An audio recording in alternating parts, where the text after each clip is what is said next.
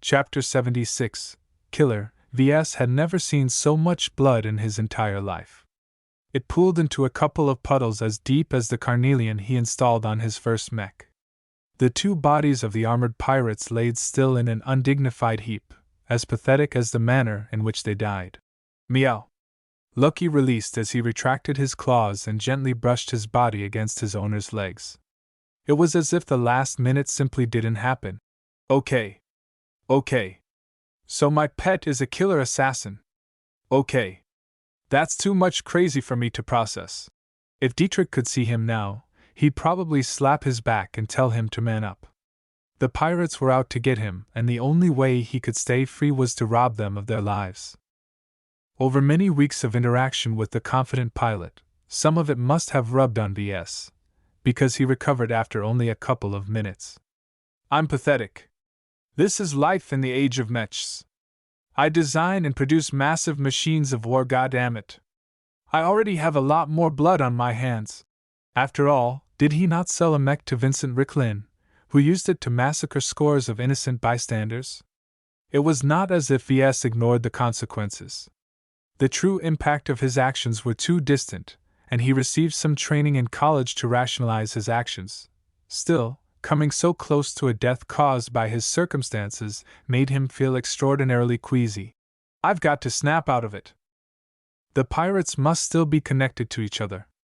If I'm right, they must have noticed the deaths already. Ves snapped back into action. If any other pirates came and saw him dazing around over the bodies of their comrades, they'd shoot him in a heartbeat. He quickly entered the bathroom and rinsed away his vomit. Then he returned to the main cabin and grabbed a fallen laser pistol. TCH. It's locked, but that won't stop me. He went to the half-burned dresser and retrieved a small pack of mini tools from his luggage. As a mech designer, he always ensured he had access to a set of essential tools in case he wanted to tinker on something, or needed to conduct some emergency repairs. He did not stop to mess around with the laser pistol but instead left his cabin as quickly as possible. Come on, Lucky! We can't get caught by any pirate right now. The cat dutifully followed Ves as they both ran down the corridors. Now that they left the soundproofed cabin, they heard clear footsteps, screams, and weapon discharges. It turned out that some of the other passengers had also smuggled in some weapons. Unfortunately for them, anything they sneaked past the ship's sensors failed to scratch the paint of an advanced exoskeleton suit. To be honest, even his pilfered pistol lacked sufficient punch, but he still brought it along. After running down the stairs and entering a random open cabin, entered the bathroom and shut himself inside. Right. Pistol. Come on and open for me. Ves whispered as he opened his miniature toolbox and started to fiddle with the laser pistol's control module. Though he had no background in infantry weapons, his familiarity with their mech-sized counterparts allowed him to identify almost every component underneath the weapon's casing. Alright, so this is the control module. Now how can I disable its identity check? Ves had no means of hacking its software. The modern weapon appeared to be an upscale luxury model, so its safety features must be quite substantial. Still, as a compact weapon, its manufacturer did not devote too many components into keeping the weapon locked. After a couple of minutes of identifying what each component did, he retrieved a couple of tools and went to work with his utmost focus. His heightened concentration allowed him to shut off his fear and other external influences. His jury-rigging skill allowed him to solve his problem with unconventional solutions. His hands remained as steady as a machine as he delicately cut off some parts while forcibly welding other parts together. After finishing with the locking mechanism, he even started to mess around with the energy cell and capacitor. There. That should do it, he said as he packed up his tools and attached his set to his belt. He gingerly picked up the laser pistol and turned it on. The lights turned green as the weapon started to accumulate a charge. His hasty tinkering succeeded in unlocking the weapon. After pressing a button, a projection came into view over the rear of the barrel. The simple figures displayed the pistol's charge and heat capacity. Currently, the pistol showed that it was ready to fire a charge of 200% in a single heavy beam. Such a charge went way above the weapon's maximum safety limits. Only his recent tinkering allowed the pistol to go beyond its limits. Well, I doubt the pistol will last an entire day, but at least I stand a better chance of penetrating heavy armor. Such a weapon was exceedingly dangerous. If Ves did not aim carefully, the laser beam might burn through a bulkhead and damage the rooms ahead. If any passengers huddled nearby, Ves might actually kill someone innocent. He'd be in big trouble if he caused the deaths of anyone other than pirates. It's a risk I have to take. I can't sit still and let the pirates decide over my life. He also wanted to keep Lucky safe. Though the cat mostly acted lazy, he felt a deep connection with what could be his only link to his missing father. Let's go hunt some pirates, he whispered to Lucky, and they both snuck out of the bathroom and peeked outside the corridor. I don't want to take the fight to them, but I won't let myself be cornered either. We have to retake control of the ship. He doubted the still fighting crew members appreciated his involvement, but he did not trust them to have the interests of the passengers in mind. Though the laws obligated them to defend the passengers to the death, he occasionally came across some news articles where the captain and the crew were less than passionate when facing down the barrel of a gun. A pair of heavy footsteps approached his hiding place. Ves guessed that they possessed sensors that were capable of detecting heat, so they could follow the traces of footsteps and his lingering body heat. From the lack of haste, they probably did not realize that Ves was one of the bastards who killed off a couple of pirates. That was good. You. In that cabin. Get out of there. Ves slowly rose and held onto his charged-up pistol.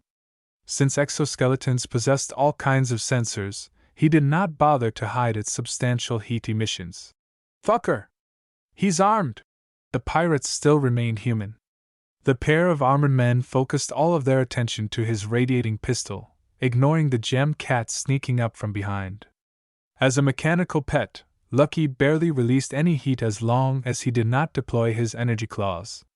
By moving slowly and regularly, he was as inconspicuous as the ship's standard cleaning bots.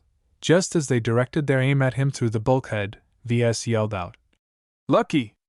Now!" Like a silent killer. Lucky jumped in the air and landed atop the back of the rearmost pirate's neck armor.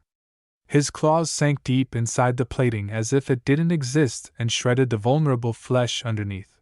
As one of the pirates gurgled and died, Ves poked out his body from the broken door frame and shot his pistol with haste. His aim drifted a bit to the left, causing him to hit the surviving pirate's shoulder instead of his center mass. Still, the overloaded laser beam managed to convey a lot of heat at a single spot, which spoiled the pirate's aim. His rifle barked upwards well over its target's head. Damn it! Lucky, finish him off!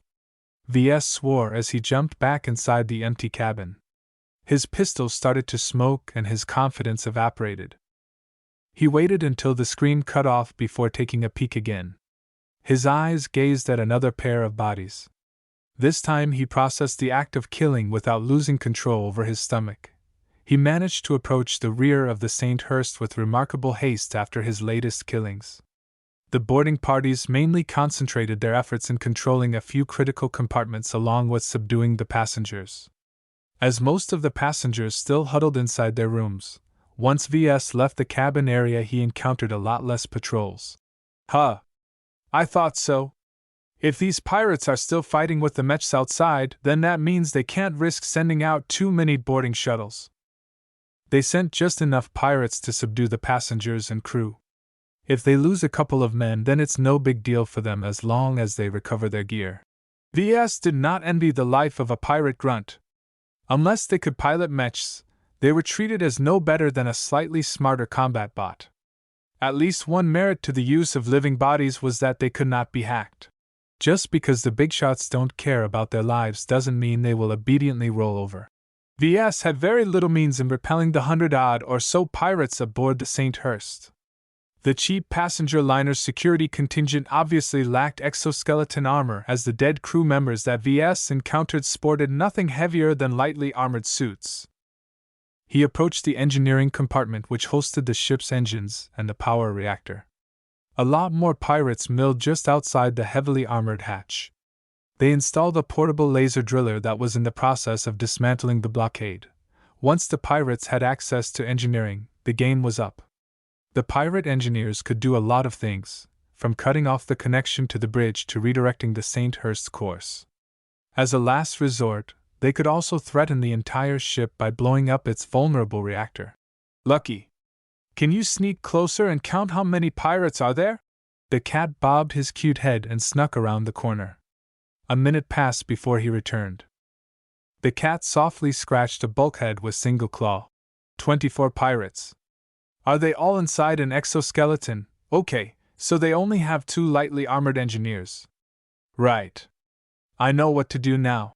He instructed Lucky briefly, then got ready to take action. He kept a healthy distance from the pirates in order to avoid tripping their sensors. He approached a hatch and used his tools to fiddle with its control mechanisms. After finishing his work, he packed up his tools and readied his pistol. The long wait caused him to drip and sweat again. He was about to do something very foolhardy. Engineer down! Protect the other one! Shoot down that BOT! The 2 pirate squads rose into action as Lucky went to town. While Lucky bounced around and spoiled the aim of the pirates by hiding behind their comrades, Ves quickly crept around the corner and aimed his smoking pistol at the drill. The beam melted the laser drill into a pile of slag. He immediately jumped back, but a pair of pirates who ignored the commotion and kept their eyes peeled in his direction shot their own weapons in response.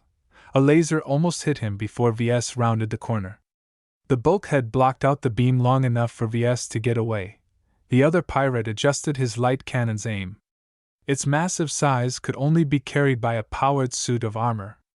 The pirate pulled the trigger, causing an shell to accelerate towards the intersection where Ves briefly fired his weapon. Though Ves managed to take a few steps back, the shell exploded into a nova of force.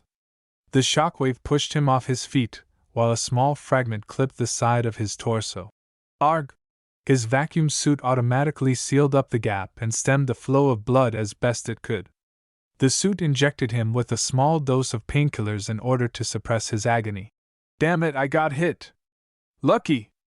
Get out of there! Ves hobbled away as some of the angry pirates thundered after him. He quickly jumped past the closest hatch and waited. The bot is running away! He did not have to wait for long until ran past. Now that Lucky succeeded in getting away, Ves slammed his palm onto the hatch's control console. A heavy slab of metal fell down, shutting him momentarily from the enraged pirates. Don't fuck with a mech designer! Ves impulsively spat at the closed hatch as a small group of pirates pounded its surface from the other side. He raised his middle finger and saluted the frustrated gang of criminals. Come on, let's get out of here. They'll be on guard against us now.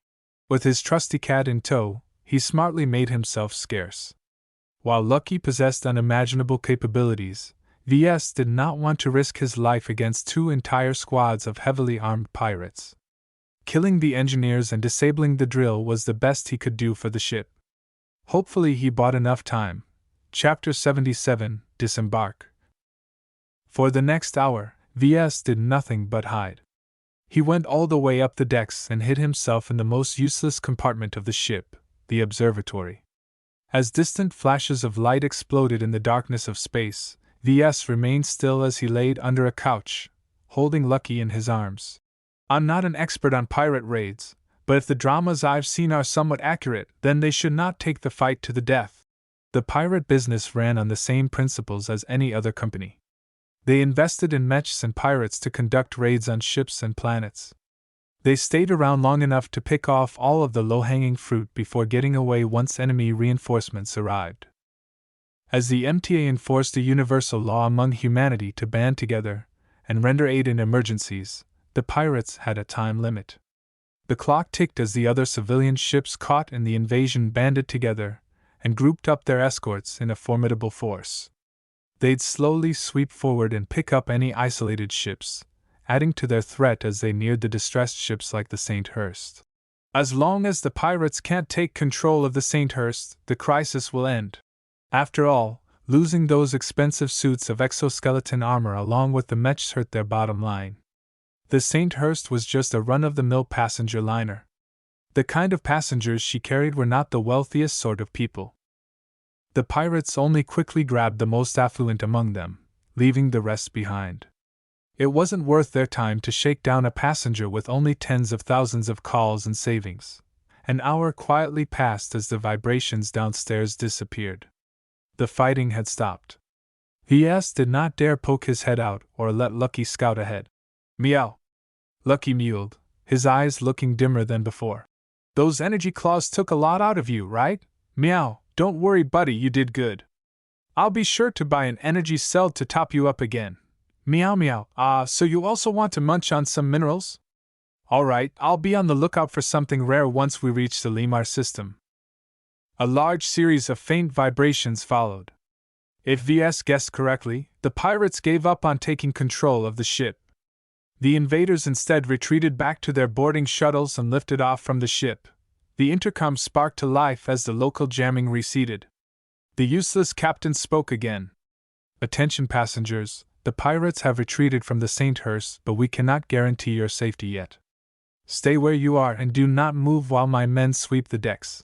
Another couple of minutes passed before the entrance of the observatory opened. A trio of lightly armored crew members took a peek inside. Ves held up his hands. I'm a passenger. I'm injured. As soon as the crew secured the observatory, a female spacer approached his side. Where's your injury? My vacuum suit sealed the wound. I got cut by some shrapnel from an explosive shell. I'm still running on painkillers. The woman looked at the smoldering pistol by his side and narrowed his eyes. Please confirm your identity. Hey, I'm not a pirate. I stole it off the pirate I killed. The crew took precautions nonetheless. They secured his arms with bindings and put Lucky in a reinforced cage. Some spare crew members in charge of processing the wounded and captives transferred him to a secure part of the medical bay. There he received more extensive treatment for his wounds from a medibot while he waited to be checked out. Hey Ves! Looks like you've popped your first cherry! Dietrich celebrated as he entered the medbay along with an officer.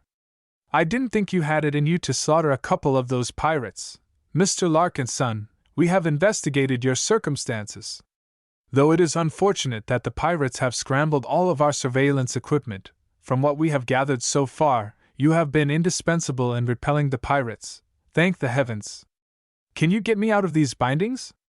I'd like my cat returned as well. The officer coughed awkwardly. We can release you from custody, but we cannot let your mechanical pet run loose.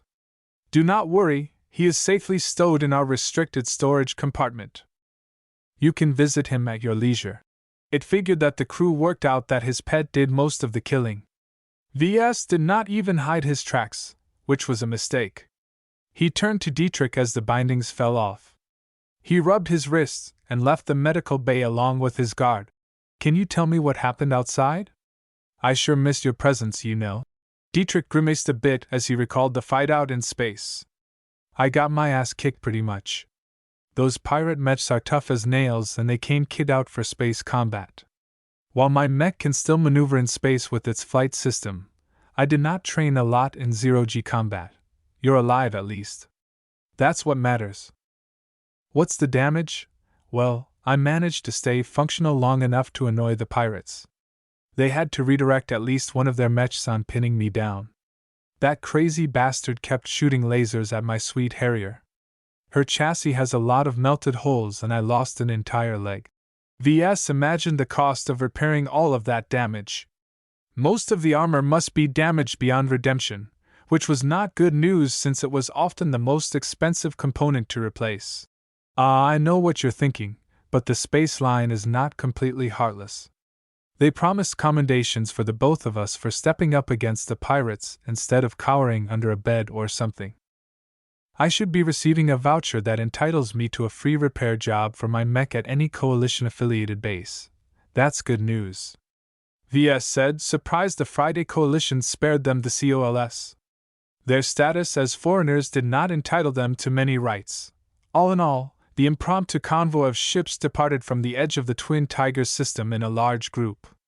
Only by sticking together could they ensure their safety against any opportunistic attacks. The Sainthurst, together with a dozen other civilian ships, transited into FTL towards the same destination.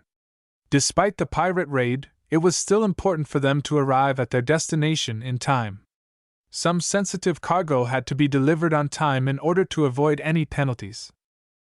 The Sainthurst kept traveling towards Limar in order to conduct a thorough inspection and repair. They carried away most of the wounded and the captives at an earlier stop and picked up other passengers who weren't willing to book another flight. Thus, 2 days later, the Sainthurst finally arrived at the Limar system, 1 day late. The mighty Limar system belonged to the wealthy Carnegie Group. Though they failed to excel in terms of martial might, they built strong relationships with elite mercenary corps who took on much of the burden of defending their territories. Over time, Carnegie Group diverted from the coalition's trend of looking down from their ivory towers and started to open their borders further to attract talented outsiders. The group developed the highly defensible Limar system as their intellectual heart. The Limar Institute of Technology, together with 14 other educational institutions, bought vast tracts of lands on one of the 3 habitable planets in the star system and made themselves home. As a system that nurtured the future elites of the coalition, the Carnegie Group treated its security strictly. 8 major starbases secured the edge of the star system.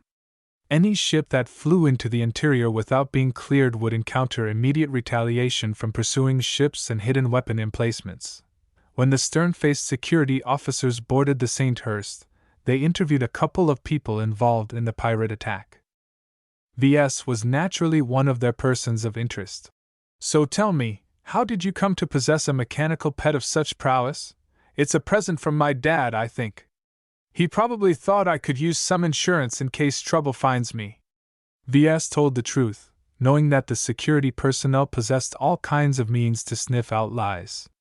"If it's not from my dad, then it's definitely from the Future Sons Technology Institution that granted me a couple of old production licenses." The security officer ran down the institution's name. He paused when he found out the institution had its roots in the dreaded New Rebirth Empire. His questioning eased off, and after a perfunctory interview they gave back Lucky without another word.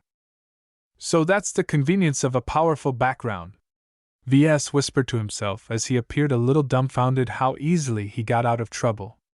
Not that he was worried about getting arrested, but the delays could have prevented him from participating in the qualifiers. Too bad the nebulous FSDI was just an empty shell conveniently brought into being by the system.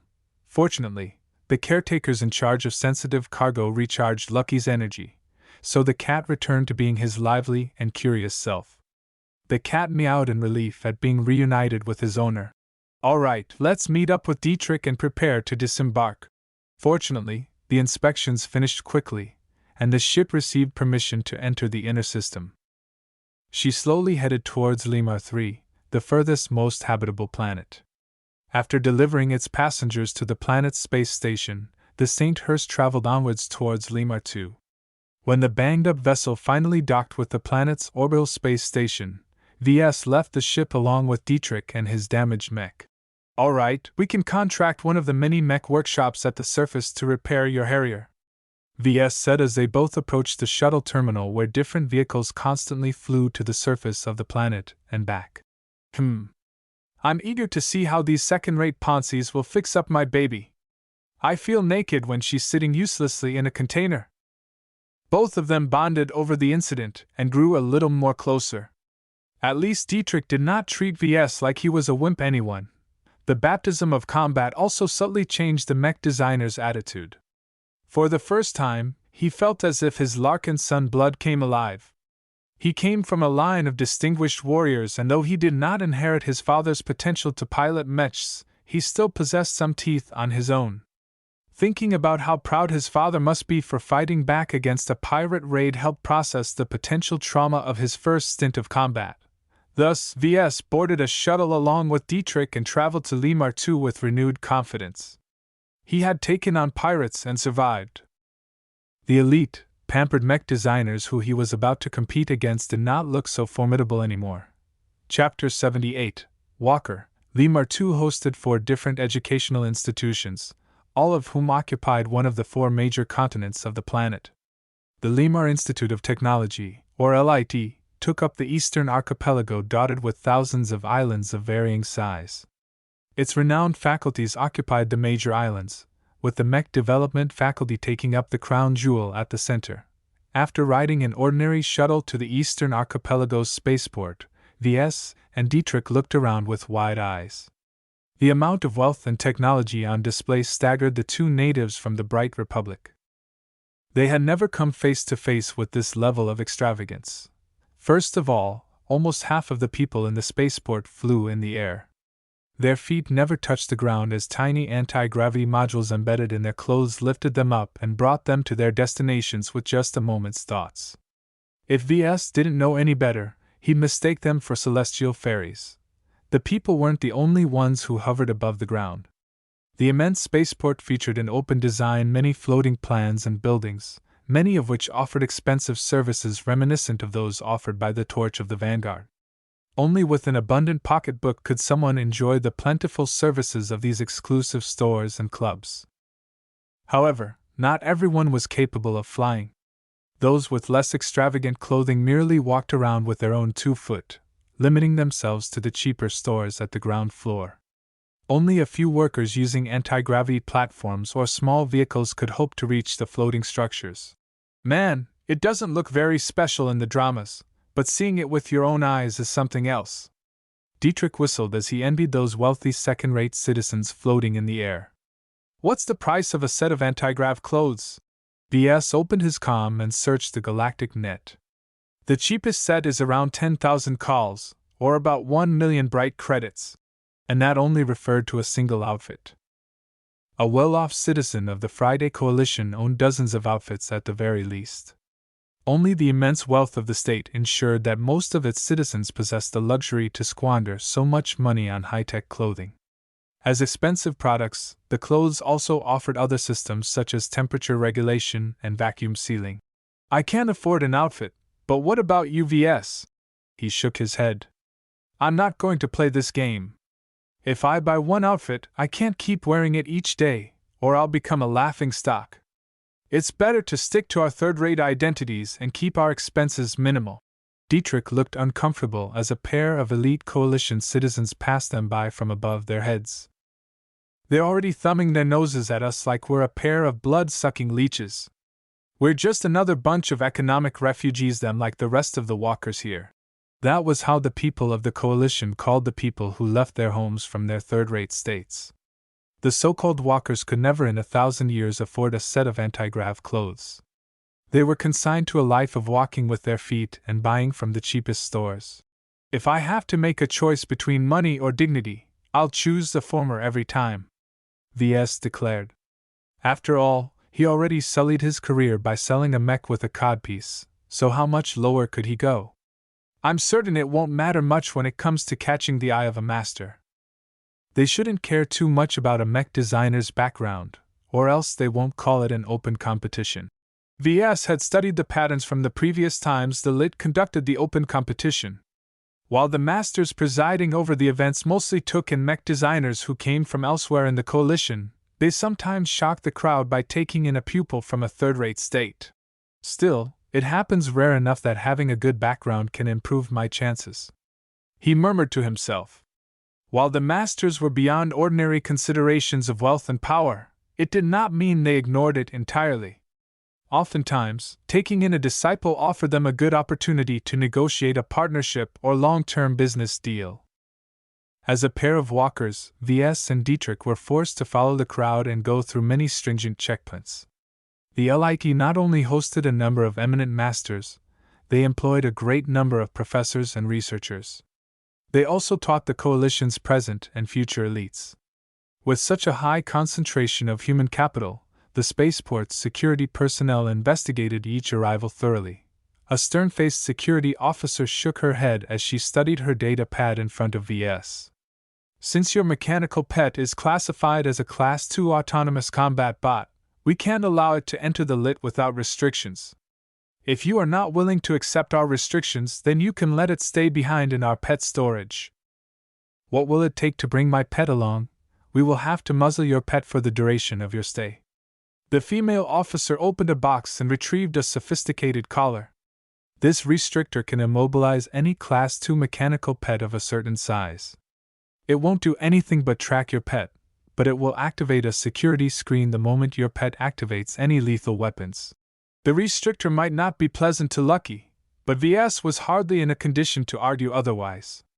He calmly stood by as the officer secured the collar around Lucky's neck. The cat looked sullen and betrayed, as if he couldn't believe VS would roll over so quickly. "All right, Mr. Larkinson, everything else is in order. Your partner is already waiting for you outside." As a potentate and an active mech pilot, Dietrich enjoyed a greater level of service, even if he came from a third-rate state. He leisurely sat at an outdoor cafe, sipping on some beer. He gulped down the rest of his drink when he spotted VS. "What's the plan, boss?" VS mentally checked his internal schedule. "We're late by a day. I hoped we could have time to explore Limar, but we only have half a day left before the qualifiers start. That will take 3 days, while the main event takes 2 more days. As it is, we should find some lodging first." As outsiders, the pair only had access to a small area on the outskirts of the territory claimed by the LIT. The outer area mostly serviced visitors such as himself, though even this region differentiated between walkers and proper citizens. The differentiation between rich and poor was starker than VS thought. He witnessed an obvious immigrant using a floating platform to enter one of the massive floating hotels. The flying machine malfunctioned as soon as it neared the hotel, causing the man who stood on it to scream and fall. The device rebooted after a couple of seconds, but it wasn't capable of arresting the drop entirely. It crashed in a heap along with the man boarding it falling right after. He let out an excruciating wail as his legs snapped like twigs. The reactions of the people around the poor sod interested VS. The walkers shook their heads and continued their journey without pause. As for the citizens, some smirked and clapped as if enjoying a show, while others behaved as if they stepped on a turd. Luckily for the man, the coalition wasn't entirely heartless. A couple of medical bots floated towards him and lifted him into a stretcher that brought him to a local medical facility for further treatment. As for how he will pay for it, well, that came later. "This has nothing to do with us," VS said to Dietrich, who looked pissed at some of the callous reactions around them. "While we are citizens of the Republic, we're on foreign soil now. We have to play by the rules set by the Friday Coalition." They spent some time visiting the most decent-looking accommodations. Unfortunately, the open competition drew in thousands of mech designers, some of whom came with relatives or a retinue of followers. Most of the hotels in the area had no vacancies. As for the ones that did, they charged a ridiculous amount of calls for a single night. What? 50,000 calls? That goes beyond robbery. That's like digging my grandfather's grave to steal all his jewels. Dietrich yelled as he slammed his fist on the counter. "My apologies, sir, but our offer still stands." The bot standing on the other side of the counter responded. "This bot isn't programmed to offer any deals," VS said as he pulled his incensed guard away. The hotel looked fairly run down and ill-maintained. Its garden was overgrown with weeds and unsavory insects. To charge more than 1,000 calls for a night was already excessive, let alone 50,000, but what else could they do? They arrived far too late, and all the best hotels were booked. "Let's ask the locals," VS said as he looked back and made sure their floating luggage carriers were still there. "Maybe they have a suggestion that isn't mentioned in the galactic net." Too bad the crowd barely spared a glance at them. Their clothing, accents and behavior all marked them as recent arrivals of no importance. No one wasted their time trying to help other immigrants. As for those who did spare the time, they provided no answers other than to pay the exorbitant fee. "What did you expect? 50,000 clueless mech designers take part in the competition each year. Of course the prices are through the roof." Though VS knew that a lot of mech designers came to Limar to pursue their dreams, he did not expect the LIT to be so ill-prepared for the influx of visitors. "They don't care. Those with means can pay any amount of COLS. As for the rest, they have to fend for themselves," VS figured out. The Limar Institute of Technology attracted countless hopefuls each year. They only wanted to take in the best. They could have built much more accommodation with the amount of land they possessed. But they left most of it in their virgin state, as if they disdained to coddle poor bums like VS. We shouldn't be the only group who's late and doesn't want to pay the stupid hotel fees, Dietrich remarked as he looked around. There's no homeless people hanging around. They should have found a place to stay. He asked around and finally received a clue. Check the southern docks, a half-drunk walker said as he sipped a bottle of beer Dietrich bought at a small store. There's boats there. Not those fancy shuttles, but real boats that float on water and stuff. You can find a place to sleep over there. Intrigued, the both of them walked through the streets and past more and more decrepit structures until they finally reached a massive dock filled with rusted boats. Ves looked shocked when he saw these rickety floating castles. Most of them were built out of scrap mech components. The better-looking boats were made out of smooth plates of armor, while the less well-off boats used whatever they had on hand, such as limbs or even pieces of the internal frame. It made for an eclectic sight. Oi! Over here! We have vacancies on our boat! It's very cheap, only 5,000 calls per person. Breakfast included. The crier who called out to the pair sat on a chair made out of a mech's finger bent into a peculiar shape. He sat in front of one of the more haphazard-looking boats, but by now both Ves and Dietrich just wanted to get past this ordeal without losing too much money. They curiously approached the young man whose smile grew wider and wider at the prospect of guests. Greetings, gentlemen, to the Belladonna, my pride and joy in this beautiful archipelago. My name is Klaus Blaine. May I ask if the two you are together? The skinny man asked.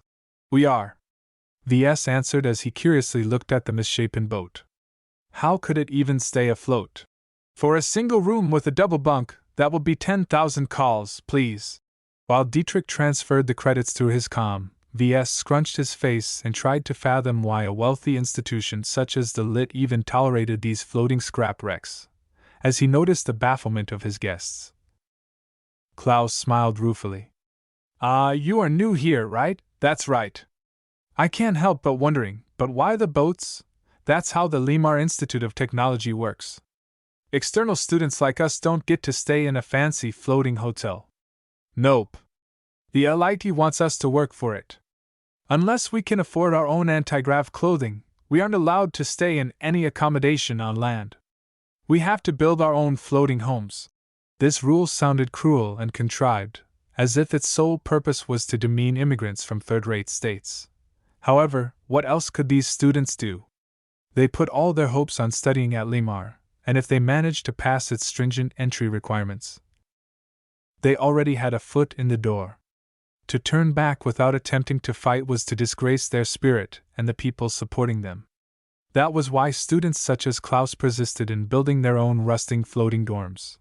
Ves had an unpleasant premonition that the open competition might not be so open after all. If the Lit treated some of its students this way, then how will it treat outside mech designers without backing like him? Chapter 79. Student Life. For a few hundred calls, Klaus allowed Ves to ask him questions about his life on Limar.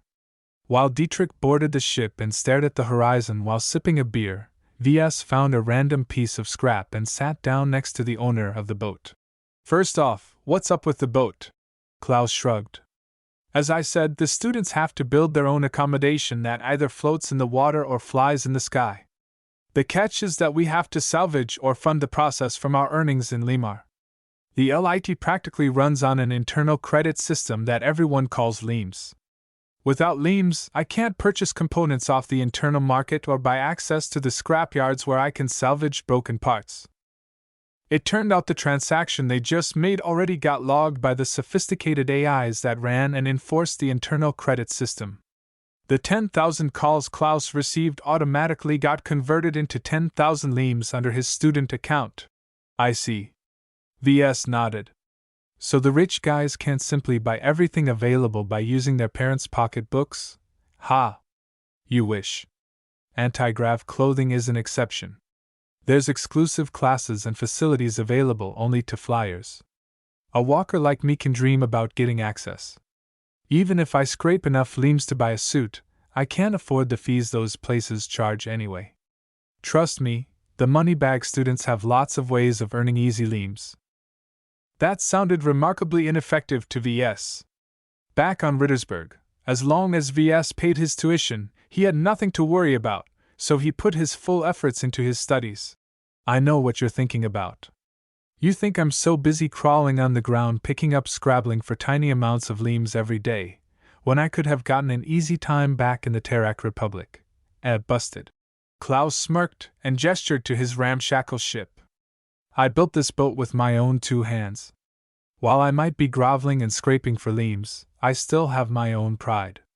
Despite the intense competition, I'm still able to stay afloat. Do you know that 70% of first-year students drop out within the semester? It's a brutal life out here in the archipelago. But those who can tough it out get more than just a diploma. As Ves stared at Klaus, he recognized a peculiar fighting spirit in his eyes. The LIT evidently fostered a peculiar mentality. I guess the diploma helps open a lot of doors as well. I envy you and your chance to study exotic subjects that I haven't been able to touch back at home. That's right. This is Limar, one of the centers of mech development in the Star Sector. You can't find many other places in the local sector that can match the sheer amount of RD this place pumps out every day. Too bad Klaus declined to go into deeper detail on the things he learned. Evidently, the lit strictly punished any students who blabbed about the things they learned to outsiders. So do you have any tips for the open competition tomorrow?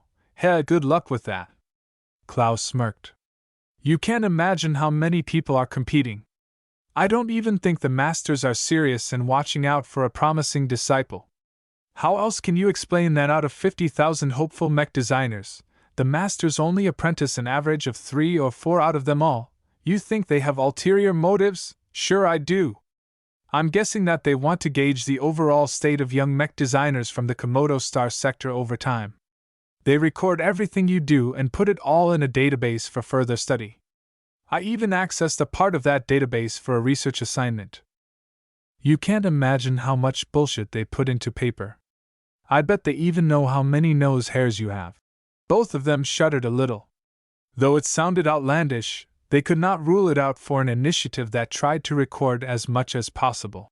So what can I do to increase my chances to get into one of the 5? Ves asked, not even considering the overwhelming chance of missing out. He was not the Ves of the past who only possessed a few mediocre skills. I don't know, really. If you asked me, try to emphasize your design philosophy and catch the eye of a master who matches it. You're going to hear a ton of speeches about design philosophy tomorrow, so I won't be explaining it. Just keep your ears open and work hard. So if you don't have a strong design philosophy, you don't stand a chance? Yup. Klaus shook his head. A lot of students have figured out that the masters only want to adopt a nominal disciple if they pick someone from the crowd. They don't want to go through the effort of holding your hand and shaping your design philosophy when you're already rather old for an apprentice. They'd rather save their energies for their own descendants or promising geniuses at the start of their mech design studies. That made sense. A master could shape a young mech design student's mentality in any direction by tailoring his teachings. As for those who already graduated, they were more set in their ways. That said, don't underestimate the worth of a nominal disciple. You get access to exclusive books and guidance that you can't get anywhere else. You may not get any personal guidance from the master, but you will at least get access to a small part of their internal knowledge base. That's cutting-edge research into subjects that you can only dream about.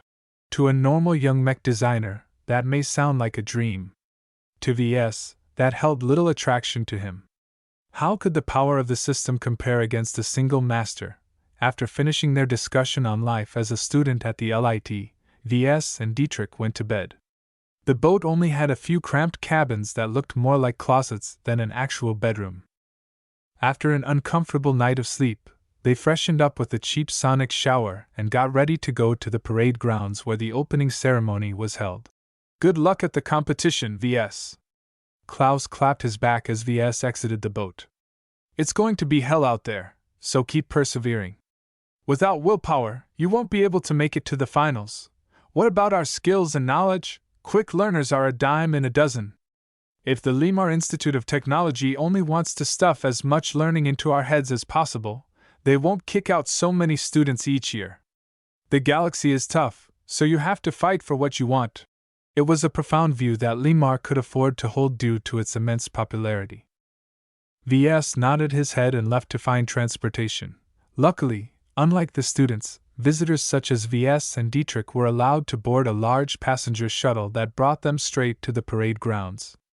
Ves stared out the window and spotted plenty of boats below. Most flew elegantly in the air, but around a quarter of them floated listlessly in the water. "I won't be able to stay by your side when the competition starts," Dietrich said as he munched on an apple. "Don't worry though, I'll be cheering for you at the stands. You've already helped a lot when the St. Hurst got attacked. From what I've heard, your presence was essential in preventing the pirates from pressing the guard mechs too hard." "Yeah, but I got beat up pretty bad. These pirates only conducted an opportunistic raid. If they fought to the death, I'm sure the only way I can get away is by ejecting my cockpit." Ves felt depressed when he heard Dietrich's words. He lost a bit of confidence after the battle. Comparing yourself to the standards of a second-rate citizen was poisonous. Well, don't drink your sorrows away. I still need you on your feet for the return trip. I know.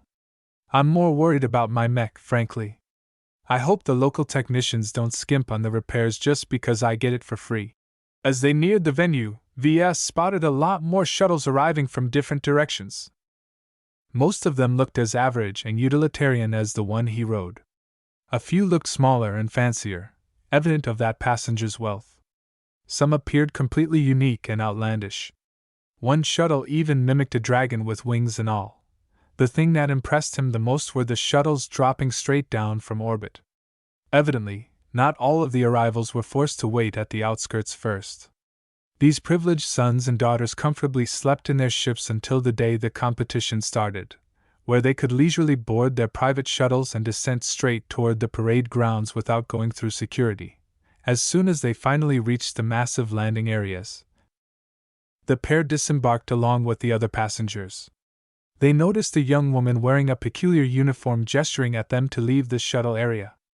She wore a royal purple uniform adorned with a couple of strange symbols and a dark blue sash. "Hey! Welcome to the Limar Institute of Technology. I'm Amy Dubois, second-year student at the Mech Development faculty. It's great to see you all here.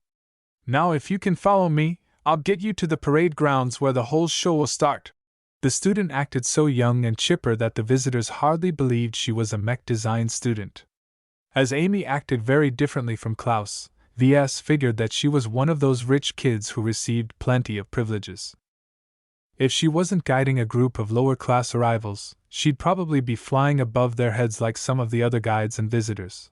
Once they left the outskirts where all the shuttles parked, they approached a final checkpoint where exoskeleton-suited guards checked each passenger thoroughly.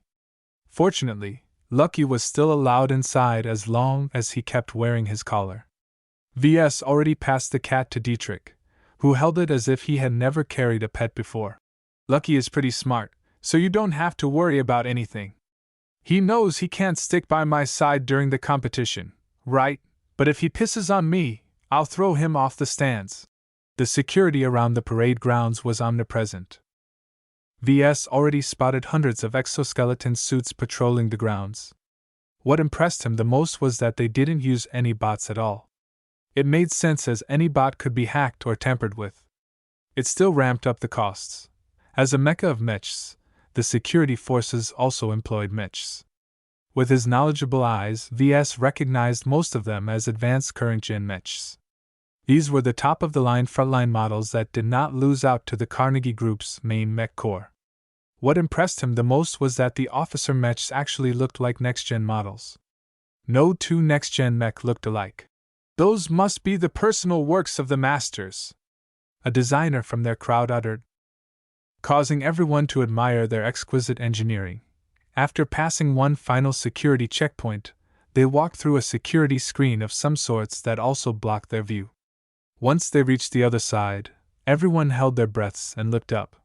A massive statue as tall as a capital ship stood defiantly as it raised its weapons to the sky. Is that a juggernaut? Isn't that illegal? It looks melted. I don't think it's functional anymore." Amy clapped her hands to attract the group's attention. "That's right. Our big old colossus here is a juggernaut that survived a proximity nuclear explosion. I can already tell you that the side who launched the bomb got mercilessly wiped out by the MTA. But not before this big hunk got slagged. The Robarthans decontaminated the wreck and pieced it back together as best they could. For some reason or another, they paraded it around for a few decades before selling it to us once they got bored of it. Interesting story, right? As the group resumed walking, each of them stopping talking and thought about the statue represented. For all of them, this was the first time they came across one of the pinnacle creations in the field of mech design. It made some visitors feel small, while challenging others to work hard to design something similar one day. As for Ves, his thoughts remained on the nuke. There's always something greater than mechs out there. Mechs are not the pinnacle of warfare. Not yet, at least. He wondered if he could one day design a mech that could withstand a nuke. Chapter 80. The Masters. A massive crowd stood in front of an elevated platform. Over 50,000 mech designers eagerly crowded the field. The walkers remained standing on the field while the flyers stood on empty air as their anti-grav clothes held them aloft without effort. If so many people gathered in a single location, they'd normally acted boisterous. However, none dared to utter a sound because of the awe-inspiring figures sitting silently before them. On the podium, a handful of masters stood atop pedestals that listed their functions and achievements. A handful of uniformed students and retainers surrounded the tall pillars. The other reason why no one spoke was that the giant colossus loomed right over their heads. It blocked out the sun, casting them all in its gigantic shadow. The effect was pronounced, and all of their confidence sapped out as they resembled ants. An old and distinguished-looking gentleman approached the front of the stage. Age, dignity, and an almost palpable aura transcendence emanated from the figure. This was definitely a man who benefited from extensive light-prolonging treatments. If Ves had to guess, this man was more than 500 years old. That meant he was born before the Age of Mechs, and witnessed its rise.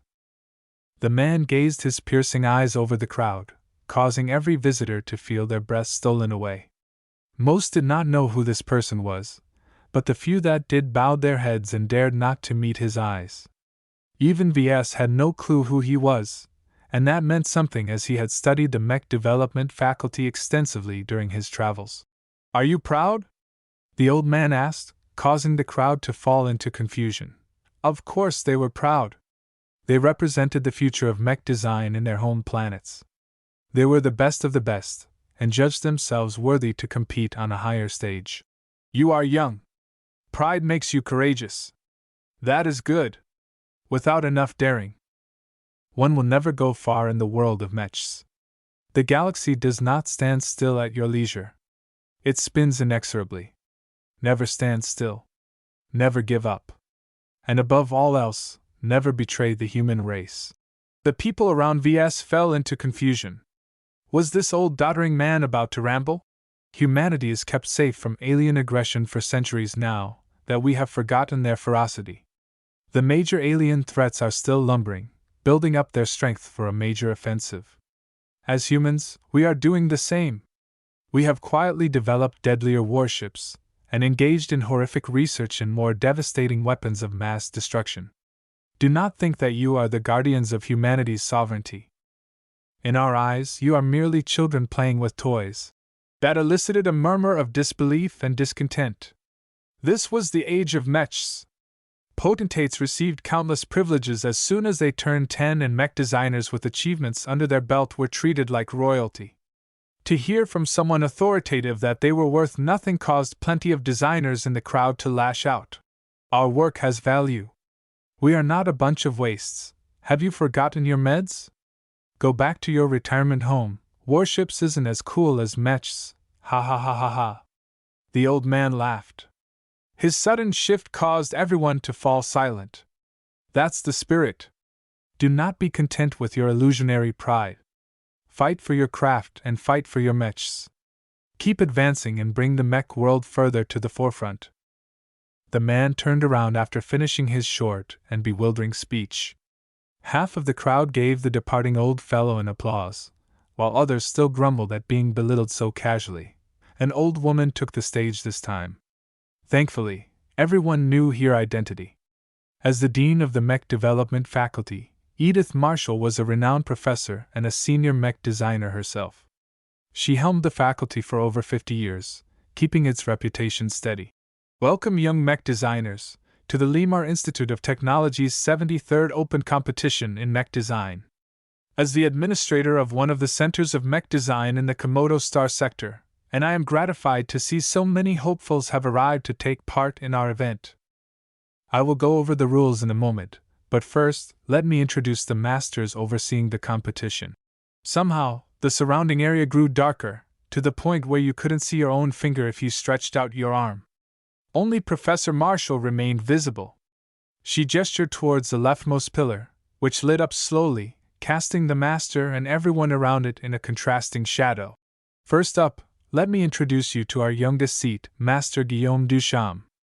At the spry age of 103, he has managed to break through and receive recognition of his peers for his groundbreaking innovations in the application of liquid armor systems. This underdeveloped field is rich in potential, and Master Duchamp has steadfastly pioneered a viable path to progress for the future generations such as you. Everyone enthusiastically clapped without reserve. Master Duchamp was a genuine pioneer who persisted in developing a field untouched by the elites in the center of the galaxy. With the partnership of many different research institutions, he managed to lead the successful development of prototype armor that possessed both solid and liquid attributes. It was still an early product that performed only half as good as regular armor, though it did have some redeeming features. One of its major advantages was that the armor could be easily supplemented by pouring more of it in liquid form. As a relatively newly ascended master, Ves was not very impressed with Duchamp. Besides his narrow specializations, his other skills still fell behind. The only times he designed a pinnacle-level mech was when he partnered with his fellow masters. Still, as a newcomer, Master Duchamp should also be the one most eager to attract new apprentices. The amount of people standing around his pillar was the least. A true master never worked alone. By apprenticing promising designers, not only could he expand his influence, he could also nurture a group of assistants who were able to assist him with his work. At our next seat, we have the eminent Master Timothy Nguyen. He has been a sitting professor of our faculty for over 200 years, joining just after we have founded it. His contributions has been invaluable in making Limar 2 a heaven for all things mechs. As for his mech design chops, his previous studies in shuttle systems and his current expertise in flight systems has broken many grounds. He is currently assigned as the chief designer for the Carnegie Group's frontline flight mechs. Master Nguyen was another old fellow who rose to prominence at the beginning of the Age of Mechs.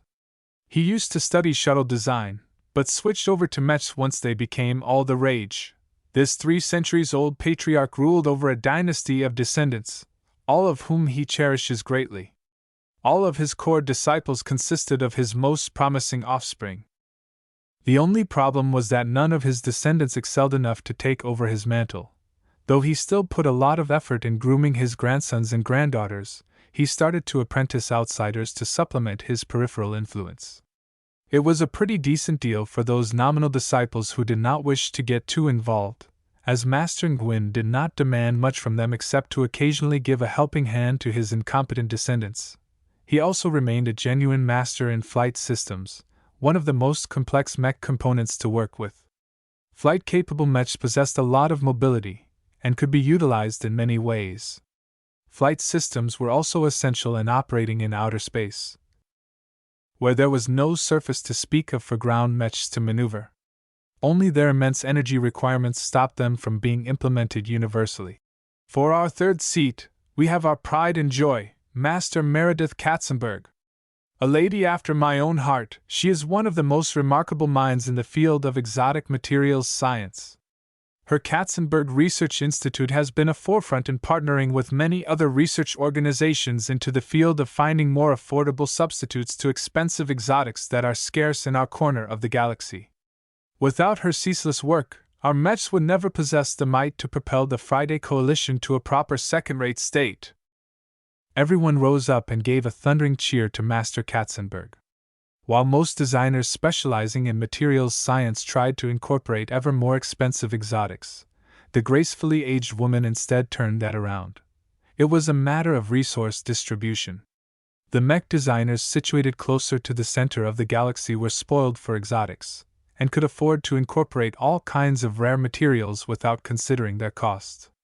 Master Katzenberg recognized that this constant race towards scarcer materials could not be sustained in the remote Komodo star sector, so she sought to find ways to replicate the specs of rare exotics with abundant common materials. Her few successes had been vital in lowering the costs for high-performing mechs. Even if she hadn't been able to achieve a complete success, she still developed many alloys where she diluted the main material with a handful of cheap stuff, essentially lowering the amount of exotics required without impacting its effectiveness too much. Due to her split focus in multiple specialties, her designs never really excelled in terms of performance. However, they were always significantly cheaper and easier than any other comparable mech. Each of her designs achieved massive sales, which made her extremely desirable for anyone to request to be their master. She had the most apprentices under her wing as a result, though only a few of them gained enough of a success to bear her mantle due to the immense learning required to become proficient in her specialties. As for our fourth master, please welcome Master Carmen Olsen. She is our most distinguished guest professor, and has contributed much with her unique perspective on mechanical engineering. Her work on ultra-efficient engines has been incorporated into many of the Friday Coalition's endurance-focused frontline mechs. Master Olsen was from the same generation as Master Duchamp. She was actually a genius nurtured by another group from the Coalition, and received recognition as a master a little later than her male colleague. Nevertheless, her specialization in engines and mechanics was almost universally in demand. She partnered a lot with other masters when they requested the use of her efficient engines. This exposed her to the inner workings of other masters, allowing her to shore up her weak points.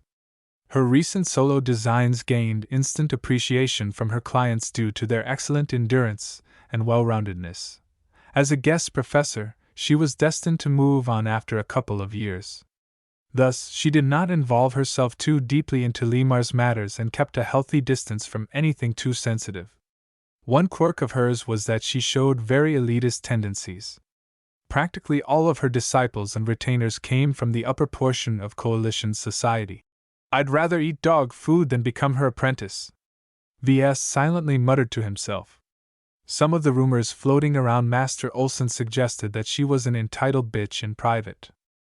Too bad she had the backing of an entire major partner of the Coalition. Our last master presiding over the competition is our famous Master Null. At least, that is the name you should all have learned. If you happen to know his real name, then please submit yourself to our security officers so we can excise it from your memories.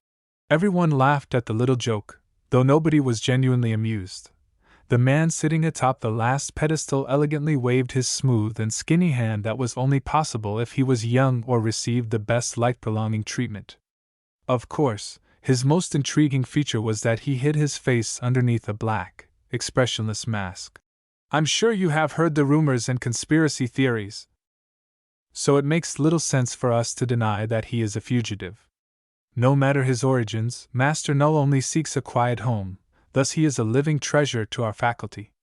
Though we do not dare to reveal his specialties, he has never been found lacking in any field. As a supposed fugitive from an advanced second-rate state or a first-rate superstate, Master Null acted as an all-rounder, decent in any field but excelling in none. Of course, everyone knew he hid something special, but to prevent his pursuers from sniffing him out, he never publicly revealed his specialties. As someone with no outward weaknesses and strengths, he was every young mech designer's second choice. Perhaps Master Null gave up on making a name for himself, for he was also a prolific teacher. He had the most core disciples under his name, and even taught his nominal disciples diligently. Unfortunately, his lack of courage in passing down his specialties meant that his disciples only developed a mishmash of mediocre specialties. They were good enough to stand on their own, but not enough to propel them to the highest levels of mech design. By now, all of the pedestals glowed in the dark. Professor Marshall smiled and spread her arms. 5 out of 13 of our faculty's masters have expressed interest in taking on an apprentice, thus they are now before you. Be mindful of your behavior and show your best performance, because you might be one of the handful chosen to ascend the skies. Master Duchamp, Master Nguyen, Master Katzenberg, Master Olsen, Master Null. If VS wanted to progress his career, he had to catch the eye of one of these eminent persons. Barring the snobbish Master Olsen, VS already started to formulate strategies intended to accomplish such a difficult goal. Chapter 81, Culling. After Professor Marshall finished her introduction, the entire crowd separated into groups of hundreds. Each of them were guided towards different locations, where every mech designer had to stand at a pre-designated spot. Even the flyers had to stay put above the heads of the walkers. Professor Marshall patiently waited until the student guides made sure their groups were in the right places. Now, let us begin with the qualifiers. 3 days from now, the best of you will showcase your skills to our most distinguished guests. Only 100 of you will receive this opportunity, which means we have a big task ahead of ourselves in order to cull 99.8% of all contestants. Everyone shuddered a bit. Too many mech designers had flocked to the competition. Even with the age limit of 30 years, the Komodo Star sector was simply too big. Every time the LIT held its open competition, they liked to mix up their tests. Though the organizers often reused most of them, the selection of tests still gave the contestants some anxiety. After all, no one claimed they excelled in everything. For the qualifiers, we will hold 2 rounds today and 1 more longer trial tomorrow. In our first round, you will be tested on your fundamentals. Without a well-rounded foundation, you have no right to be considered by our masters. In our experience, many of you failed to make the cut, so only 1 out of 5 will qualify for the next round. A projection lit up in front of everyone's faces. To the surprise of VS and everyone else, it consisted of a series of exams. What the hell? Are we back in school? Damn it! I already forgot half of what I learned. Ha! No exam will stop me. I'm the learning expert. Some mech designers moaned as if beset with tragedy, while others arrogantly claimed they could ace any exams in a breeze. As for VS, he maintained his confidence. He might not have been the best book learner, but all of the knowledge he gained from the system had been comprehensively stuffed in his mind. There was no way he forgotten any details. In the real universe, when you are hired to do your job, you are expected to perform competently. Any of you who have slacked off in any fundamental subject will never have what it takes to grow in the industry. Every senior, master, and star designer has reached their heights by relying on a combination of hard work and talents. Mere connections and wealth can give you a head start, but no designer has ever achieved enduring success by staying lazy. The din quieted as some of the designers understood the professor's viewpoint. Most of the participants came from far away in order to impress the masters. These eminent figures could not be swayed by regular means such as the size of your wallets. Designers, please prepare to fill in the tests. Each of you have received 5 different exams at a level just beyond what we expect our last year students to master. You may choose 3 of the subjects to fill in and submit. Take note that we will only give you 5 hours of time, more than enough to complete the exams if you are proficient in your chosen fields. Your scores will be counted together, and only the top 10.000 will pass. That meant that 40,000 mech designers were forced to bow out in the very first round. The Lemur Institute of Technology did not hold back in their attempts to diminish the giant crowd of designers. Most of these mech designers were about to have their hopes crushed without even getting a chance to show off their skills in front of a crowd. Start!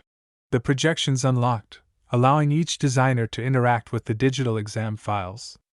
VS spread them all out to see which topics Lemur picked out for him especially: computer science, mathematics, mechanics, metallurgy, physics. VS swore to himself. He forgot that he declined to round out his foundational skills when he last received a windfall of DP.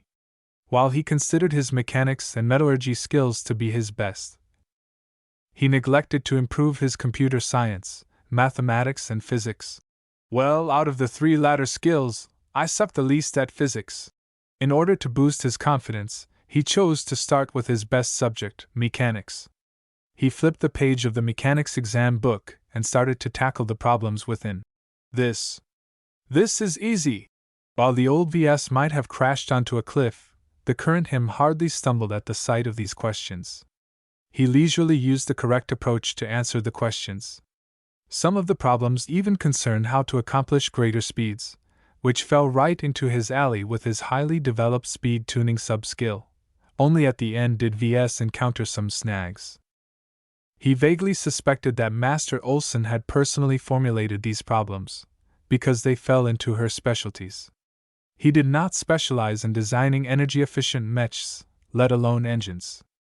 Only his solid foundation in mechanics allowed him to provide basic answers to the toughest questions. I guess anyone who followed courses under Master Olsen should breeze through these tests. Anyone else can just blame their poor luck. When Ves put aside mechanics and opened his metallurgy exam, he raced through the first questions with record speed. While his foundation in metallurgy was a little shallower, he still had a massive head start compared to the vast majority of his rivals. Thankfully, most of the difficult questions at the end had to do with alloy compression. Only the elites who studied at the best second-rate institutions were exposed to this exclusive subject. An anomaly like Ves, who had every possible subject in his reach, simply cheated his way into mastering the basics of alloy compression. In the end, he was quite confident that he aced this exam. Now, onto physics. Hopefully my previous scores can compensate for my abysmal performance here. Pure physics formed the basis of many other related subjects. Ves gritted his teeth and struggled through the problems like a soldier crawling through a trench. He used his much more solid foundation in other skills to figure out the crux of the problems posed in this exam. With mixed success. He only got off lightly when he encountered problems that had to do with his armor optimization sub-skills. After 5 hours of tortuous number crunching, the buzzer sounded and the projections winked out. Time is up! That is enough, ladies and gentlemen. Take a moment to rest while our processors and assistants will score your work. Almost every walker collapsed. While the flyers endured very little stress due to the comfort provided by their expensive anti-grav clothes, the walkers had to fill in 3 entire exams while standing up. Ves supposed the organizers wanted to subtly test everyone's endurance, for he had witnessed a few contestants collapsing after an hour or 2 of standing straight.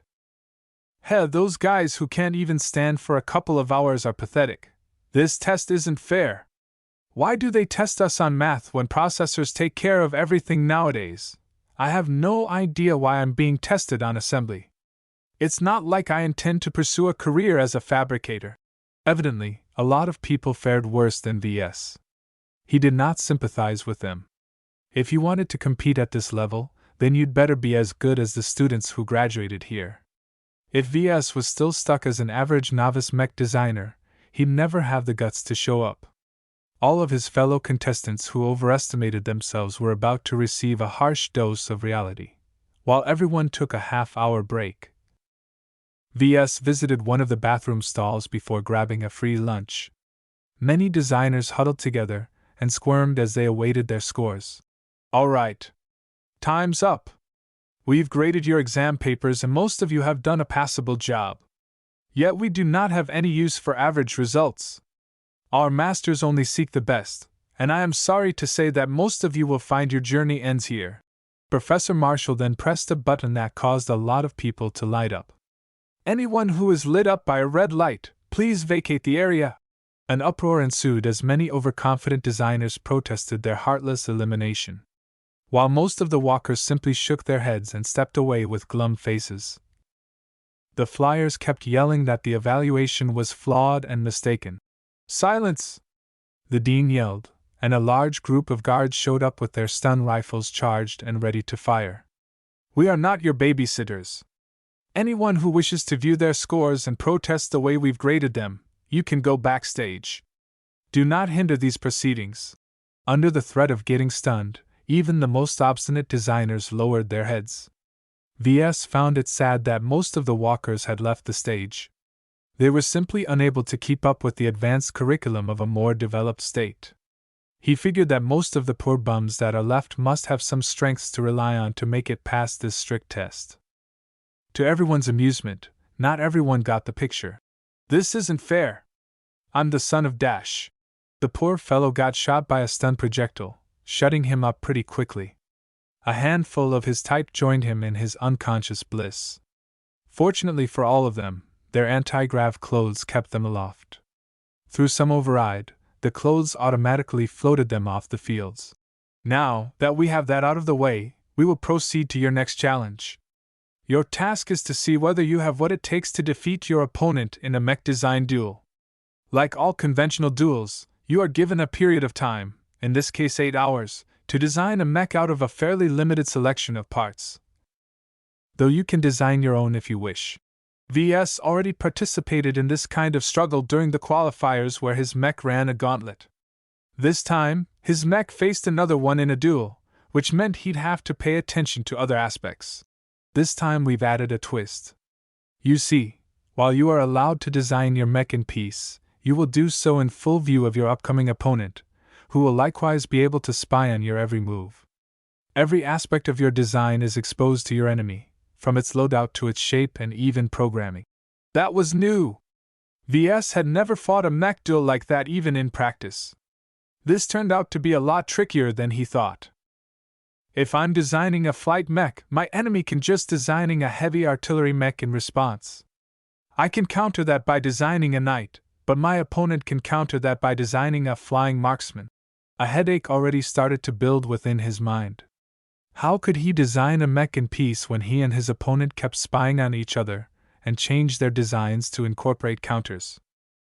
Chapter 82, Transparent Duel. Now that the previous round eliminated most designers, everyone gained sufficient space to work. The regulating system automatically paired mech designers against each other, forcing everyone to shuffle around. VS walked to the left side of the field and met his opponent. "Hi! I'm Ves Larkinson," he greeted politely. He looked at the man's floating nameplate. "So you are Floyd Lee, TCH. This will be easy," the Limar graduate contemptuously said. Unlike the other students who wore purple, he wore an exclusive blue uniform decorated with many more symbols. He also wore a silver sash, which carried a special meaning that VS couldn't figure out, though only a few graduates shared the same colors. VS frowned a bit at his opponent's lack of response. He wanted to spark up a conversation to learn more about his opponent, but his contempt revealed no further openings. He only figured out that this handsome floating man was an elite, and from his accent he likely originated from a core planet of the Carnegie Group. "Give up, loser. I have no idea how you got through the first round, but I can assure you your progress ends here. Save me the trouble and make way for a future master. No thanks. I'd rather stay," VS said in a clipped tone. He encountered plenty of entitled bastards in the past when he studied at Rittersberg, and he learned that the best way to cope with them was to keep your responses minimal. Floyd intended to press the conversation. "Don't think that the rules will stop a man of my caliber. I have ways of cleaning you up if I find you displeasing. Are you sure it's a good idea to say that in the open with all kinds of monitoring systems active? This little school doesn't care." Evidently, VS placed too much faith on the Limar Institute of Technology's impartiality. Past competitions sometimes ended strangely when contestants of lesser means dropped out or spontaneously fell sick.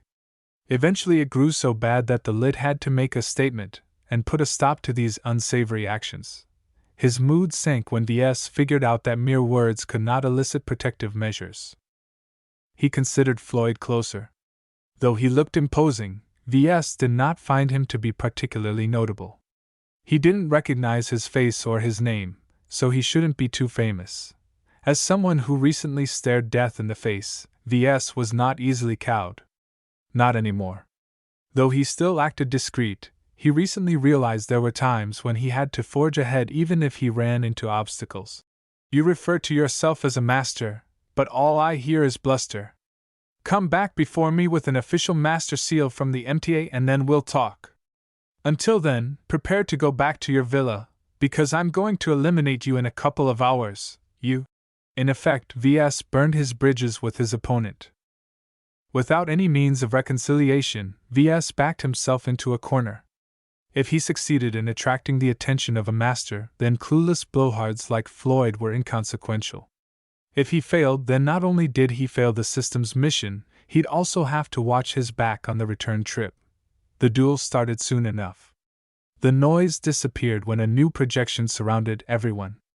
Everyone recognized the familiar interface of a virtual mech workshop. The only addition was that everyone could view their opponent's workshop and even access their files on the terminal.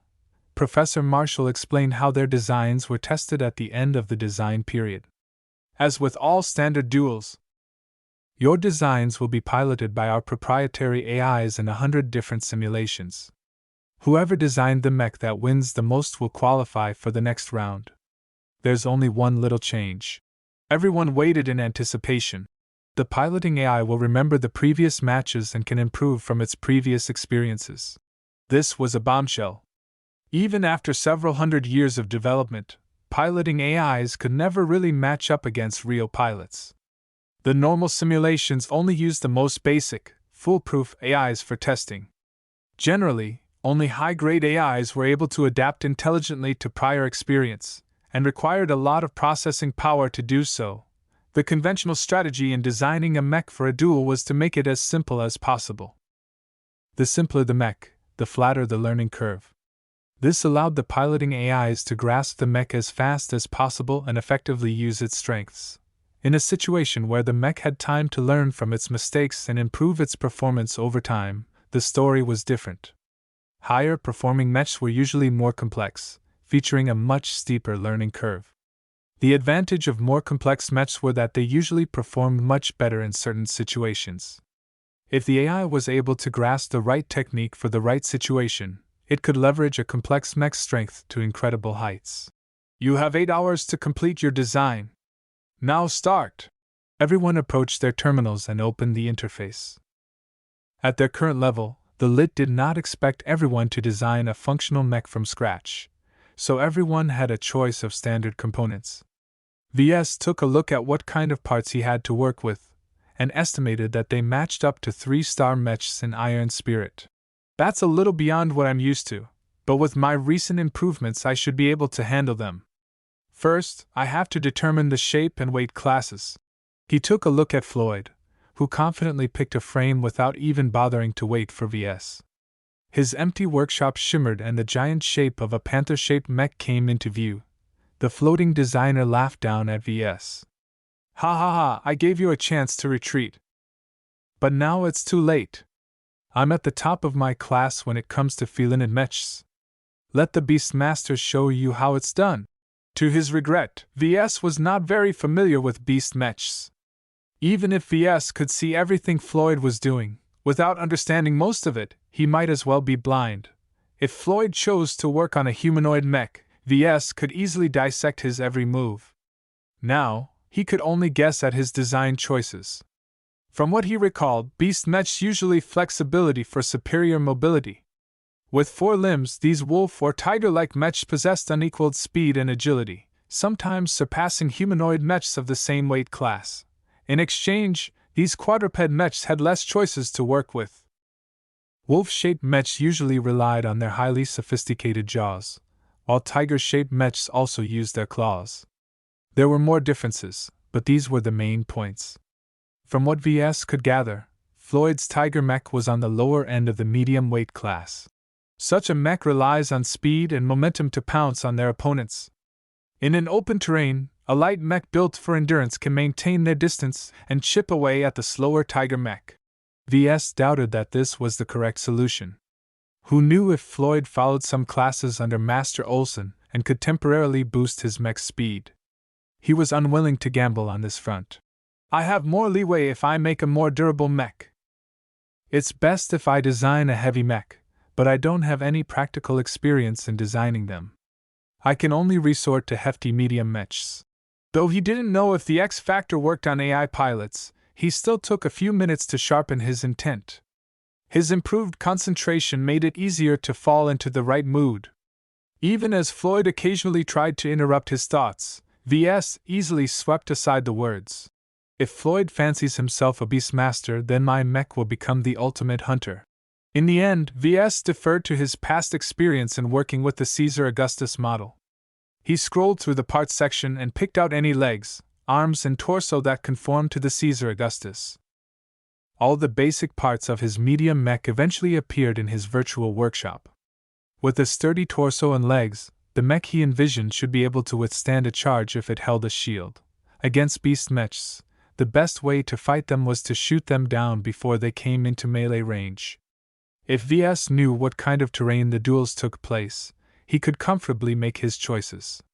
Yet Professor Marshall hadn't said a thing, which meant that the duels took place in randomized environments. He could not ensure his mech could face the beast mech in open terrain. The main armament will be a sword and shield. No, perhaps a spear is better, with a knife as a backup option. The best way to deter a charge is to point something long and sharp at them. Then what if Floyd implemented ranged weapons on his mech? Ves studied his opponent's early progress and noted that the mouth and flanks possessed the right infrastructure to mount a couple of rifles. He wanted to keep Ves guessing. If Floyd intended to be meticulous, then he'd definitely incorporate at least one ranged weapon. That meant that Ves had to respond in kind. He studied his chosen parts and noted that the arms only allowed for shoulder mounts. He could forget about wrist-mounted weaponry. Shoulder mounts are too fragile, but I don't have any choice. If I resort to a rifle, then my mech will take too long to switch weapons. Everything had their trade-offs. A mech with shoulder mounts could never match up against a dedicated rifleman in a shootout. Ves persisted with his choice because he doubted Floyd relied entirely on lasers or cannons for his beast mech. As time passed, Floyd laughed when he saw what Ves decided. Ha! Can't make up your mind? You're not going anywhere if you split your focus. Ves ignored everything but his own work. Unless Floyd ditched his beast mech and turned to an entirely different frame, Ves gained nothing if he kept staring at his opponent's design. He trusted in his design and its ability to hunt tigers. He chose to design his medium mech based on armor, agility, and close-ranged prowess. Fending off a beast mech required a certain level of fluidity. If he made his mech too sluggish, it could not keep up with a flanking beast mech. The parts he chose already possessed pretty good armor. He only replaced the base plating with a lighter but more durable variant by using the alloy compression machine. Those who were not familiar with alloy compression could only scratch their heads, but someone like Ves who mastered the basics, he could still produce the plates when fed with standard materials. Fabricating all of the replacement armor by hand took 3 hours, and that was with the virtual workshop giving him a speed boost. The process was much slower in reality, as mech duels were only supposed to be finished within a day. These virtual workshops customarily offered these kinds of conveniences so the audience wouldn't get bored. He spent another 2 hours slapping together the rest. As Ves chose to go with a simple loadout, he did not have to extensively rearrange the internals. This saved him quite a bit of time. Together with his high mechanics skill, he easily pieced together the different parts into a harmonious whole. He only made minor modifications to strengthen his mech's spear handling. A hunter slowly took shape. With a couple hours left to go, Ves raised his head to see how Floyd progressed. His jaw dropped when he looked at his opponent's design. Somehow, he converted a medium ambush-type tiger mech into a heavy artillery-type centaur mech. The mech somehow gained massive amounts of armor without conflicting its movement, while its head had been replaced by a narrow torso that held an ominous laser rifle. Floyd even gave up on the claws and crudely replaced them with heavy hooves. Its main weapon, however, was the prodigious amount of missile launchers mounted on its back. While the centaur mech possessed no close-range capabilities, its numerous missiles and its high-class laser rifle meant that it could chew up anything that came within sight. The sudden changes also introduced numerous flaws. The engine power could not keep up, and its laser rifle used up too much energy for the power reactor to catch up. That still left Ves at a fundamental disadvantage. His humanoid medium mech could never compete at a distance, and was too slow to close the distance in time. I screwed up, Ves admitted to himself. He put his complete focus into maintaining his concentration, which made him forget that he could take a peek at his opponent's work. Now he paid for it by allowing Floyd to make a U-turn without alerting him. Turned out that focusing too much on the X factor was not always a good thing. Chapter 83. Unconventional. His brain started churning hotter than ever before. The feeling of crisis hounding after his back was distinctly unpleasant. He had to figure a way to climb out of his own hole. There's only 2 hours left. Before I do anything else. First, I should see if Floyd is able to pull another fast one. As Ves studied Floyd's jury-rigged Centaur mech, he found many minor errors. Instead of starting anew with a basic heavy frame, his opponent chose to forcefully increase his beast mech's weight class by slapping a lot of parts together. He understood why Floyd went in this direction. If he replaced the frame, he'd have to throw away at least a couple of hours of work. Evidently, he couldn't bear to start over. Is he crazy? Ves asked when he realized what Floyd did. In his perspective, it was better to use a frame built to withstand the stresses of a heavy mech than to forcefully reinforce a lighter frame. This ungodly Centaur mech certainly had its faults. Compared to a purpose-built Centaur mech, his Chimera's speed, power, and integrity was awful. Floyd wasn't stupid. His mech might not be capable of chasing an opponent, but it possessed enough firepower to devastate anyone at range. The missile launchers was also a source of anxiety. Floyd had left them empty. He probably chose the missile type at the very last second. With the variety of missiles available, Ves had no way of modifying his mech to withstand a specific missile type. Odds are, he's going to resort to one of the 3 major types: high explosive, thermal, or kinetic. I doubt he'd pick something indirect like EMP or smoke particles. If Ves could pin down the mix of damage types and optimal ranges of the launchers, he could work some additional armor. I don't think he'll replace those missile launchers with other weapon types.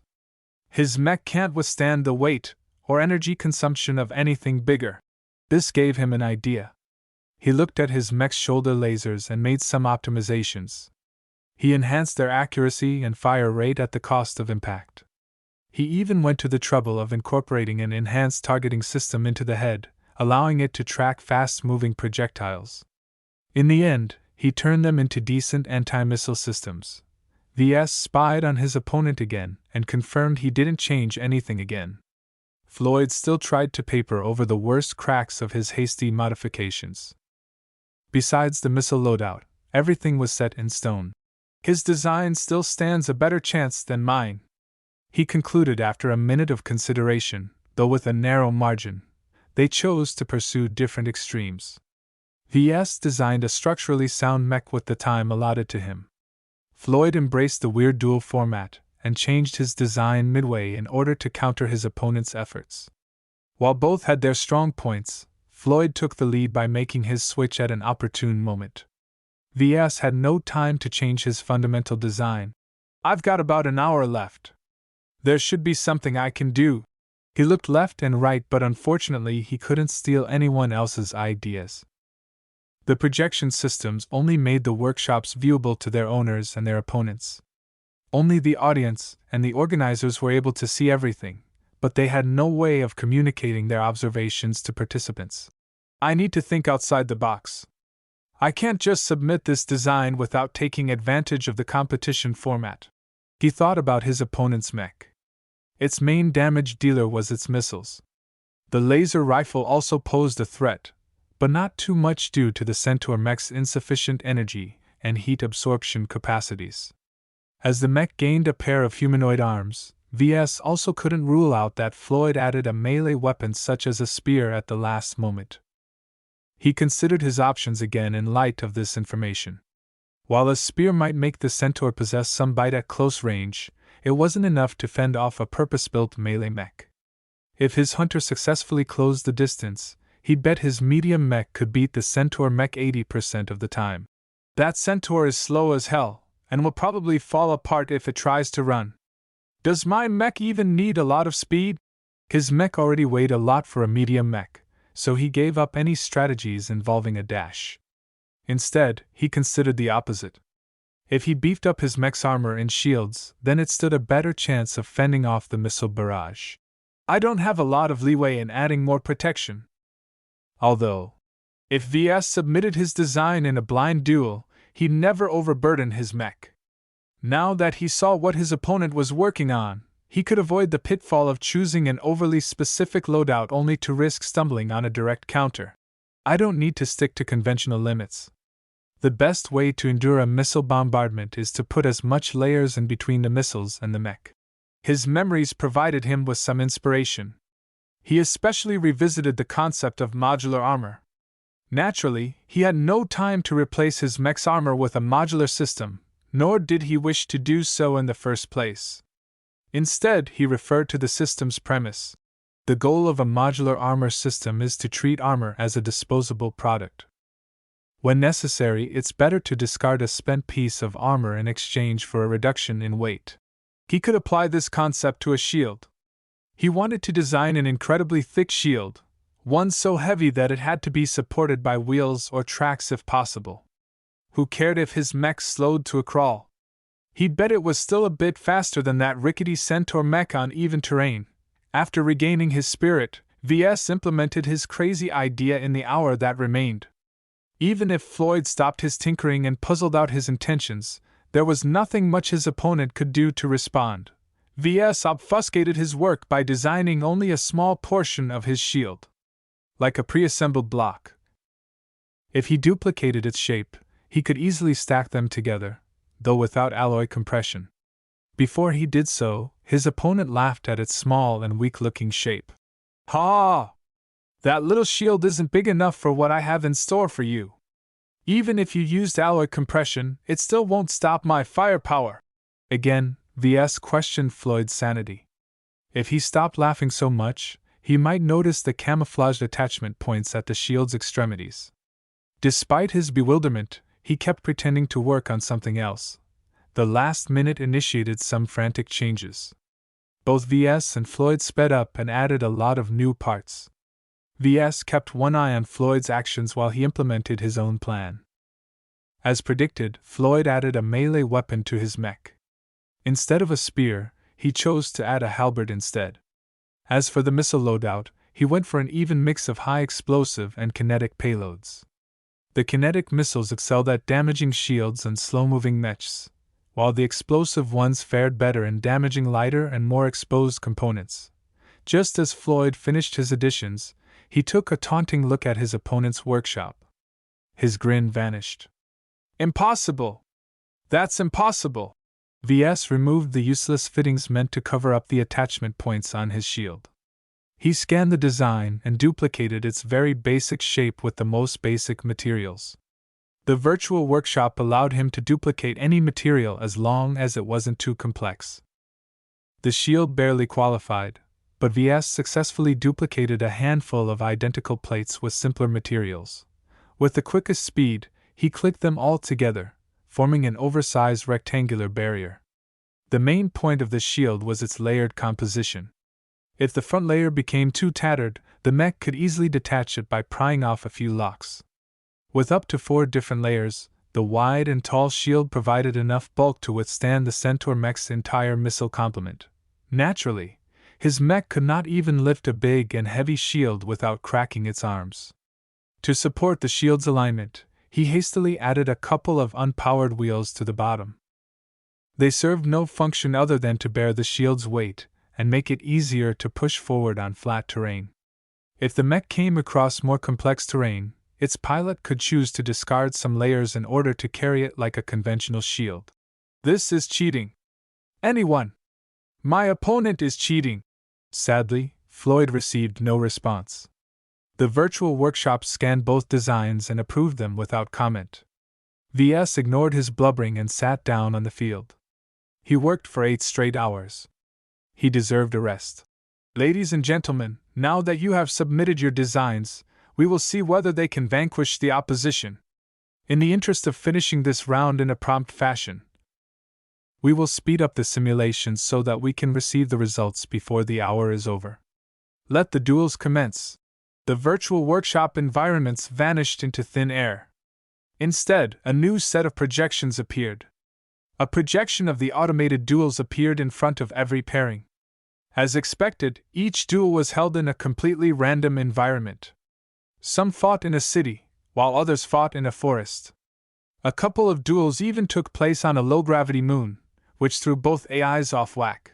Ves and Floyd's first duel took place in a fairly average desert environment. The hot environment favored the medium mech, as it mainly relied on its melee weapons to deal damage. The Centaur mech had to watch its heat build up, and it showed as its AI chose to slow down its rate of fire when it spotted its humanoid opponent. Fucking idiot! Shoot faster! Empty those launchers! The fast forwarding made it difficult to judge what was going on, but Ves saw that his mech held an overwhelming advantage.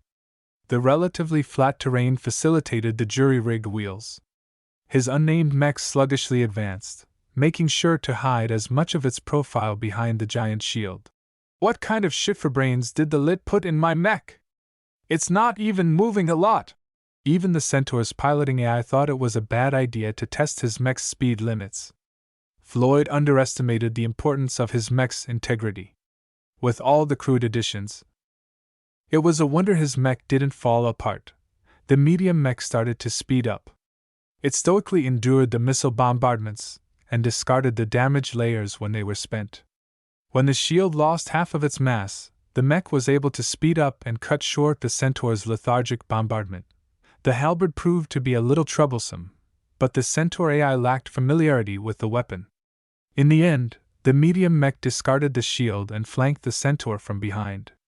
The Centaur could not keep up with the change in direction and got its rear area wrecked. Ves won the first match. Only 99 to go. The second match took place in one of the worst environments for his design. The hilly forest terrain impeded the mech's oversized shield. After a few minutes of fruitless fumbling, it finally learned to detach most of its layers and regain its mobility. After a few minutes of patient hunting, the Centaur finally revealed itself as it fired a sudden missile salvo from a hill. The Centaur easily prevailed. It leveraged its height advantage as much as possible, while the medium mech suffered from discarding most of its shielding. The duel sped up after the first couple of matches. Ves already determined the overall trend. As long as his mech was able to maintain its shield, it won as it easily blocked every missile in its way. The Centaur grew smarter by seeking the most complex environments to make it stand. Thus, the first couple of victories favored Ves, but after the 20th duel he lost his lead. The AI pilots both adjusted their tactics while responding better to their opponent's actions. The medium mech learned to angle its shields and spread out the impacts. The Centaur mech aimed its laser rifle at the wheels attached to the shield. On and on the duels progressed, until finally the last one finished. Yes! Ves yelled and raised his fist. He prevailed over Floyd by a comfortable ratio of 58 wins to 42 losses. He qualified for the next round while Floyd was sent packing. While the Limar graduate possessed some solid skills, he lost his cool and tried to one-up his adversary by turning midway. If not for his questionable decisions, he might have reached further. After his excitement cooled, Ves faced his opponent and held out his hand. It was a good duel. Floyd spat downwards and turned his back on Ves without a word. Chapter 84. Gene Boosts. While it felt good giving Floyd a mental smack, Ves knew he provoked an angry bear. If the stakes weren't so high, he'd rather take a step back. Now, his pressure increased. He was not content to take second place this time. He had to dazzle the audience and mesmerize at least one of the masters present. The road ahead has just begun. If I take Floyd as a standard, then I will only encounter tougher opponents. Plenty of contestants wanted to dispute the results. Most of them mainly blamed the AI pilots for failing to unearth their mech's potential. Most of the complaints came from the flyers. You cheated. There's no way a nobody like you can beat my awesome mech. Sadly for Floyd, no one cared about his accusations. While a student supervisor arrived to address his results, he had no leeway in giving the alumni from Limar a helping hand. According to the logs, both mechs are designed within acceptable boundaries. Mechanically, there's nothing fishy there, even if both of you made some unconventional choices. What about my crappy AI pilot? I obviously got a retard for a pilot. The supervisor shook his head. Every mech in every simulation started with the same AI pilot. They all have the same capacity for learning and adaptation. According to the logs, the AI pilot for your Centaur mech peaked midway. It couldn't figure out new strategies. As for your opponent's medium mech, its AI pilot constantly unearthed new things to try. In other words, one mech provided slightly more options than the other mech. There was a limit how diverse a pilot could utilize the tools at hand.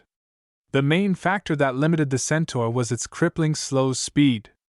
The lack of speed narrowed its options to purely offensive and defensive stances.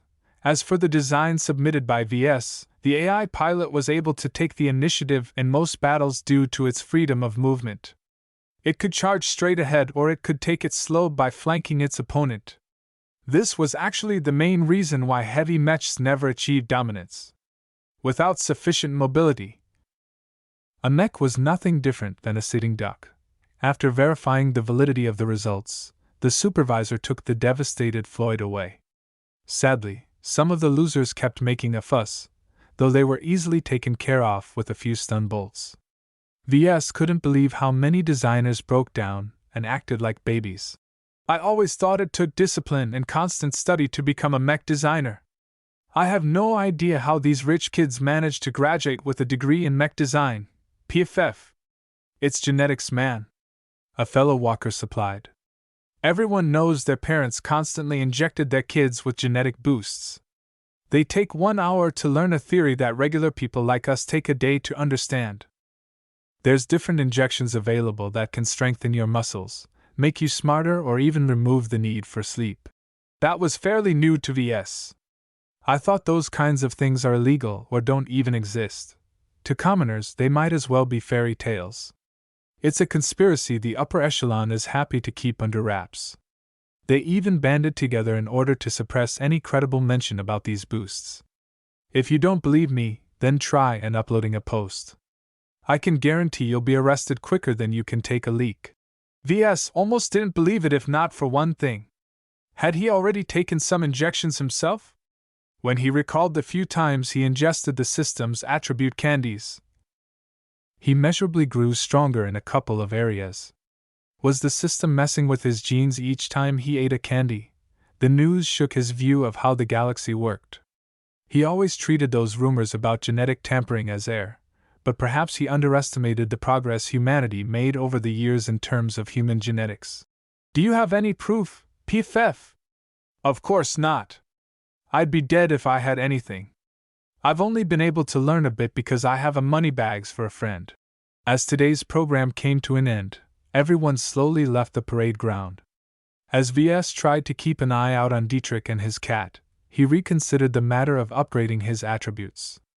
Now that he developed some decent skills, perhaps it was time to upgrade his intelligence.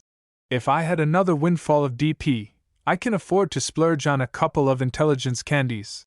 The price of a candy corresponded with the height of his current attributes.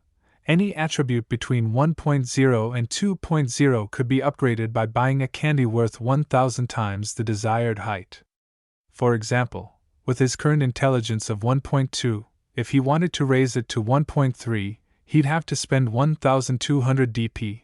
If he wanted to raise his intelligence to 2.0, he'd have to spend a cumulative amount of 13,200 DP in total.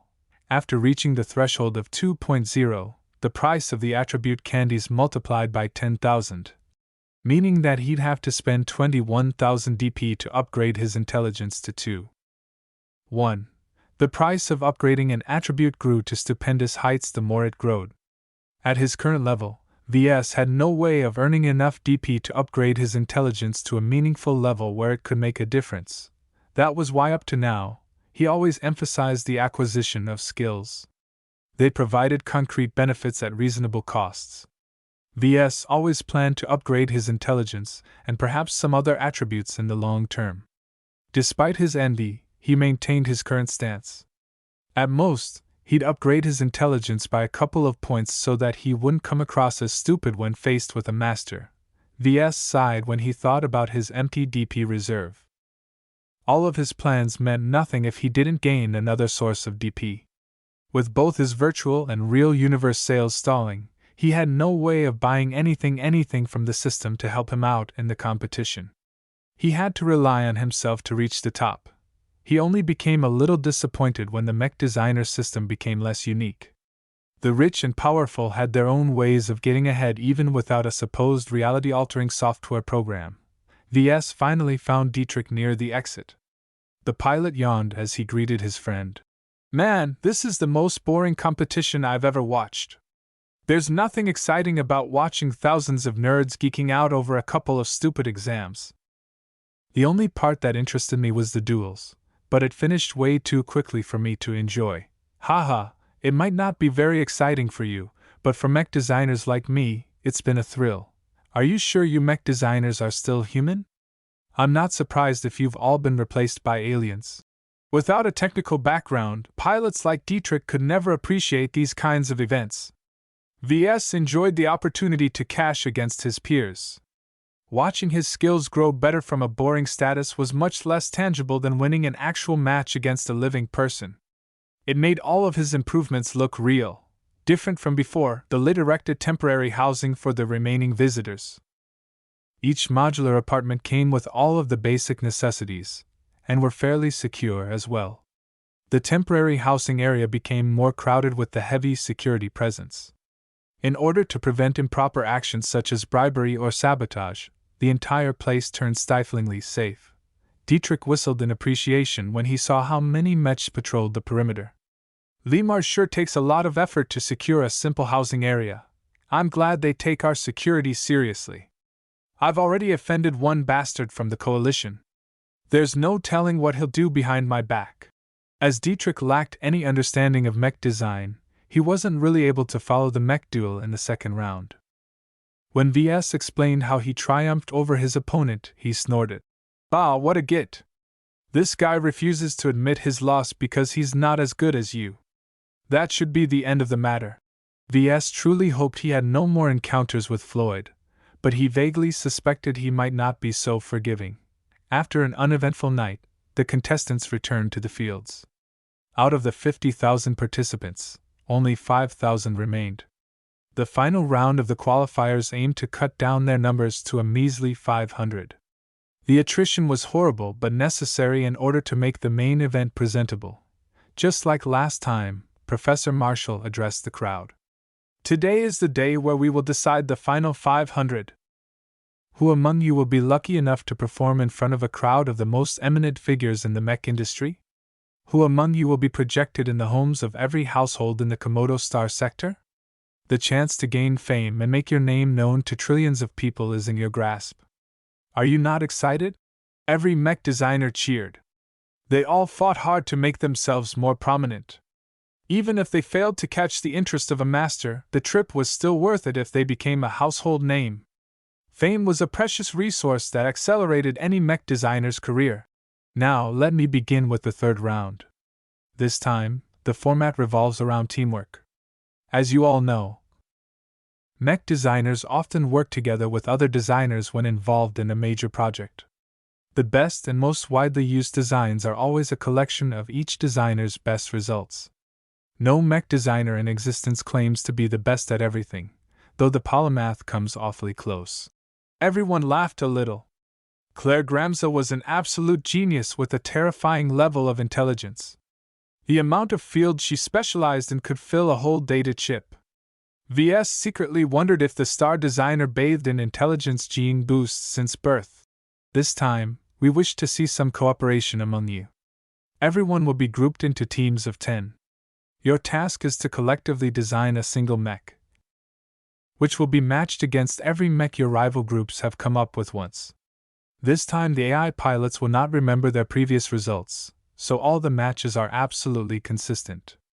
The top 50 groups with the most wins will collectively qualify for the main competition tomorrow. Everyone gaped at the competition format. Working together wasn't unheard of. Usually, small groups of mech designers often came together to produce designs intended for mass production. The problem was that when the number of people surpassed 5, these groups often became unwieldy. There were too many cooks in the kitchen. Everyone had their own ideas. If some people shared the same specialties, they could easily clash. It was a nightmare trying to corral everybody even if their thoughts aligned. Now you may be wondering how you can control so many designers in a single group. Well, that's for you to solve. You can have one designer do the work while the other 9 do nothing. You can have each designer spend 1 hour with the design interface before letting another take over when their time is up. You can partner with someone strong and beat up those you disagree with. As long as no one requires medical attention, we will not intervene. That's barbaric. Ha! I'm the captain of the boxing club.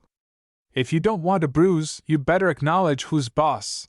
Ves had never heard of such an absurd rule set for a group contest. Even physical intimidation wasn't ruled out. Remember, the only design our simulations will accept is the one submitted by the group's designated terminal. We won't care if others block you from accessing the terminal, or if your entire group has argued so much that your design is incomplete. What's on the terminal will be the only thing that's approved. Now, find your group mates and make some new friends. A complex series of projections guided everyone together in groups of 10. Ves quickly met an eclectic group of designers. 7 of them were flyers, indicating their deep backgrounds. 4 of them even wore the LITS alumni uniform. Ves was only one of 3 who came from a less affluent background. He quickly stared at the young man and woman who remained on the ground. Hi! I'm Ves Larkinson, from the Bright Republic. The woman glowered at him. Missy Phillips. Vija Kingdom. His smile dropped a little when he heard that. Of all the possible teammates, the organizers grouped him with a girl from an enemy state. Sensing the tension between the two, the remaining guy tried to break the tension. Hello everyone. The name's Clark McCullum, and I'm born and raised in the Coalition. Both of them shook their hands with Clark. Neither Ves nor Missy wanted to mess up their chances by having a fruitless argument over their national pride. If you plebs could kindly shut up, us real designers are about to work. A bossy woman called from above. Either of the 3 walkers appreciated her tone, though they dared not raise their voices. The woman was one of the graduates from Limar. She also sported the most symbols on her uniform, which meant she earned plenty of achievements during her time as a student. Still, Ves did not want to be crowded out by the elites. He summed up his courage and asked, Who are you? You have the pleasure of addressing Cynthia Barakovsky. Perhaps you have heard of BF Integrated? BF Integrated was one of the Coalition's heavy industry manufacturers. They also dipped their toes into mech production. The sales from their mech division easily surpassed 1 trillion calls. After a few seconds, Missy's eyes widened. She recognized her name. You're that Cynthia Barakovsky who reached the top 100 in the last iteration of the Junior Rimworld Games. While Ves still didn't recognize her name, the mere mention of the Junior Rimworld Games was sufficient to overawe everyone present. The Junior Rimworld Games was the most prestigious sports competition in the galaxy for everyone under 25. They expanded into non-physical sports such as mech design a long time ago. Cynthia soaked up the attention with a smile. You can rest that we will easily qualify with my presence. As long as you don't disturb me, I can easily design a killer mech. Both Clark and Missy practically had stars in their eyes.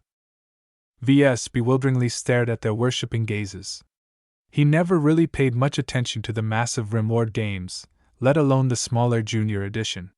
He could only stand in place and witness Cynthia bewitching everyone into giving her space to design their group's mech. While Ves did not doubt Cynthia's accomplishments, it did not change that they were supposed to work as a group. Those that survived so far all had their strengths. As someone aiming to reach the finals, Ves believed even his own input should be valuable. He was not content to risk his chances by leaving it up to a stranger. Chapter 85, Teamwork. Their group was already off to a quick start. Cynthia Barakovsky rolled over most of her fellow designers with her immense accomplishments. Even Ves became almost convinced. If not for his stellar confidence in himself, he might have let the elite Limar graduate have her way. The workshop's terminal rested on the ground, forcing her to descend.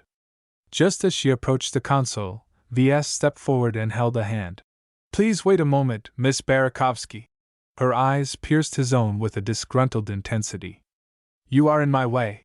Okay, this conversation already went downhill. Ves quickly adjusted his suggestion. If I may add, I'm sure that with your accomplishments, you are more than qualified to take the position of lead designer. However, I'm pretty sure everyone else can contribute their own insights to our design. Are you willing to let us provide you with some suggestions? Sadly, Barakovsky treated his suggestions like air. She contemptuously flipped her hair and turned around. One of the flyers sank down in order to block Ves from pursuing her. Our princess doesn't have time to entertain third-rate peasants like you. Now run along and play in the dirt. Your participation is unnecessary. The other flyers closed ranks and made their stances clear. Ves almost couldn't believe how fast they threw away their pride as designers. He turned around to ask for help from his fellow walkers, only to see Missy and Clark turning their heads as if they were blind and deaf. Ves, let's not rock the boat. We only have 12 hours to design a mech. A future star like Barakovsky can easily come up with a complete design. Yes, if we distract her too much, we'll only be ruining our group. To be honest, I'm barely scraping by. I'm not good enough to compete at this level anymore. Why not sit back and let her carry us past the qualifiers? Do you know how much of an honor it is to be part of the 500 who will show up on stage tomorrow? Both of them came up with reasonable excuses. Even some of the flyers agreed with them. After being ganged up by practically his entire group, Ves had no choice but to back down. Alright, we'll see, but if she makes a mistake, I won't hesitate to call it out. Naturally, everyone ignored those words. How could a nobody like Ves even compare against a prominent designer like Miss Barakovsky? She represented the entire Friday coalition in an immense competition that spanned a quarter of the galaxy. Even if she barely reached the top 100, the level of competition in these events was staggering. Nevertheless, Ves thought it was not wise to put all of their eggs in a single basket. Even the disciples of a master never claimed to be proficient in every field. However, he had no means of forcing the issue. He reluctantly stood back and allowed Miss Barakovsky to do her wish without further objections. The young lady started her design process by picking the basic frame. She confidently skipped the medium mechs and went straight for a light mech. Such a choice took a lot of daring due to the lack of options. Barakovsky's other choices made it clear that she wanted to design a skirmisher.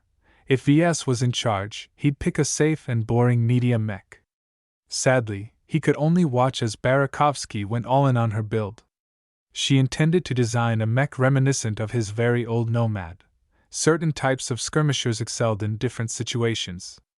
Barakovsky's skirmisher was obviously built for endurance. Fuel cells took most of the limited available capacity. To complement her choice, she chose to utilize a low-intensity fuel-injected power reactor to provide her mech with a steady amount of energy. Most of this energy would be spent on powering up the mech's only weapons, a pair of lightweight wrist-mounted laser cannons. Ves frowned at her decisions. He had a decent amount of experience in working with these kinds of systems.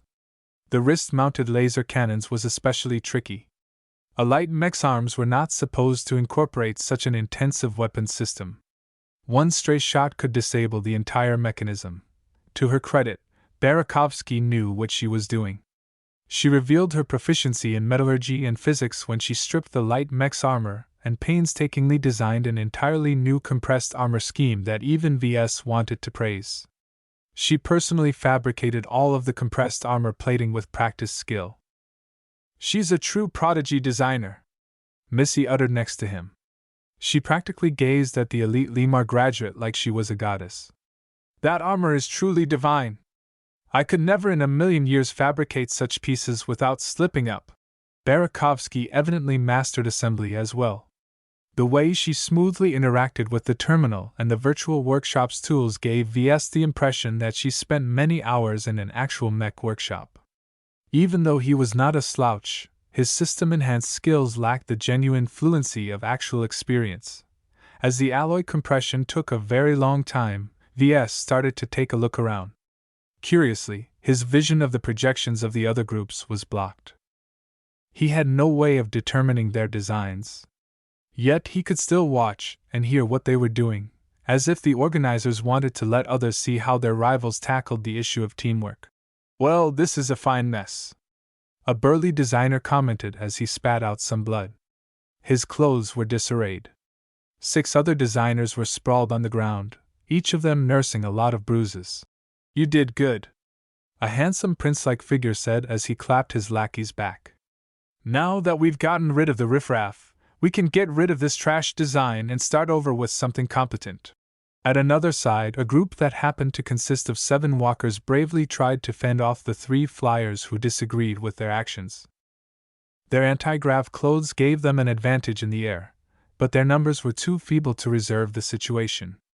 Their constant harassment slowed down the design process and caused them to spend most of their time staring at each other. On the flip side, at least half of the other groups got along cordially, if not entirely harmoniously. The best groups often counted an abundance of Limar graduates on their midst. Their solidarity and familiarity with each other gave them a united front against their scattered group mates. The weight of their school also counted for a lot. He spotted no genuine cooperation between all 10 members of a group. Even if some of them held a similar opinion to Ves, others dragged them down. His own situation was hardly unique. Practically every group had at least one elite designer that wanted to take charge. The meek and the hanger-ons pressured the others in order to ensure they could get their free rides. While Ves did not claim to be the most observant participant in the competition, he still smelled a conspiracy of sorts. From the size of the groups to the placement of the terminals, everything had been set in place to encourage conflict instead of cooperation. He wouldn't be surprised if the group composition had been fudged as well. Really, when every group is led by an elite, this round will simply devolve into a series of solo duels. This meant that every group was back to square one. Of the 500 lead designers, only 50 of them would survive. Even if someone like Barakovsky was a cut above the rest, he did not wish to gamble on a 10% odds. Having concluded that this was actually a subtle trap, Ves still had to come up with a solution. He turned back to Missy and Clark. They sat on the ground as if they were a pair of bored little children. He quietly approached them and caught their attention. "Only 7 hours to go before we get our free pass. What's up?" Ves drew closer and explained his analysis. He expected the two to get their heads back in the game. Instead, they looked at him as if he was a troll. "Really now? That's kind of clever. But what difference does it make if every group is similar? It's not like we can contribute to the design. Do you really believe that? Where is your pride as a designer?" The two had no fight in their eyes. Ves really thought the speech by the old guy at the start had been wasted on these freeloaders. How could they expect to get ahead in the mech industry if they didn't fight for their jobs? "Okay, you two can stay and sit on your asses for all I care. I'll figure out a solution on my own." Perhaps if Ves kept at it, he might have persuaded the pair to back him up. However, when he looked at their soulless gazes, he gave up. These 2 lazy bastards deserved to rot for the rest of their lives. He didn't know what he wanted to do, but he stood to the side for now. Ves had no reason to interfere as long as Barakovsky worked flawlessly. Different from Ves, Barakovsky started from the outside and slowly worked inwards. Besides selecting all of the basic components such as the engines and power reactor, she spent most of her time trying to harmonize the armor system and wrist lasers. For a light mech, these 2 components were of prime importance that had the most direct influence to the mech's performance. Front-loading these components meant that Barakovsky wanted to budget out her time. For example, if she was forced to spend too much time on the armor system, she could choose to spend a little less time on the internals. And indeed, Barakovsky spent a lot of hours just to optimize the wrist lasers. If Ves wanted to do a proper job, he'd need to spend at least 2 days to get it working right. The woman acted too much like a perfectionist and kept fiddling with the most minute components. Ves sneaked a little closer and coughed a little. "We only have 5 or so hours left. In the interest of completing the design, I suggest you start working on the internals. What do you know?" One of her self-promoted guards spoke as he floated downwards.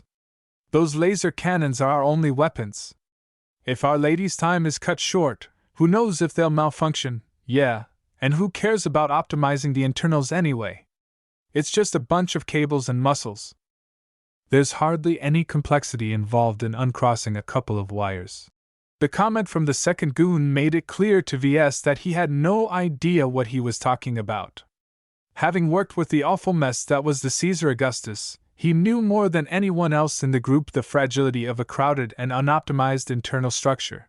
With everyone set against him, VS had no way of remedying the situation. Barakovsky ignored his advice and kept tinkering with the wrist lasers. An entire hour went by until she finally put down her work.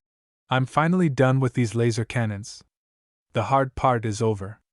Barakovsky sighed as she paused in her work. One of her group mates brought her some refreshments, which she enjoyed with relish. All right, there's only 4 hours left to go. The rest is easy. This time, VS watched as Barakovsky started with the internals. Unlike her earlier performance, VS cringed when she made a number of shortcuts and other questionable decisions. It became clear to him that her mechanics had not reached the journeyman level. When VS suggested she was making a mistake, the entire group looked at him with contempt. Really now? Where did you study? Rittersburg? What no-name planet is that? The Bright Republic is the backwoods of our Komodo star sector. I don't believe a barren place like that knows more about mechanics than Limar. No one acknowledged his expertise in this area. He stood at a crossroads. If he did nothing, then he might miss one of the greatest chances of his life. There was too much at stake. Maybe I'm thinking too much, VS whispered to himself. He waited until the group let down their guard. Once everyone turned back to the terminal, VS sprinted forwards and brushed aside the bodies in his way. Hey, what the? Stop! Once VS came close, he tackled Barakovsky to the ground. Both of them dove through the projection and landed harshly on the ground. He moved around her body and held her neck in a chokehold-like position. Sadly, he hadn't figured out what to do after that. He had never attended any close-quarters combat classes. After several seconds went by, it became clear that none of the other designers had any clue either. They all looked paralyzed as VS seemed to transform into a crazy beast ready to devour an innocent maiden. Unhand me, scoundrel! Barakovsky hissed as she moaned in pain. The tackle came unexpected and her landing was hard. Her soft, boneless body wiggled against VS in a weak, helpless fashion. Whatever gene boost she received had not been spent on improving her physique. Both sides were stuck at an impasse. VS originally wanted to knock Barakovsky unconscious, but he was afraid of dealing more damage than necessary. He already offended her enough. Look, can we talk about this? Chapter 86. Carrying, no one made any rash moves. VS held Barakovsky tight against his body. He hadn't embraced a lot of girls in his life, so the feeling of having a pretty girl in your arms distracted him. The other males in the group appeared outraged while the girls looked scandalized. You bastard mongrel! That's the class princess you've injured, you're dead now! BF Integrated isn't a company you can offend! The commotion even attracted the attention of their neighbors. Most of the conflicts happened at the start of the design period. VS surprised everyone by making his coup with only a few hours remaining until they had to submit their design. Don't push me! VS growled angrily while he tightened the hold on Miss Barakovsky's slender neck. He attempted to channel a bit of his state of mind when he fought back against the pirates on the St. Hurst. The designers drew back in fear as if scalded by hot water. They were as green as the flowers in a garden. You guys are trying my patience. Can you stop ignoring me all the time and listen to my suggestions? The 8 other designers stood helplessly as they remained undecided. VS was glad to see that none of the people here had a clue on how to liberate Barakovsky. It seemed like every mech designer received only perfunctory self-defense training during school. As the mech designers argued about, the hostage had enough. Quiet! We are not a brood of headless chickens. We are mech designers. Let us talk it over rationally. There's no value in negotiating with that brute. No one treated her latest word seriously. They all thought she just wanted to free herself from her captor's clutches. While the mech designers kept bleating and insulting Ves, he lowered his mouth to her ear. Look, I'm sure you're a great mech designer, but it's clear you haven't specialized in mechanics. I've got a much deeper foundation in this field. Huh, is that so? Barakovsky huffed as she tried to untangle herself from his grasp. Her movements only rubbed her slim body harder against Ves. While I might not have received any tutoring from a master, I can assure you that I've achieved some very good grades in my mechanics classes. Ves shook his head.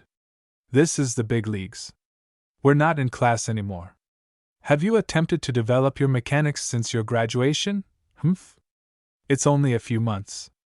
Are you any better? As a matter of fact, I've devoured 3 journeyman textbooks on my way to the Lemar system. Ves smirked. And I haven't skimmed over them either. I understand the essence of all of them pretty well. If you just let me access the terminal, I can show you how much better our mech can perform. Barakovsky paused a little at that. Her expression still radiated skepticism. You really claim to master not 1, but 3 entire journeyman-level books? Yup, and they're all credible books from credible authors. Does Takanada, Ulmer, Smith, James, Coventry, and Lin ring a bell to you? While some of those surnames were common, every mech designer should be able to link them to the most renowned academics in mech design. I see, she said flatly as she reconsidered her stance. Even I can't claim to master 3 journeyman books this fast. You're either boasting shamelessly or you may be an undiscovered genius. I prefer to think myself as the latter. Barakovsky giggled a little, surprising Ves. Even in such a tense situation, she displayed no fear. He even suspected that her anger had already subsided. She sighed a little and leaned back against his skinny chest. I don't know which one describes you best, but I suppose an apology is expected. I'm sorry for disregarding your perspective. If you really do claim to be a genius in mechanics, then there's little harm in letting you work on my design. I'm tired anyway. I'm not at my best anymore. Truly, Ves enjoyed talking with intelligent people. Barakovsky was the only person in their group who actually behaved as if they graduated from college instead of from a pigsty. He had more than enough of the overweening pride of these entitled coalition citizens. Deciding to trust her words, Ves let her go. Both of them quickly rose up from the ground and dusted off some of the dirt and grass that clung on their clothes. The other designers stopped arguing when they saw that Ves and Barakovsky acted cordially. Did you give up, loser? Be silent! Barakovsky barked and crossed her arms over her chest. Look, we don't have the time to squabble like children. While my friend here was a little extreme, we've talked over our issues and I've decided to give him a chance. What? He'll ruin our design! She clapped her hands, causing them to quickly shut up. Do I have to repeat what I said? Just shut up if you have nothing useful to say. I'm just as skeptical as you are, but this matter directly concerns our chances of passing this round. If Ves here is truly better than me in mechanics, then he deserves a chance to contribute. That goes for all of you as well. I've been negligent in considering your skills. If you've been holding out on us, now is the time to step forward and make suggestions. Sadly, the entire crowd disappointed her by remaining silent. No one had the guts to claim they knew better than Barakovsky. Besides Ves, it really appeared that none of their group specialized in mechanics. It truly was a bitter state of affairs when almost everyone in the group wanted to sit back and sleep their way through the qualifiers. With her tentative blessing, Ves approached the terminal slowly. If anyone wanted to jump on him, he'd be ready.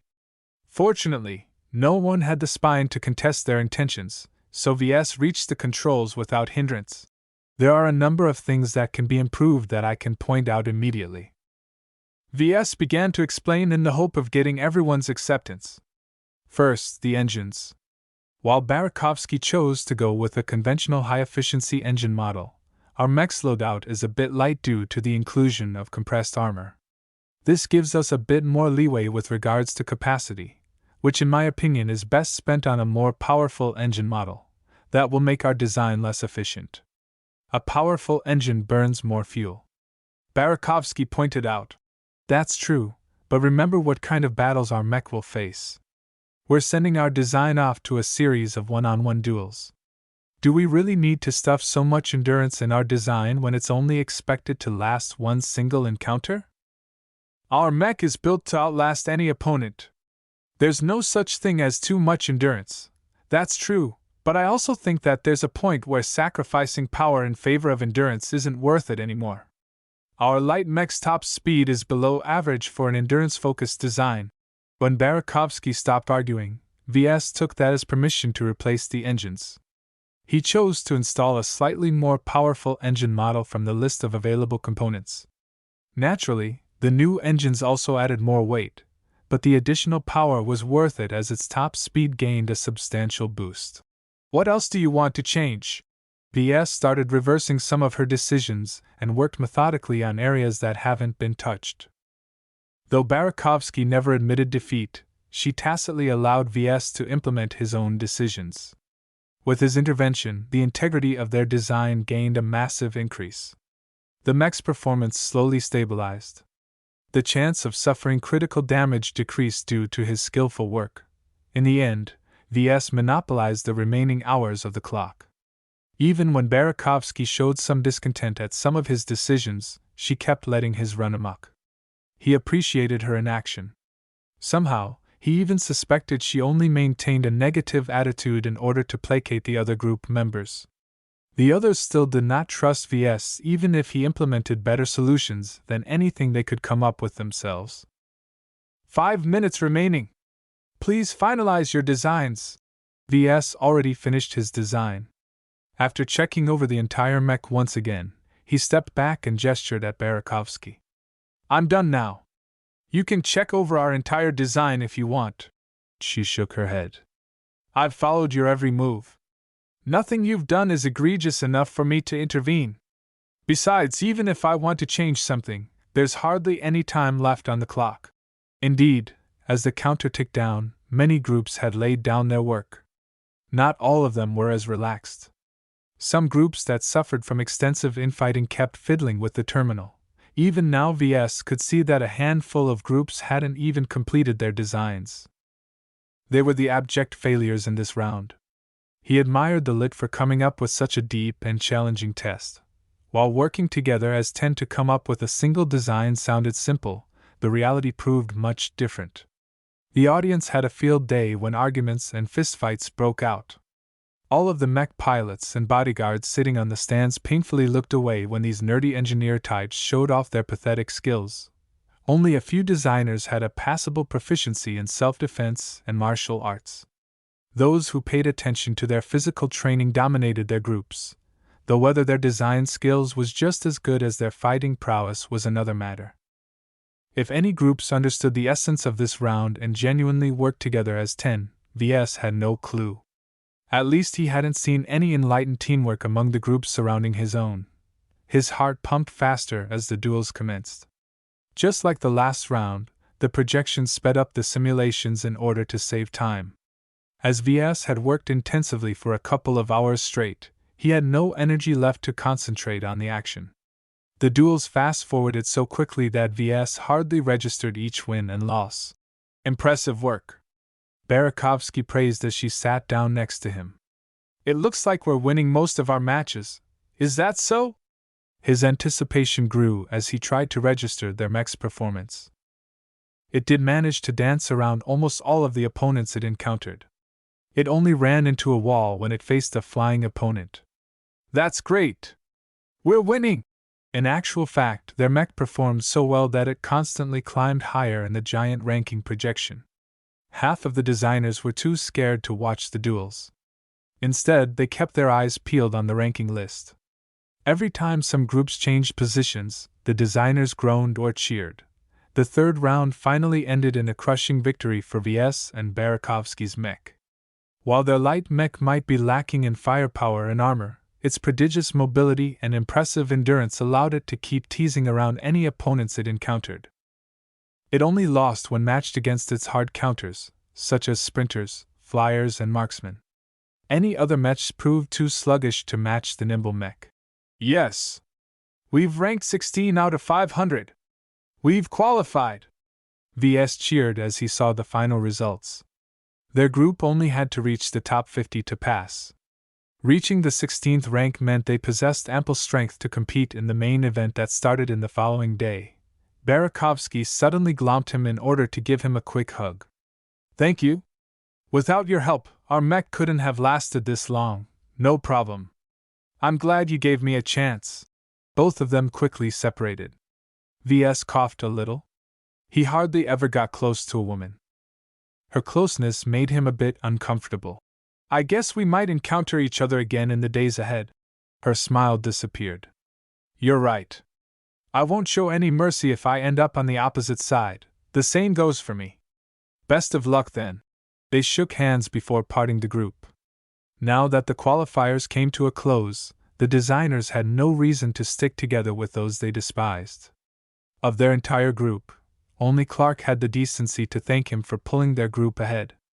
Missy simply huffed before running off, and the other designers flocked to Barakovsky, completely ignoring VS. "All in a day's work." He sighed and left the fields in order to meet up with Dietrich and Lucky. Chapter 87, Banquet. Now that many mech designers and their followers left the premises, the temporary living area received a much-welcomed renovation. The cheap and convenient apartments made way for compact villas that contained room for up to 20 residents. The LIT also stocked the villas with all kinds of amenities, from the rarest teas to the most sophisticated entertainment centers. VS only met up with Dietrich briefly before a student guide approached him from above. "Mr. Larkinson, yes, that's me, good. Our institution invites you to attend a banquet together with your fellow designers." That sounded interesting. VS accepted the invitation and followed the guide towards a palatial hall floating in the distance. A floating conveyor brought up guests like VS who lacked anti-grav clothing to the entrance. As he looked around, he noted that a lot more walkers had made it through the qualifiers, though he reasoned that most of them got carried by their groups. Still, even if they got knocked out tomorrow, they still benefited from the honor of presenting themselves to trillions of people. With their status as a past contestant who made it through the qualifiers, they could leverage that prestige into wealth and status. No one despised the Limar Institute of Technology, especially its famous annual competition. The dining hall was resplendently large. Calm and relaxing music extended from the instruments of a handful of musicians. The main tables offered ample space for all the guests. A larger and more extravagant set of tables sat at the front, reserved only for the masters and the most eminent visitors. Though the hall appeared simple, VS recognized the precious materials built into the furniture. Even a cannon shell couldn't blast them apart. The subtle extravagance impressed all of the designers who came from humble backgrounds. A small projection lit up in front of him and guided him to his seat. As a no-name designer from a remote third-rate state, his seat was near the end. He looked around and spotted Barakovsky near the front. If their seat positions were ranked, she easily entered the top 20. As for VS, he was clumped together with the walkers and freeloaders. He sat onto his seat without fuss and waited for the rest to gather around. "Mr. Larkinson?" A woman called from behind. He turned around to see a familiar face. "Patricia Schneider?" He had not expected to meet an acquaintance from the Bright Republic.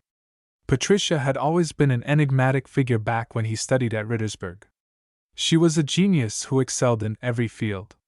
Every classmate sighed that it was a pity that she hadn't gone to study at Limar or some other famous second-rate institution. To see her here was a remarkable turnaround. VS looked around and did not spot any other former participants of the Bright Republic's Fusion Cup. "Don't bother looking around. We are the only ones from the Republic who qualified," she said and took the seat next to him. "I do have to say that I thought you had potential. You're still a few years too early to compete in Limar. It's quite a pleasant surprise to see you grow so much." Unlike any other designer in the room, VS sensed Patricia had nothing but goodwill to him. He appreciated her willingness to approach him. He missed the casual candor he was used to in the Republic. "I've grown a lot since the last time we met each other. I always thought my last victory was more due to luck and circumstance. Now that I've caught up in my studies, I'm confident I can beat you in a straight fight." "Is that so?" Patricia smiled mysteriously at him. "Maybe we can find that out tomorrow. You never know." I still have to pay you back for knocking me out before I reach the finals.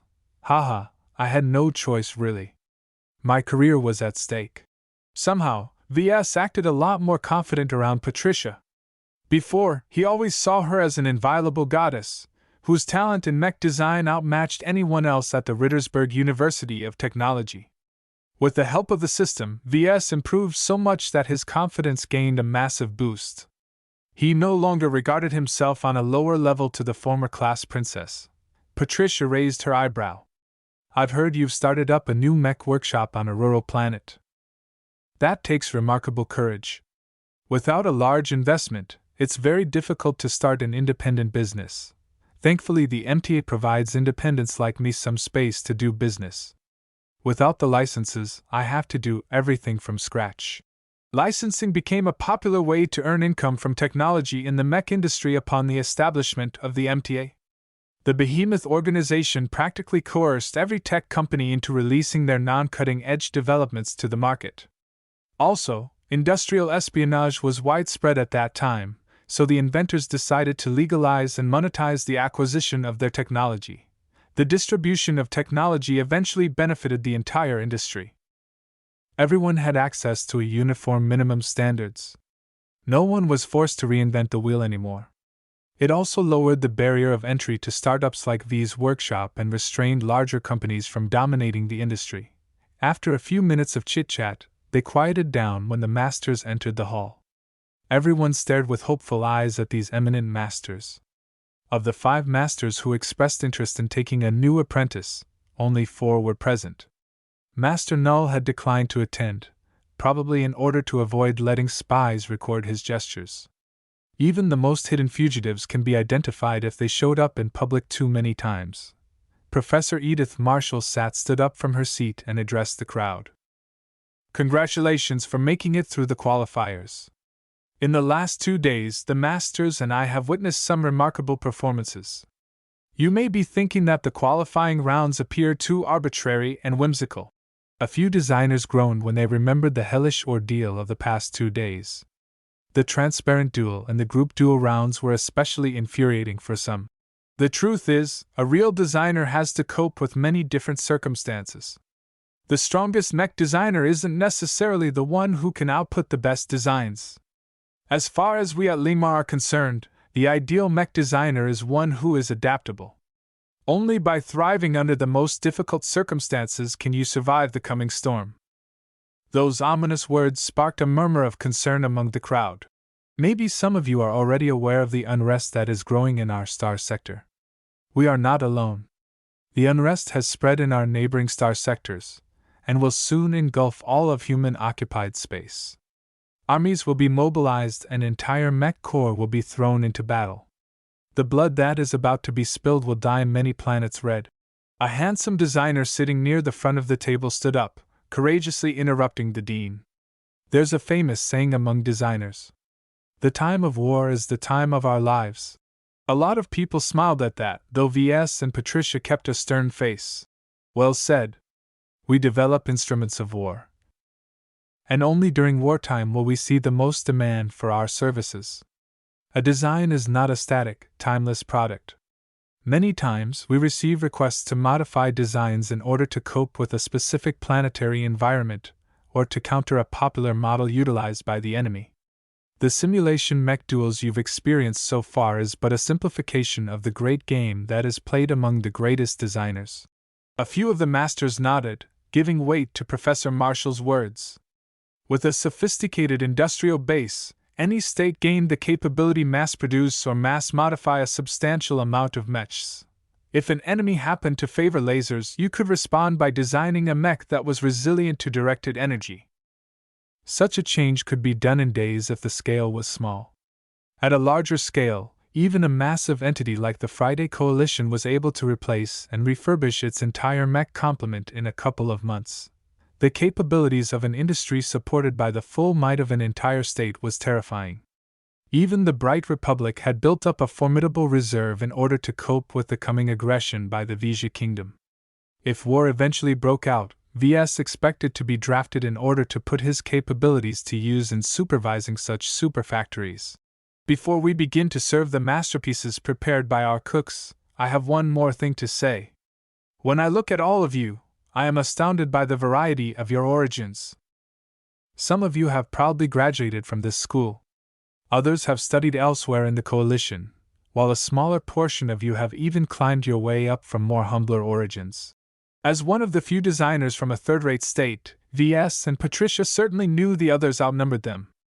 The resources and knowledge the designers from a second-rate state enjoyed massively overshadowed the best efforts of a third-rate institution.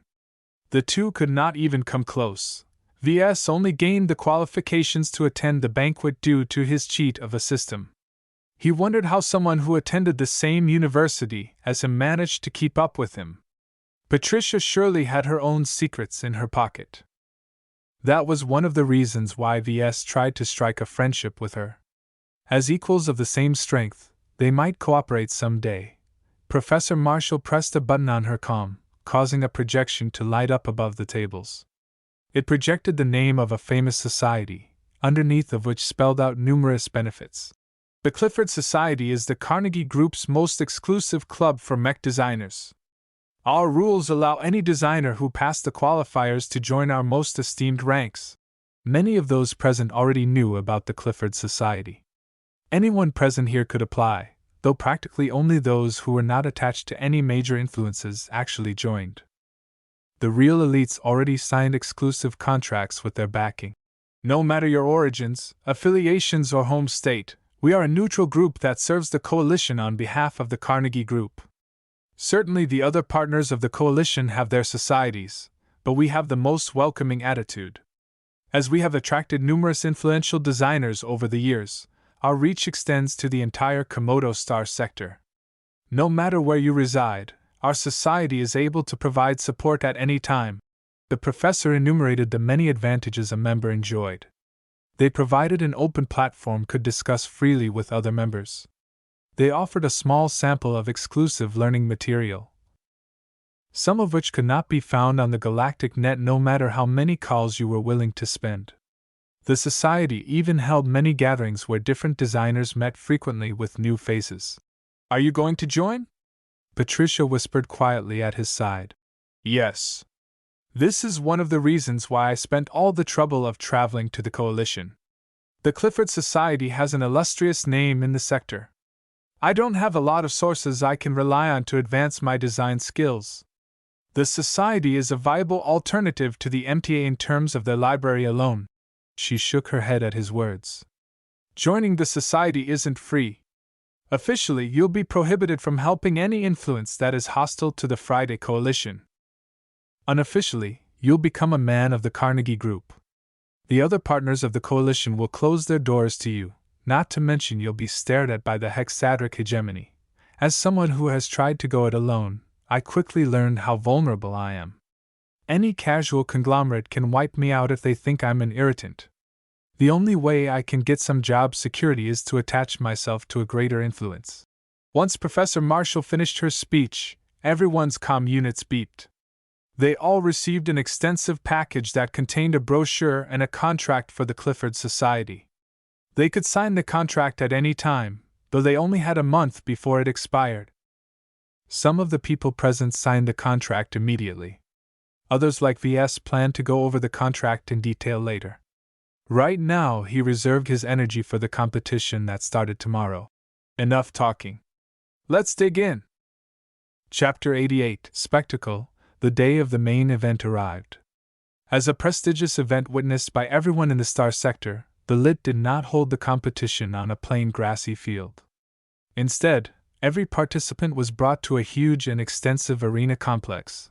VS, Dietrich, and Lucky looked out from the window of the shuttle. After passing through innumerable islands, they finally came into view of the LIT's sector-famous arena complex. It encompassed as much space as a major city from the Bright Republic. The complex already prepared 500 stages. The most formidable fabrication and projection technology the Carnegie Group had developed underpinned the systems of this immense competition stage. Much like the Republic's Young Tiger exhibition, the competition in Lemar disdained the use of simulations. They only resorted to using simulations during the qualifiers for expedience. Now that they were about to broadcast the design contest to the public, they had to showcase their power. Every time the LIT held its open competition, the people from the coalition and many smaller states got to enjoy thrilling fights between real mechs piloted by real mech pilots. It's too bad they don't let outsiders like me pilot on your behalf. Dietrich sighed. He truly wanted to share the stage with Ves and make a name for himself in the dueling stages. It sure sucks to be a pilot. Haha. You mech pilots have your own competitions. Ves responded lightly. Humanity currently loved all things mechs. Though mech designers received their fair share of admiration, the highly technical environment made it hard for laymen to get excited. In contrast, mech pilots overshadowed shuttle racers in daring and excitement. Even a small place like the Bright Republic held 100 of different competitions each year. The Young Tigers exhibition might be a prestigious event, but the ones where veteran pilots showed off their skills attracted 10 times more fans. The celebrity culture around piloting massively overshadowed the attention placed on mech designers. When they came close, Ves witnessed thousands of shuttles descending from orbit. As a major event, the competition attracted millions of spectators. Most of them merely came because they lived nearby.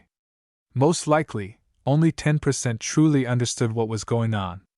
The rest just came to see the thrilling mech duels. Limar only paid attention to the guests of influence. Many industry insiders attended from afar. Ves even guessed that representatives from some of the major corporations in the Republic would be present today.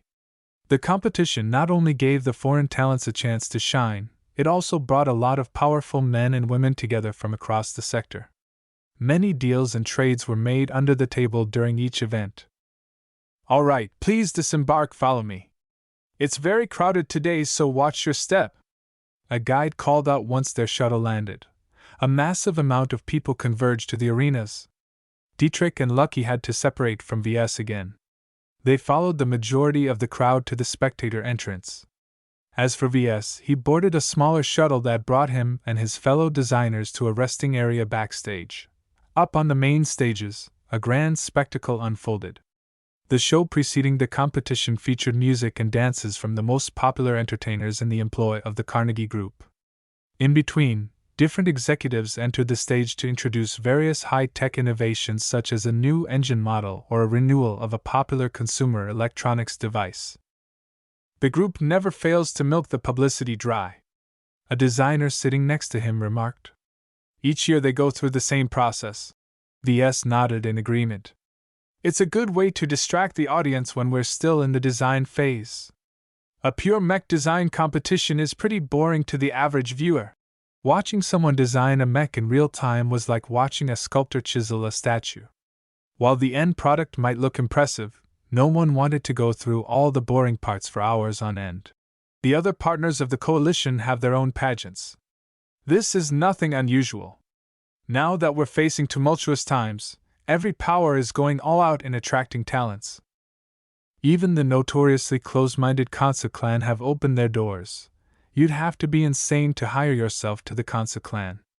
There's hardly any room for promotion for outsiders. That's true, but the Kansa clan is honest about it.